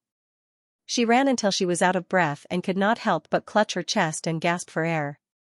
Jolan looked back and couldn't help but shake his head. It was fine if he had a poor foundation in martial arts, but if he couldn't even run for his life, then what kind of future would he have? Her elder sister had once told her that if her cultivation wasn't as good as others, she should at least have the ability to escape and some self-defense skills. This Princess Huaizhu was probably too well protected by the Hoarding Kingdom. She was clearly a mystic cultivator, but she couldn't even kill a low-end zombie. She would only cry and scream when she saw something that had mutated. If she lost her princess status, she would be a piece of trash that anyone could crush with a single finger. Mou couldn't help but laugh when he saw her shaking her head repeatedly. What happened? If you have something to say, say it. Nothing. Jolan was just a little emotional. Tell me about it. Mou held her little hand and quickly walked forward. The village entrance is right in front. It should be fine. I just felt that I should come out to broaden my horizons. There are really all kinds of people out there, Jolan said, pursing her lips. Mou couldn't help but laugh. You just don't like that princess. There's nothing to like about her. Jolan shook her head. They were two types of people who had nothing to do with each other to begin with. After returning to the capital, they went their separate ways, so there was no need for her to dislike her. The daughters of the wealthy families in the capital are also like that. Mou also pursed her lips and said, they're so delicate that it's like they'll immediately die if they carry a bag of rice. Jolan couldn't help but laugh out loud. Don't worry. Which of those noble ladies in the capital hasn't been pranked by my sister before? Now that my sister is back, they'll probably take a detour when they see my sister. Mou couldn't help but laugh out loud when she recalled those past events. Thinking about it, she really felt aggrieved for her old father. Back then, every time the officials were invited to a banquet, as long as the crown princess attended, there would be no good banquets and no good gatherings. In the end, when the officials saw the young crown princess, their hair would stand on end. I remember that group of people later said that every time before attending a palace banquet, they had to stay at home and eat 2 buns before going. Otherwise, they wouldn't be able to eat their fill. Jolan laughed out loud. That's right. After 3 rounds of drinking, there's bound to be trouble. There'll definitely be someone who doesn't have eyes to provoke my sister. Her sister wasn't a pushover. She would hit whoever came, and hit both pairs. Pfft. The two of them chatted about interesting things, and Xiao Liner danced in front of them. Huaizhu, who was surrounded in a circle, was filled with disgust. She glared at their backs and said sourly, "How can there be so much to talk about?" The two of them had endless things to talk about when they were together. They talked about all sorts of things that had happened in the past. She really didn't know what to talk about. "Ah, princess, be careful." A maidservant cried out in alarm. Suddenly, a monkey that had escaped the net jumped down from above their heads. A skeletal face was about to press against Huaizhu's neck. Huaizhu was so frightened that she screamed again and again. She pushed the maidservant who had warned her over and into the monkey's arms. The skeleton then punched down, immediately smashing the pitiful palace maidservant's head. When everyone saw red and white fall down, they were so frightened that they pissed their pants and fled in all directions. Huaizhu scrambled forward, screaming as she ran, "Your Highness, Your Highness." Mou and Jolin were just talking about interesting things when they turned around while holding hands. They saw her running towards them in a sorry state with her hair disheveled and tear-stained face. Behind her, there was also a skeleton monkey covered in human blood, chasing after her relentlessly. "How dare you!" Imperial bodyguard Steamed Bun stepped forward and pulled out his sword to block in front of the disheveled Huaizhu. The sword in his hand fell, and the skeletal monkey's large head was chopped off by Imperial bodyguard Steamed Bun. It rolled to the side and never moved again. Huaizhu looked as if she was scared stiff. She knelt on the ground with a plop, her entire body so soft that she couldn't even get up. Jolin couldn't help but mutter, "Trash." It wasn't that Jolin looked down on those with low mystic strength, but this Princess Huaizhu, from the inside out, including her heart, was crippled. If she hadn't pushed that palace maidservant to block the skeletal monkey, how could she have died? She only needed to send out a burst of mystic energy to send the skeletal monkey flying. However, she didn't. She could only scream and push her subordinates to their deaths. He really couldn't understand why those idiots by her side still followed her. This person didn't care about the lives of the people around her at all. Probably in her eyes, these palace maidservants were as lowly as grass. It was their good fortune to be able to sacrifice their lives for the princess. Jolin's eyes flashed with a trace of sternness. "It's such a waste of rice and grain." Hearing this, Mou couldn't help but laugh. He lowered his head and glanced at her. "Let's go." With that, he held her little hand and walked forward, not even sparing Princess Huaizhu a glance. Seeing this, Huaizhu couldn't help but be enraged. Grief and indignation rose in her heart. She was the princess of the Hoarding Kingdom, all right, she was a noble princess, but His Highness the Crown Prince didn't care about her at all. With such an attitude, Huaizhu couldn't help but wonder if His Highness the Crown Prince would treat her differently even after they entered the capital. Would Imperial concubine Li's pressure have any effect on the Crown Prince? Thinking of this, Huaizhu couldn't help but feel resentful. She wanted nothing more than for this group of skeleton monkeys to tear Jolin to shreds. However, even as she thought this, she knew very well that with Jolin's skills and abilities, this group of skeleton monkeys was no match for her. The skeleton monkeys also had some understanding of human nature and knew to avoid those powerful people. For example, Jolin's group of detestable monkeys didn't even look at her, nor did they provoke her. They even took a detour when they saw her. They surrounded the Hoarding Kingdom people with low cultivation and attacked them from all sides. It was simply infuriating. Princess Huaizhu's anger rushed to her chest. She turned and shouted at the servant girl beside her. "Are you all dead? Can't you see that this princess is in danger? Hurry up and chase these filthy things away for this princess. Don't let them touch me, you trash." Princess Huaizhu was running wildly. In a moment of carelessness, she tripped over a rock and fell to the ground. She hurriedly reached out and grabbed Qing Luo. Qing Luo was tripped by her. Seeing this, he hurriedly helped her up. "Princess, are you all right? Princess?" Qing Luo cried out in alarm. "Let's go." Seeing the skeleton monkey surrounding the two of them, Huaizhu's face was filled with shock as she hurriedly shouted. She let Qing Luo support her. Master and servant, one leg higher than the other, chased after the group in front of them. They were already at the very end of the line. The soldiers of the northern Amo kingdom had long since run away. Even the guards and palace maids by the princess side had fled when they saw that something was wrong. The two of them had no one to turn to for help. The remaining few soft and delicate palace maids were even more useless to them. Seeing that no one was coming to save him, he had no choice but to think of a way to save himself. There were a few servant girls who had the guts to control the profound energy that they hadn't used for a long time, and began to fight with the skeletons that were pouncing on them. One of the palace maids had just killed 2 skeleton monkeys when she was disgusted by their appearance and vomited. Some of the weaker palace maids even rolled their eyes and fainted on the ground. Then, they were beaten unconscious by a small group of skeleton monkeys that surged forward with a few punches. Jolin looked back at the messy scene and couldn't help but mutter, "Are these people all useless?"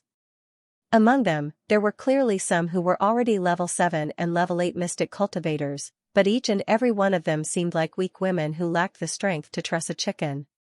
Following that good-for-nothing princess, they were used to living like princes and completely forgot their identities as mystic cultivators. Mou pursed his lips. Ever since the zombie crisis was resolved, most people in the capital have resumed their original lifestyle. Especially those noble ladies who were raised in their boudoirs. None of them could carry a burden. Their cultivation clearly wasn't weak, but they all seemed so weak that they would die of exhaustion after taking 2 steps. Especially when they were in front of him, they would faint at the slightest thing and look like they were terminally ill. Mou felt that he had truly seen enough of these women. In comparison, Xiaolin was simply a one-of-a-kind little fairy in the world. Those delicate and pretentious women couldn't be mentioned in the same breath as her at all. They couldn't even compare to a single strand of her hair. Nowadays, the world was slowly improving. Song and dance were flourishing, and the country was prosperous and the people were at peace. The great king was still like a dog, shaking off his hands whenever he could. Every now and then, he would want to take his noble consorts out for sightseeing. The crown prince was fully in charge of court affairs, so he was happy to be idle. As for whether the crown prince would occasionally make things difficult for him, that wasn't a problem for the old great king. Everyone swiftly exited Spectre Village. Mou had bodyguard Steamed Bun gather everyone at the village entrance to do a head count. Only a few of the northern Mo soldiers were slightly bruised, and no one was seriously injured. Xiaolin casually tossed them immediate healing pills, which would allow them to quickly recover. Everyone waited for a short while at the entrance of Spectre Village. Then, they saw the attendants, servant girls, and nannies of the Lang Kingdom running out one after another in a fluster. This group of people looked like they had been ravaged by something and were completely routed. They ran crookedly. Some people didn't even notice and ran into the same tree one after another. They hugged the tree and wailed in a disgraceful manner. Xiaolin simply gasped in amazement as she gazed at them speechlessly. She seemed to have seen a group of rural villagers without any combat ability being forced to retreat repeatedly in defeat by a group of wild monkeys in the mountain forest, fleeing for their lives in panic. Mou stood at the side and asked coolly, "Have they all come out yet?" He stretched out a finger and took out a few mystic energy beads and shook them, planning to explode this group of skeleton monkeys in one fell swoop. Princess is still inside." "Princess hasn't come out yet," the maidservants called out anxiously. Earlier, they had been preoccupied with fleeing for their lives and had long thrown the matter of princess and prince to the back of their minds. Now that they regained their wits, their complexions were deathly pale and terrified.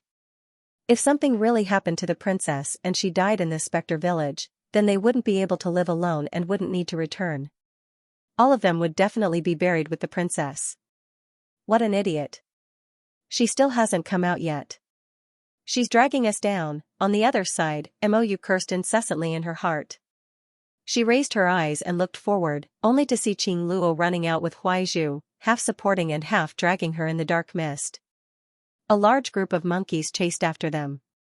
Mou flicked her finger and 5 or 6 mystic energy beads whizzed over, exploding at the entrance of Spectre Village with a rumble. The blast of air threw Huaizhu and her maidservant several meters forward, heavily tumbling onto the ground. Huaizhu's mind went blank for a moment. She only felt that the moment she was thrown out, her cheeks seemed to have heavily knocked into the muddy ground, rubbing against something hard like a rock. Half of her face hurt, and she could only cry out ouch ouch ouch as she sprawled on the ground.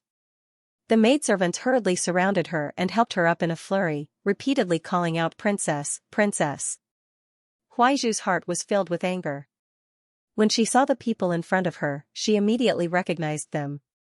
They were the people who had abandoned her in the face of disaster and ran off alone. A few heavy slaps came flying over.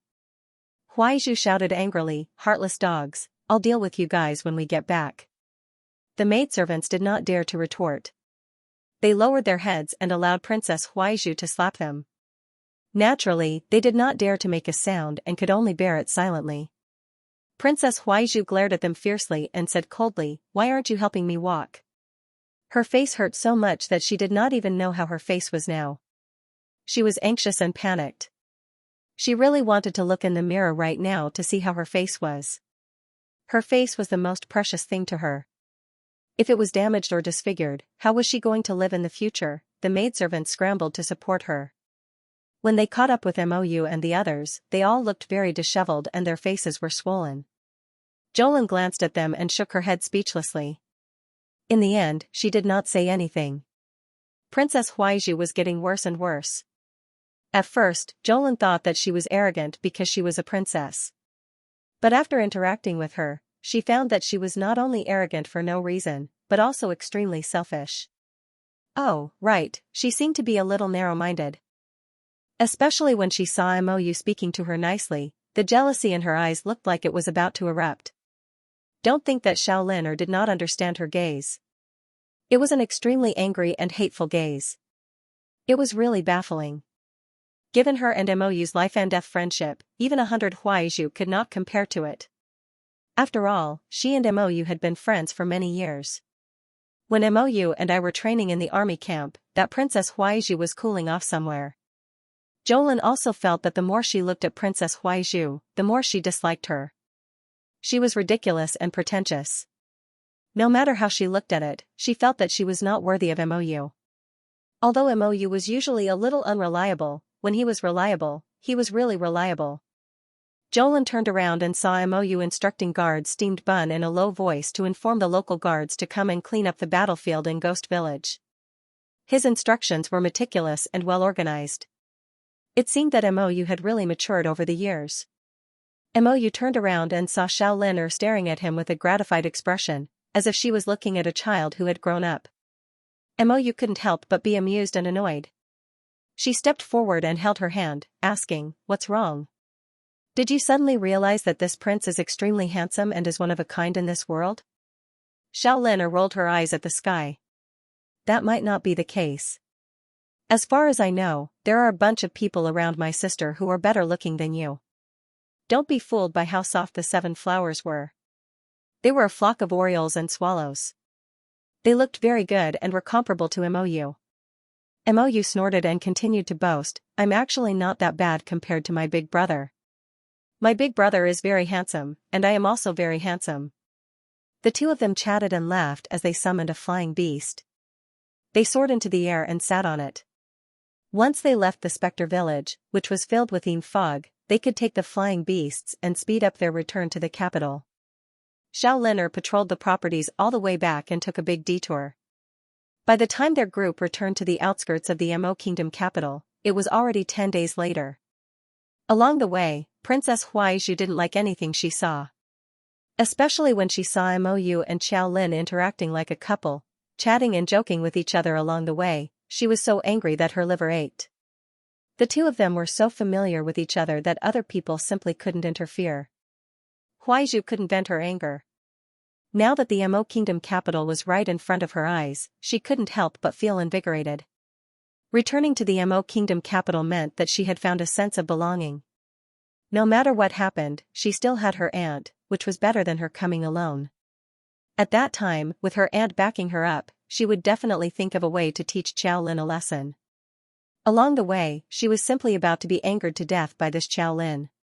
Relying on His Highness the Crown Prince's favor, she flaunted her prowess in front of her all day long. She would let her know who was the true proud daughter of heaven. A little lass who came from some mountain village actually dared to steal her, Princess Huaizhu's, man, she simply didn't know what was good for her, on the outskirts of the Mo Kingdom capital. Mou and Xiaolin were mounted on a horse by themselves. Slowing down, they leisurely rode in the direction of the Mo Kingdom capital. Xiaolin swept a glance at Princess Huaizhu, who wasn't far behind her, and asked curiously, "Why haven't I seen anyone from the Li Kingdom recently? Weren't the Li Kingdom's people still jumping up and down, wanting to snatch the princess? Why haven't they seen their shadows recently?" Mou smiled faintly. "The closer we get to the capital, the more they don't dare to come over. After all, the Mo Kingdom capital's strength was there for all to see. If the Li Kingdom's people wanted to cause trouble, they had to check their own strength first.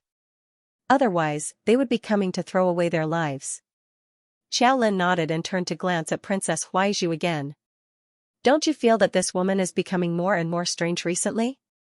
Ever since they had a falling out at the king's undead village, Princess Huaizhu had been holding her head high every time she saw her, her expression full of disdain. She seemed to have restrained herself a little these past few days. Moreover, she frequently ran to Mou to curry favor and completely ignored her. It was as if she, Xiaolin, was just an invisible person, not worth a second glance at all. Mou couldn't be bothered to pay attention to that Princess Huaizhu. She turned to Xiaolin and said, "Ignore her. She just feels that since we're about to return to the capital, noble Consort Li will support her, so she can straighten her back a little." Xiaolin shook her head. She was somewhat speechless, but she didn't say anything in the end. When the group arrived outside the Mo Kingdom capital, they heard many people talking enthusiastically about the return of His Highness the Crown Prince and the Crown Princess.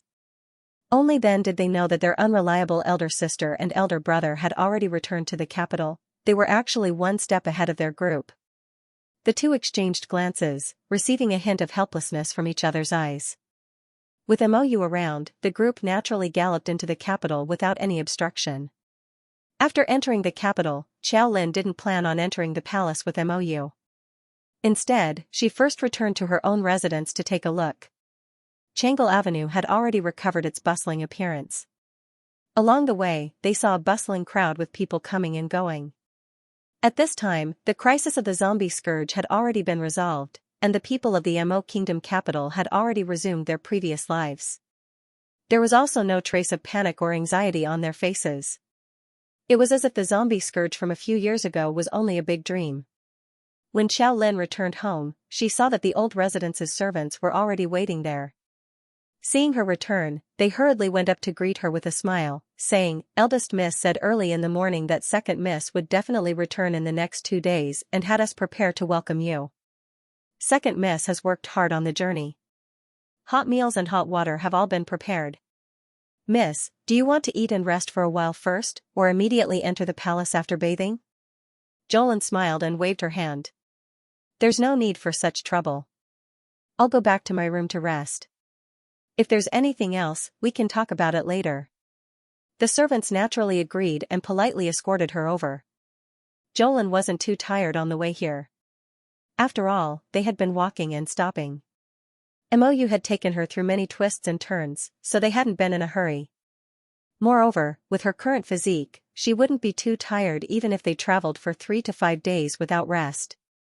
Jolin didn't mention it again. Moreover, when Xiaomu and her entourage returned to the palace, they naturally alarmed everyone from top to bottom. The two of them first went to visit Empress Dowager Meng.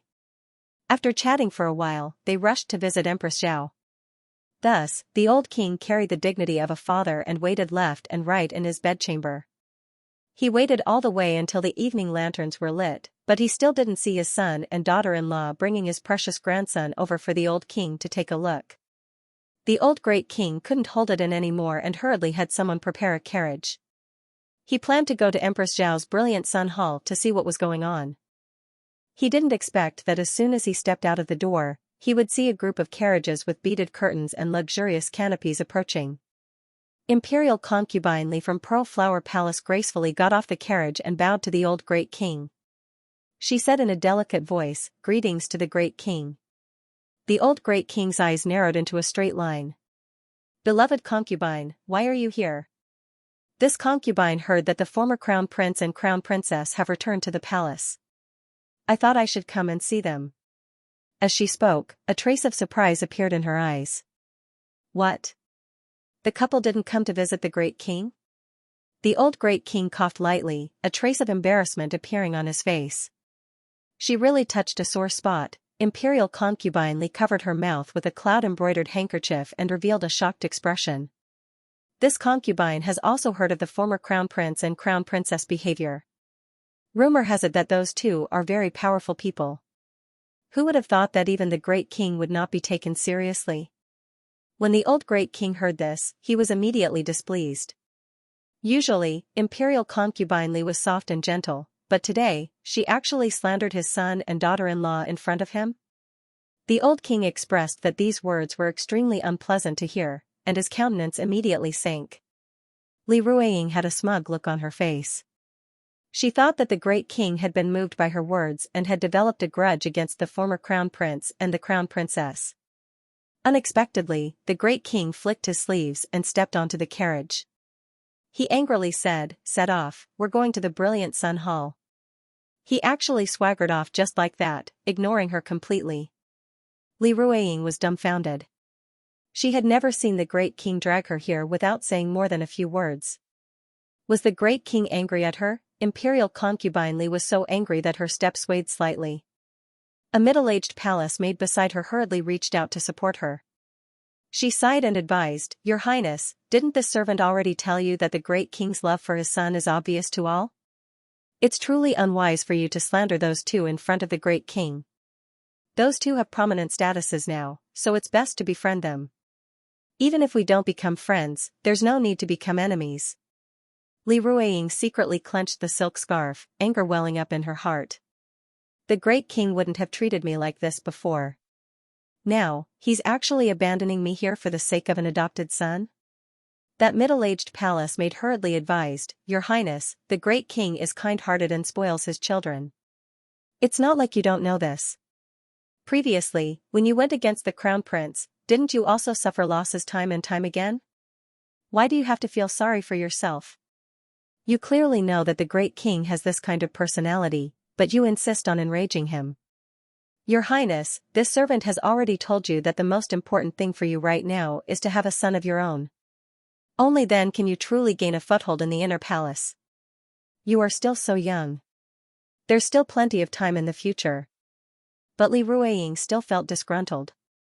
"You also saw just now how miserable my Huaizhu was because of him. The crown prince completely disregards me." The middle-aged palace maid advised, "The crown prince is powerful, and the court is impregnable. Why does your Highness want to strike a stone with an egg? In this servant's opinion, there are many heroes and talents in Northern Mo, and there are also many young talents. Why does your Highness insist on tying Princess Huaizhu to the crown prince? If the crown prince has no intention of marrying the princess, who can force him? With the Great King's love for his son and Empress Zhao's ability to protect her, Your Highness, it's best if you don't shift your thoughts to the crown prince's marriage. How is my Huaizhu very inferior? Could it be that she isn't worthy of Northern Prince Mo?" The more Li Ruiying spoke, the angrier she became. She gritted her teeth and said, "You also saw it just now. Fortunately, the bones on Huaizhu's face were not injured. Just the small wounds on her face will take at least half a month to completely heal." The crown prince went to pick up Huaizhu, and the two of them came back together. This should have been a matter of course. But that former crown princess' younger sister interfered. They want to snatch him from me. Your Highness." The middle-aged palace maid turned to look in alarm and moved to cover her mouth. "Your Highness, be careful with your words. I just can't tolerate this." Li Ruiying angrily said, "Third aunt, you don't need to advise me. I know what to do next." The middle-aged palace maid named Third Aunt was startled by Imperial concubine Li's resolute expression. She opened her mouth and wanted to persuade her again, but she saw Imperial concubine Li turn around and board the carriage, coldly ordering, "Go to Brilliant Sun Hall. Your Highness, please think thrice before you act." Third Aunt was so anxious that her forehead was covered in sweat. She had a bad premonition in her heart. She felt that Her Highness Noble Consort Li was courting death. Now that she was going to Brilliant Sun Hall, it was too obvious that she was looking for trouble. Just now, the Great King was already unhappy, but he didn't reprimand Her Highness Noble Consort because of their past relationship. Now that Her Highness Noble Consort was rushing to Her Majesty the Queen's brilliant Sun Hall, if she said something excessive, even if the Great King didn't punish her, Her Majesty the Queen could punish her on the spot. What was the point of this? Third Aunt was very clear that Her Highness Noble Consort Li's stubborn temper was acting up again. Although she hadn't been in the palace for long, she had always been doted on by the Great King. Therefore, she was somewhat unable to put herself in her place. Third Aunt had also advised her many times, both overtly and covertly. The Great King greatly respected Empress Xiao and was very fond of the current crown prince. If there was no reason, it was best not to provoke him. If there was a problem, it was best to secretly swallow her anger back into her stomach. Besides, Empress Xiao's maternal family was powerful and the crown prince's foundation was solid. He really wasn't someone that an insignificant consort from a foreign country like her could contend against. However, Her Highness Noble Consort had a stubborn temper. Now that she insisted on standing up for Princess Huaizhu, it could be assumed that today's matter wouldn't be settled peacefully. Third Aunt was on tenterhooks as she followed behind Noble Consort Li. As she approached the entrance of Brilliant Sun Hall, she opened her mouth, but before she could say anything, she saw Noble Consort Li walk in with her head held high. The Brilliant Sun Hall was filled with laughter. The old Great King was holding little Emo Xiao in his arms, grinning from ear to ear. His little grandson was simply a replica of his son when he was young. He was chubby and cute, and the old Great King was very fond of him. Greetings to the Great King and Queen. After Li Ruiying entered, she bowed politely and looked smilingly at Arbor, who was sitting next to the Queen and chatting. This is the famous former crown princess, right? Empress Xiao took her daughter-in-law's hand, and her smiling face slowly turned cold. She looked unkindly at the old Great King, who was holding his grandson, with a message in her eyes. Look at how unpresentable the bitch you doted on is. No manners. Empress Xiao coldly reprimanded, why aren't you coming to greet His Majesty and Her Majesty? Li Ruiying gritted her teeth and looked in the direction of the old Great King with her watery eyes.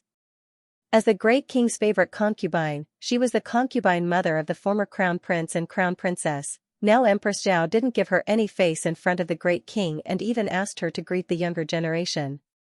Where did this logic come from? Unexpectedly, the Great King was playing happily with the little dumpling and didn't even glance at her. Li Ruiying was furious, and her face turned green and white, then white and gray, and a trace of hatred flashed through her eyes. Damn it, she had tried many times before, but the Great King, who usually doted on her, was as timid as a little mouse in front of Empress Xiao and the Empress Dowager. He wasn't willing to stand up for her at all. Her Majesty, although the former crown prince and crown princess are now the Emperor and Empress of Shenzhou, aren't they still juniors in front of you? Empress Xiao sneered at her, of course they are in front of me. But you aren't. This woman, Li Ruiying, rashly barged into her Brilliant Sun Hall and still wanted her to give her a good face? Was he still dreaming? The Great King couldn't help but cough and say, Imperial concubine, don't be rude. Quickly, greet His Majesty and Her Majesty of the Divine Land. The old Great King kept winking at Li Ruiying, urging her to quickly greet him. He was hinting to Empress Li, you must not seek death. Great King. Li Ruiying twisted her body unrelentingly. Just as she was about to act coquettishly and say something, she felt her body fly out inexplicably. Arbor couldn't stand the pretentious look on their faces and directly sent them out of the hall with a vine. Li Ruiying rolled onto the stone floor outside the door. Only then did she realize that someone had actually chased her out of the door. Your Highness.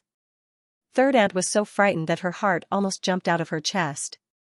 His old eyes were about to split open. She quickly ran to Li Ruiying's side and helped her up with trembling hands. Li Ruiying was currently in a daze. She supported her third aunt's hand and supported her delicate body as she stood up unsteadily. Great King. Li Ruiying, who had finally realized that she had been sent flying out of the door, let out a cry of grievance that reached the depths of her bones. She weakly twisted through the door and squeezed out several drops of tears from her bright eyes. Before she could finish saying Great King, you have to get justice for Xianxia, she was sent flying again. Powerless to reverse the situation, the king reached out to touch his forehead. He already told her not to seek death in front of the little crown princess. What was going on? Why couldn't she understand this Great King's words? Why couldn't she understand the look that the Great King was giving her? Shut up. The Great King angrily shouted as he stood up and walked towards the door. I didn't call you over. Who told you to come to the Brilliant Sun Hall on your own? The Great King's back was facing Mo Lien, Arbor, and the others as he angrily shouted at Imperial Concubine Li. At the same time, he continuously winked at Imperial Concubine Li, meaning for her to hurry up and get out of here before things get out of hand. However, Li Ruiying couldn't understand the Great King's meaning at all. Seeing the Great King giving her a look, Li Ruiying cried out even more aggrievedly, Great King, the former crown princess was so rude in front of you. Before Li Ruiying could finish her sentence, she found that the Great King had actually kicked her. The unprepared Imperial Concubine Li fell out of the hall with a stupefied expression. Your Highness. Third Aunt cried out in alarm and rushed forward to help her up. However, the Great King angrily shouted at her, You blind thing. Master is fooling around, don't you know how to persuade her? All of you scram back to Pearl Flower Palace. Without our order, no one is allowed to come out. Li Ruiying was still in a daze when she was kicked out. She hadn't even finished what she wanted to say before the Great King personally ordered her to be kicked out. This was something that had never happened before. When had the Great King ever spoken to her so harshly? Your Highness, please don't be like this. Third Aunt was so anxious that her white hair was about to pop out. Her Highness couldn't see it clearly, but she could see it clearly. Previously, the Great King had been constantly winking at Imperial Concubine Li. His meaning couldn't be more obvious. He was telling Imperial Concubine Li to stop making trouble. If she continued, even the Great King wouldn't be able to save her Highness. Unfortunately, Imperial Concubine Li was blind and didn't see the Great King's twitching eyes. She just kept crying and making a fuss. The Great King had no choice but to personally kick Imperial Concubine Li out. This was to save Imperial Concubine Li's life. Third Aunt opened her mouth to speak, but she heard two intermittent voices coming from outside the corridor. Imperial Concubine Li will be unlucky, right? I just saw her ride straight to the Brilliant Sun Hall. Pfft. The young crown princess definitely won't allow her to be so impudent. Li Ruiying clenched her fists in anger. How could a few palace maids casually criticize her master behind her back? Speaking of which, when Imperial Concubine Jing fought with the young crown princess, she couldn't last more than a few moves. How pitiful. I heard that in the end, not even her bones were left. She even had the infamy of being an evil concubine who brought disaster to the country. Each sentence fell into Li Ruiying's ears, instantly calming down her explosive emotions. Although her fists were still tightly clenched, Li Ruiying suppressed her emotions and calmed herself down. When she returned to her Pearl Flower Palace, she said to Third Aunt, previously, the people in the palace were all tight-lipped about Consort Jing. No one mentioned her. Go find those two gossipy palace maids and ask around. Once you're done, punish those two for me. Third Aunt's face was full of worry. Imperial Concubine, the Great King wanted to protect you, so he let you leave quickly. In this old servant's opinion, Imperial Concubine shouldn't go against those two from the Divine Prefecture. They've entered the palace? A delicate rebuke came from behind the curtain. Princess Huaizhu lifted the bead curtain and hurried to Li Ruiying. She called out in surprise, Aunt, what happened to you? Why was her aunt dirty all over and her hair disheveled? She looked like she had been beaten up. Li Ruiying smiled awkwardly. Aunt, I'm fine. Why are you here? Princess Huaizhu took her hand and said, just now, I heard from Aunt that the sister of that village woman, Xiao Lin, has entered the palace? Xiao Lin has also entered the palace? Are they here to discuss the marriage with the crown prince? Li Ruiying looked embarrassed. She didn't know how to explain it to her niece. She hadn't even said a few words before she was kicked out. Thinking of this, she was still angry, but she calmed down a lot. Princess Huaizhu tugged at Li Ruiying's sleeve and said coquettishly, Aunt, I heard that the Empress Dowager is holding a banquet tonight to welcome them. What do you think? Li Ruiying's expression changed, and her eyes darkened. Even her niece, who had just entered the palace, knew about the Empress Dowager's banquet, but the news didn't reach her. Obviously, she wasn't invited. The more Li Ruiying thought about it, the angrier she became. She pushed Third Aunt, go out and ask around. I want to know the truth. Third aunt looked at Huaizhu hesitantly. She didn't want to leave Empress Li now. She knew Princess Huaizhu's personality very well. Third aunt was worried that if she went out, Empress Li would be instigated by Princess Huaizhu with ulterior motives. It wasn't easy for Empress Li to have her current status. Third aunt naturally didn't want Empress Li to court death. Third aunt didn't dare to disobey Li Ruiying's orders. She hurried out to find the two maids who had been gossiping and found out everything from them. The two maids didn't expect that their conversation would be overheard by Empress Li, who was passing by. They were so scared that they trembled and knelt down to beg for mercy. Third aunt didn't punish them. She just warned them coldly, Empress Dowager is kind and will forgive you this time. The next time you talk nonsense, I'll cut off your tongues. The two maids cowered and nodded repeatedly. After Third aunt returned, she reported everything to Li Ruiying and said that she had already punished the two maids. Li Ruiying naturally didn't care about the two lowly maids. Third aunt said that they were punished, so she let the matter go. Third aunt said worriedly, from the looks of it, even that lofty noble consort Xing was dealt with by the former crown prince consort. It's clear that the former crown princess is powerful. Your Highness, if it's not necessary, it's best that we don't fight them. Third aunt advised earnestly, the former crown prince and crown princess are now the honorable emperor and empress of the divine prefecture, so they naturally won't stay on Sikong planet for long. Just bear with it for now. Once they leave, you won't have to be humble anymore. However, Li Ruiying felt indignant. You ask me to be patient at every turn, but others may not take us seriously. Huaizhu, who was listening at the side, was already impatient. Now that she heard her aunt say this, she hurriedly nodded and said, that's right. Moreover, would you believe what others say? How many years has it been since that consort Xing incident? How do you know that there's no other reason for her death? Moreover, it is said that the two of them are from the divine prefecture and have extremely noble statuses. But who knew if it was true or not? We've never been to the upper three prefectures. Isn't that what they say? Third aunt was shocked and looked at Huaizhu with an unkind gaze. Princess, you're wrong. Didn't you say before that Miss Jolin's cultivation level is outstanding? Although this old servant's cultivation level is inferior, I at least know how to observe. Those two nobles from the divine prefecture are different from ordinary people at first glance. This old servant simply can't sense their cultivation level from their appearance. Aunt. Your Majesty, please reconsider. Third aunt lowered her head and persuaded, just look at the great king's attitude today. If something really happens, your Majesty will have to bear all the consequences. It's impossible for the great king to help you. Li Ruiying, whose head was feverish from being shaken by Huaizhu, suddenly sobered up and thought that her aunt's words were true. The great king completely ignored her existence today.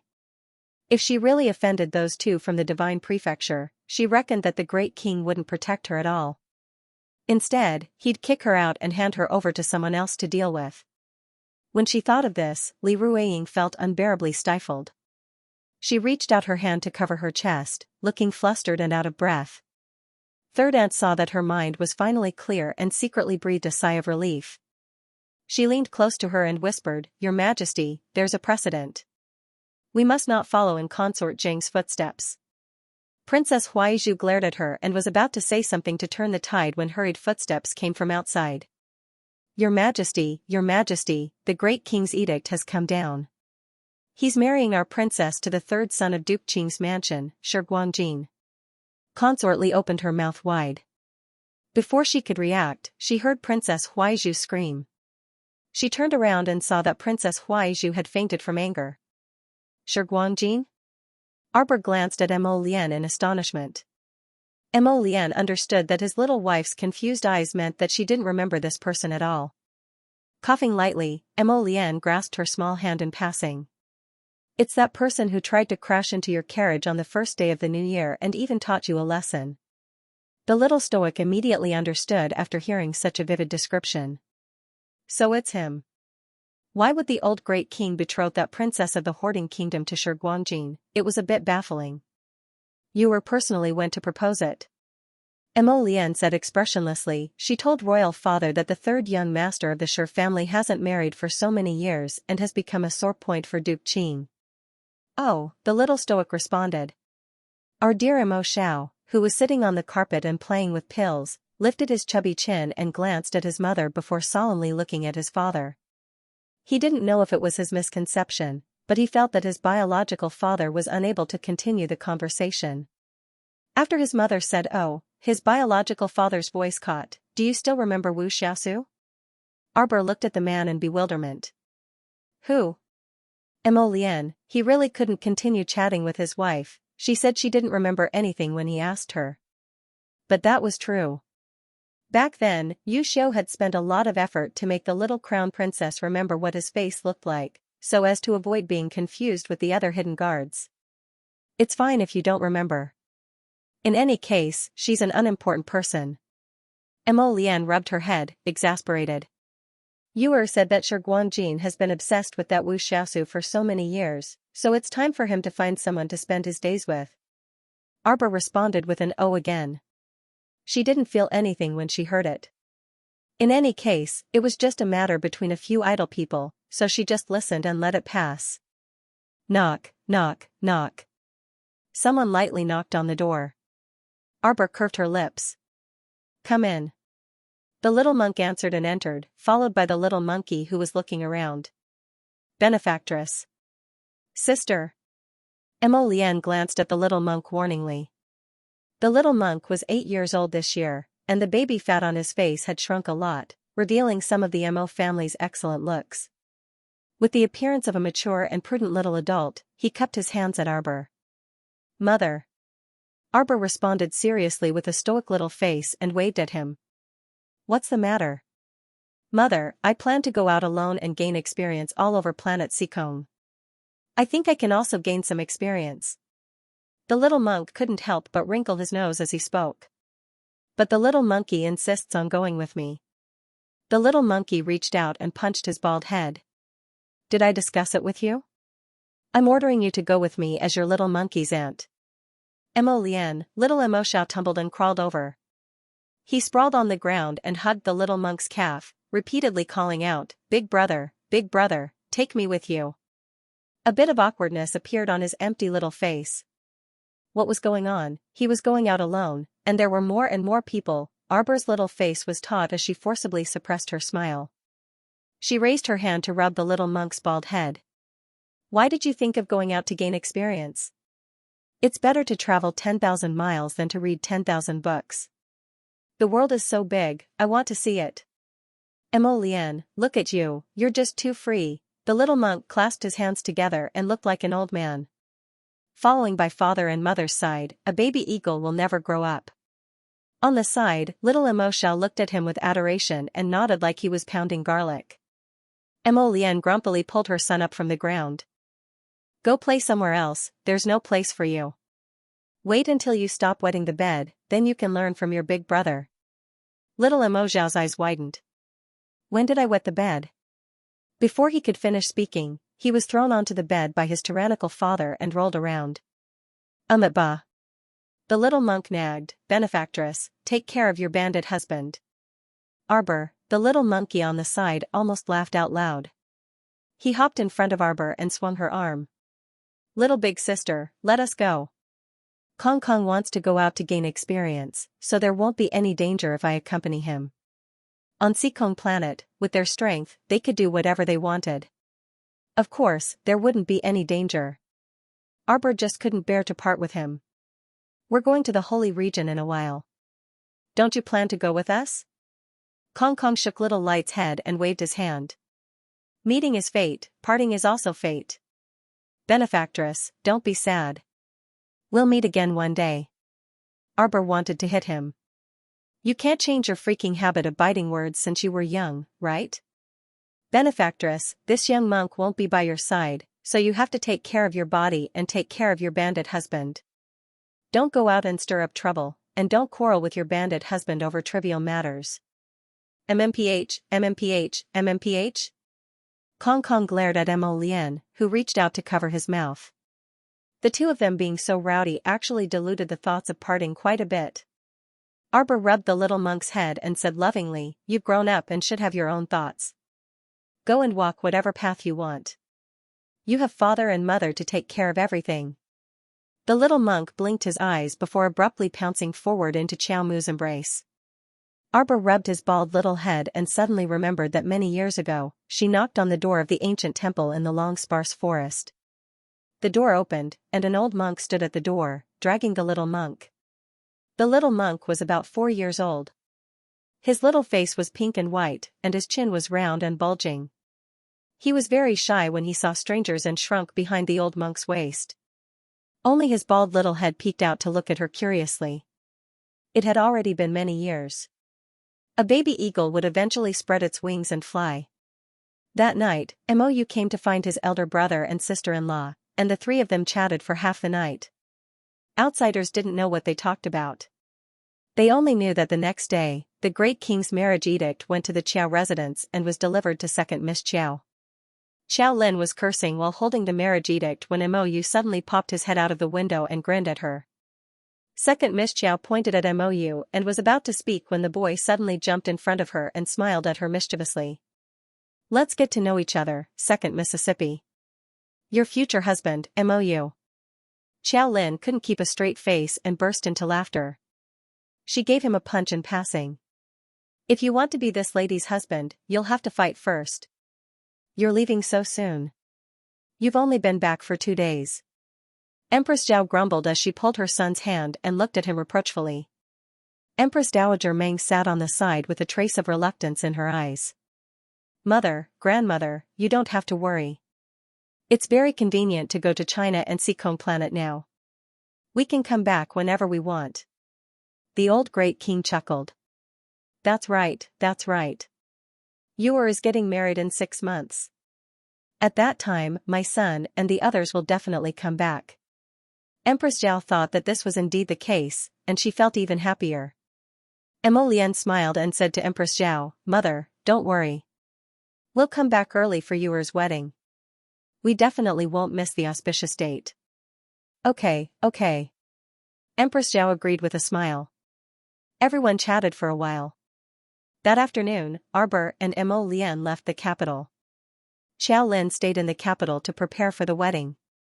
Arbor sent a message to Yu Xiao and the others, asking them to escort Xiao Shongbang, Wei Ziqin, and the others back and help Xiao Lin prepare. Everyone was about to board Qishao Blue Waves when they saw Arbor staring at a mountain peak not far away. What is it? Look. Jojo raised her hand and pointed at the sky. Ma Shurchen exclaimed in surprise, Ah, it's a spiritual bird?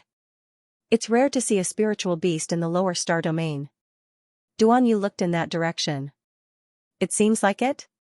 Let's go. Arbor's eyes brightened, and she soared into the sky with a whoosh, flying towards that mountain peak.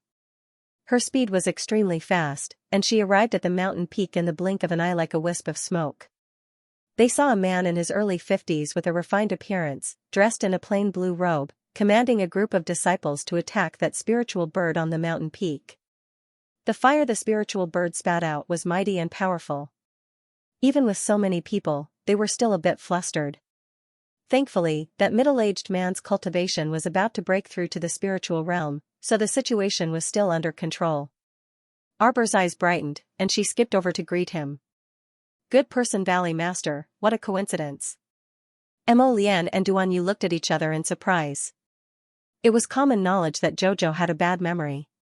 It wasn't that she had a bad memory, it was just that she was unwilling to remember the faces of many irrelevant people. So it was indeed not easy for her to remember their faces and even call them by their names. The man called the Good Person Valley Master turned around in bewilderment. When he saw Arbor and the group of people behind her, his eyes involuntarily widened. You are little junior sister? A pleasantly surprised voice came from behind the Good Person Valley Master. When Dan quickly ran to Arbor's side and exclaimed with a laugh, It really is your little junior sister. You've returned? Seen your sister when? Arbor turned and nodded at her. I've returned. Who is this? Ma Shurchen asked in bewilderment. Oh, this is Xisha Valley's Valley Master, whom Jojo met when she participated in the 3 sects and 5 factions competition back then. Duan Yu's gaze also showed a hint of reminiscence. Back then, the 12-year-old Jojo was so fierce, he stood out in the 3 sects and 5 factions competition and stunned everyone. Heavens, we haven't seen little junior sister in 7 to 8 years, right? Everyone was full of smiles as their gazes landed on the little dumpling, who was looking up at them. Little junior sister, this is your son? He was too similar to Prince Mo. His soft and adorable little dumpling face really made one want to pinch it. Xianxia Valley's Valley Master, children, did you forget something? Attention! Xianxia Valley's Valley Master shouted. When he saw the spiritual bird charging over, it opened its beak and spat out a blaze. Arbor turned her head to glance at it. The fire-spitting spiritual bird abruptly froze in midair. The good person Valley Master and his group looked on helplessly as that incomparably ferocious spiritual beast fell stiffly like a log and smashed onto the ground with a thump. Xianxia Valley's Valley Master inexplicably twitched his mouth. Why did he feel like that spiritual bird was very human-like and that it had completely been scared out of its wits by the little stoic and fell down? When everyone saw that the spiritual beast had fallen down on its own, they hastily rushed up and tied it up tightly in a flurry of hands and feet. A Xianxia Valley disciple muttered to himself, how strange. I just fought with it for half a day, and it's very ferocious. Are you out of strength now? Arbor took out 3 storage talismans filled with items and stuffed them into Xianxia Valley's Valley Master's hands. Good person Valley Master, for you. You can activate them with a drop of blood. Right now, my holy water sect has reopened in the Divine Province. I've found Second Aunt Master and the other senior sisters. If there's a chance, we can return to Xianxia Valley for a reunion. Good person Valley Master. There were only 2 of the 5 factions left. If it was the 3 sects, reunite at Xianxia Valley again, could the 3 sects properly make friends? Could they not bite each other? Good person Valley Master, time is limited today, so let's part here. Let's meet again another day. Luo Jinyang nodded ruefully. After bidding farewell to the little girl and the others, even Valley Master Luo was shocked to the point of dizziness when he opened the 3 storage talismans the little girl gave him. As when Dan watched the figure of the scarlet waves gradually receding into the distance, the image of the little girl standing on Qinghuan's back seemed to appear in his mind again. Her belt fluttered as she expressionlessly cupped her fists and bowed slightly to everyone. Good person Valley Master, senior brothers and sisters of Xianxia Valley, I, Arbor, will remember today's favor in my heart. When we meet again in the future, I will definitely repay this favor. Farewell. Her lips curled into a faint smile. How wonderful. Little junior sister looked very happy right now, so they were very happy in their hearts. Several years later, Xianxia stood at the entrance to the heavenly ice and snow region that never melted all year round and looked up at the pure white valleys on both sides. A group of royal guards followed closely behind him, not daring to breathe loudly. As the ice lion galloped, the large group advanced into the heavenly ice and snow region to kill snow beasts. His Majesty has ordered that if we see a ferret, we must capture it alive. Everyone responded, but they couldn't help but mutter in their hearts, His Majesty comes to the heavenly ice and snow region to hunt every year and wants to capture a small ferret alive every year. What kind of strange complex is this? Late at night that day, seeing Xianxia standing on the mountain for a long time without returning to his tent, Guing took a robe and draped it over him. She stood beside him with her head lowered, not daring to say anything. Is there news? Guing only dared to nod and respond softly when she heard his question. Has she given birth? Guing hurriedly shook her head. Why hasn't she given birth yet? Xianxia said angrily, what a useless man. He only gave birth to a boy after so many years, I'm afraid he can't do it. Guing was speechless. Your Majesty, whatever you say, I hope you can say this in front of His Majesty of the Divine Continent. Actually, Guing really wanted to ask this Lord, after so many years, why do you keep paying attention to whether those 2 from the Divine Continent have a daughter or not? Whether they give birth or not has nothing to do with you, right? How would Guing know that when Xianxia couldn't fall asleep, he would turn over and sit up, gnashing his teeth as he muttered to himself, my son, the eagle of the grasslands, will marry your daughter and avenge me. You made me heartache my entire life, so I also want you to have a taste of heartache. If you can't obtain my love, then who you marry and how many children you have with whom are all out of Xianxia's consideration. A certain person carried this belief with him every day and waited year after year. He gradually had more sons, but that couple was neurotic and just didn't give birth to a daughter. Wasn't this worrying? Achoo! Arbor rubbed his small nose and poked his small head out of the pavilion to look at the two people playing chess nearby. Someone must be speaking ill of Jojo behind his back. The little stoic stared at those two people for a long time before she couldn't resist taking out a bead and tossing it over. Mo Lian was just considering what to do when he caught the bead with his fingers and turned to look at her. At this time, Duan Yu, that guy, slapped down his other hand with a smack, and his black piece landed on the chessboard. You cheated. Duan Yu expressionlessly said, all is fair in war. Seeing that those two were about to start fighting again in a dogfight, Xiaomu stretched out her hand to yawn in boredom.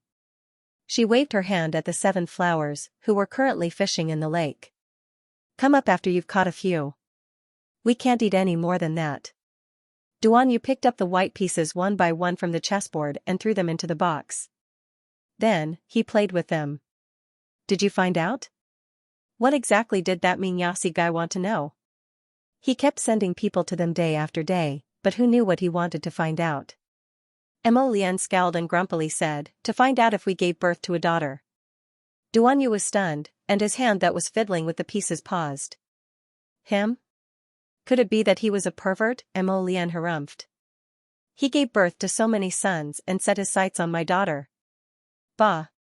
Not to mention that he didn't have a daughter right now, even if he did, he definitely wouldn't give her to him. Arbor heard the word daughter when she walked into the pavilion in the middle of the lake. She blinked and asked, you guys know? What do you mean we know? The two people looked at her in bewilderment. Oh, so they didn't know. Arbor shook her small head and thought, I was wondering, I didn't tell anyone that I have a daughter. She was afraid that if she told them too early, they would act like lunatics and restrict her freedom every day, then wouldn't she be annoyed to death? Forget it, she'd talk about it later. On the other side, Hu Shichen and the rest walked over with Mo Xiao and a basket of fresh seafood. Let's go, I'll personally cook today and give you guys a sumptuous lake seafood feast. Arbor stood up and waved her small hand. Everyone's mouths twitched, and they quickly followed behind her and called out, Jojo, I'll do it, don't be busy. Right, I'll do it. Arbor turned a deaf ear to them and strode away as if she was flying. Making food you like and giving it to the person you like to eat, this was simple happiness. Everyone, mommy, they're playing rock paper scissors in the back. Before the little dumpling could finish shouting, Hichin covered her mouth. Rock paper scissors, whoever loses will eat more. Arbor giggled and walked briskly towards the kitchen. The small path behind her meandered, and the crowd chatted merrily. The setting sun hung high in the sky, illuminating a patch of bright and beautiful gold. The NZ Yunchi 2020/10/18, 34 repairs. End of chapter 5780. Don't forget to subscribe, like, and share the video to support the channel.